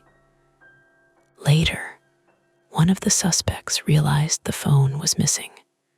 They searched the tack room and couldn't find it because Emily had shoved it through a gap in the rotten wall. From there, the theory got strange, but still human. Someone outside the barn must have found it. Not us. Not Nora. Possibly the same unknown person who moved the scarecrow the first time, before we understood what we were seeing. The detective asked me 3 separate times whether I had seen anyone else near the garden earlier that day. I hadn't. Nora hadn't either, beyond what she called the large black cat. The police found no cat tracks, but they found partial shoe impressions in the soft soil near the scarecrow, too small for the 3 arrested suspects. Maybe a teenager, maybe a passerby, maybe someone connected to the property who panicked and decided not to call police for reasons of their own. Whoever it was had hidden Emily's phone inside the scarecrow, along with the hair clip, and moved the scarecrow where it could be noticed from our kitchen, or from the road, or by the kidnappers. That part never settled. The detective called it an improvised signal. I called it what it felt like. Someone made us look. 2 days later, we returned to the farmhouse with a deputy to collect clothes, chargers, medication, Nora's spare glasses, and the mustard Mark insisted on throwing away because the sight of it felt cursed now. The house smelled wrong. Not like blood or crime scene chemicals, just stale coffee, damp wood, and the sour remains of dinner left too long. The beans were still in the metal bowl on the porch table, wilted and spotted. A fly crawled along the rim.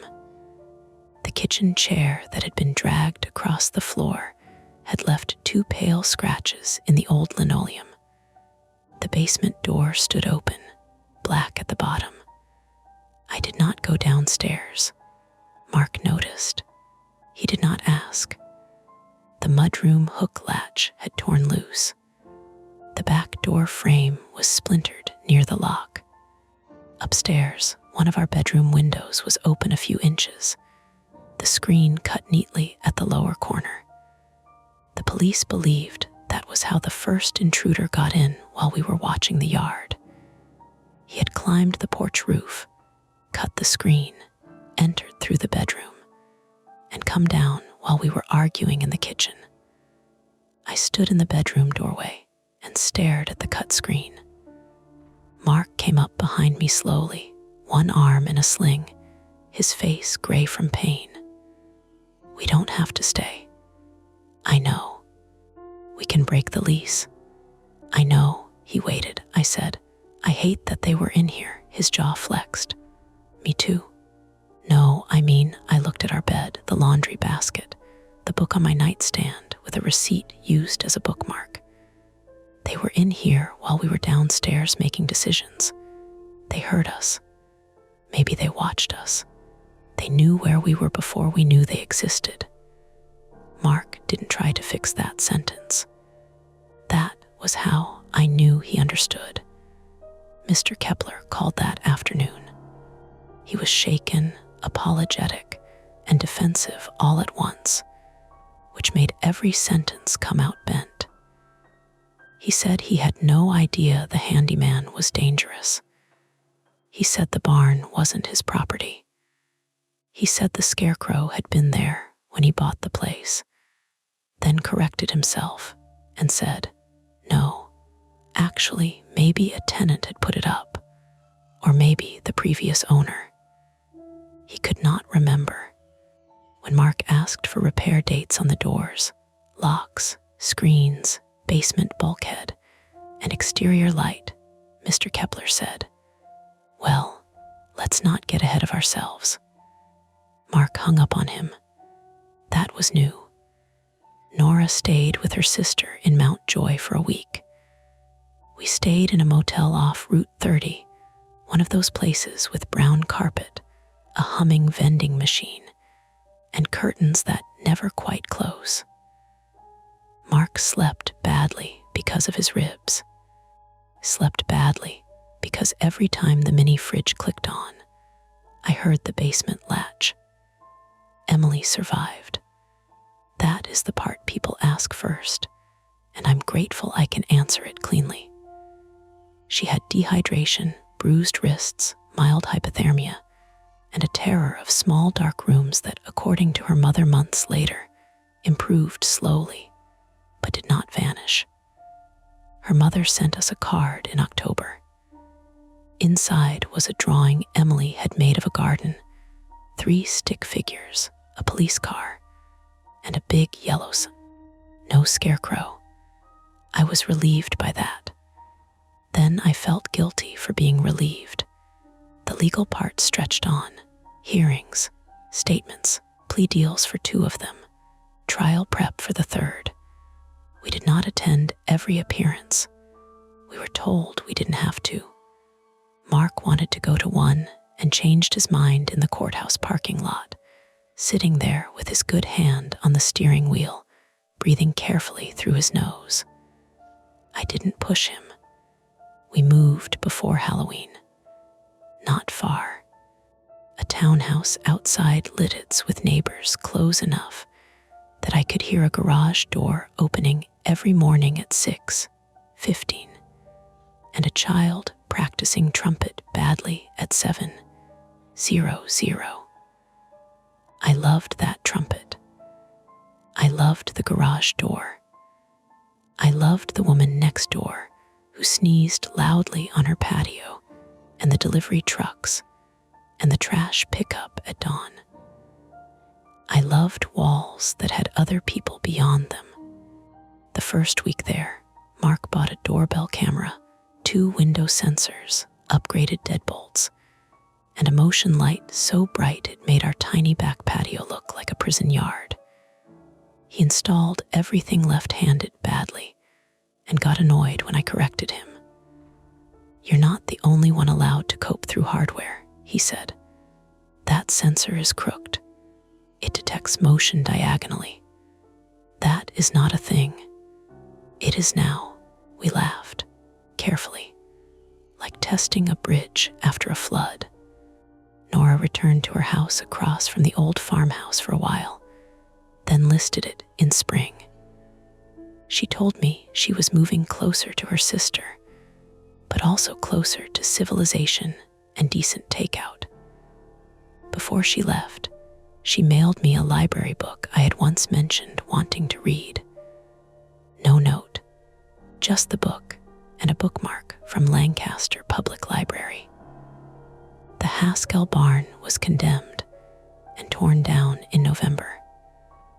I watched the demolition on a local news clip because I couldn't stop myself. An excavator pushed one wall inward. Boards folded. Dust rose. The reporter stood by the road and said the property had become the center of a troubling investigation. Behind him, our old farmhouse was visible for less than 2 seconds. No scarecrow in the garden. Of course not. It was evidence. Later, after the case ended, the detective called to say they were clearing some property. Did we want any personal items returned? I said no before he finished the sentence. "What about the scarecrow?" he asked. I thought he was joking. He was, not really. Procedure was procedure. It had technically been on our rental property. It technically belonged to someone. "No," I said. He paused. "Understood. I wish that had been the last of it." In April, nearly 8 months after that night, Mark and I drove past the old farmhouse on our way back from a hardware store because he took a wrong turn and then pretended he hadn't. The new tenants had not moved in yet. The porch had been repaired. The shutters repainted. The garden was gone, tilled flat into a rectangle of dark soil. Nora's old house had a for sale sign out front with a sold sticker slapped across it. We slowed near the mailbox. Neither of us spoke. The barn lot was empty except for weeds and a temporary orange construction fence. Beyond it, fields rolled toward the river under a pale spring sky. Birds moved in the hedgerow. A truck rattled over the covered bridge. Almost ordinary. Then I saw something near the edge of the tilled garden. Not a scarecrow. A wooden stake.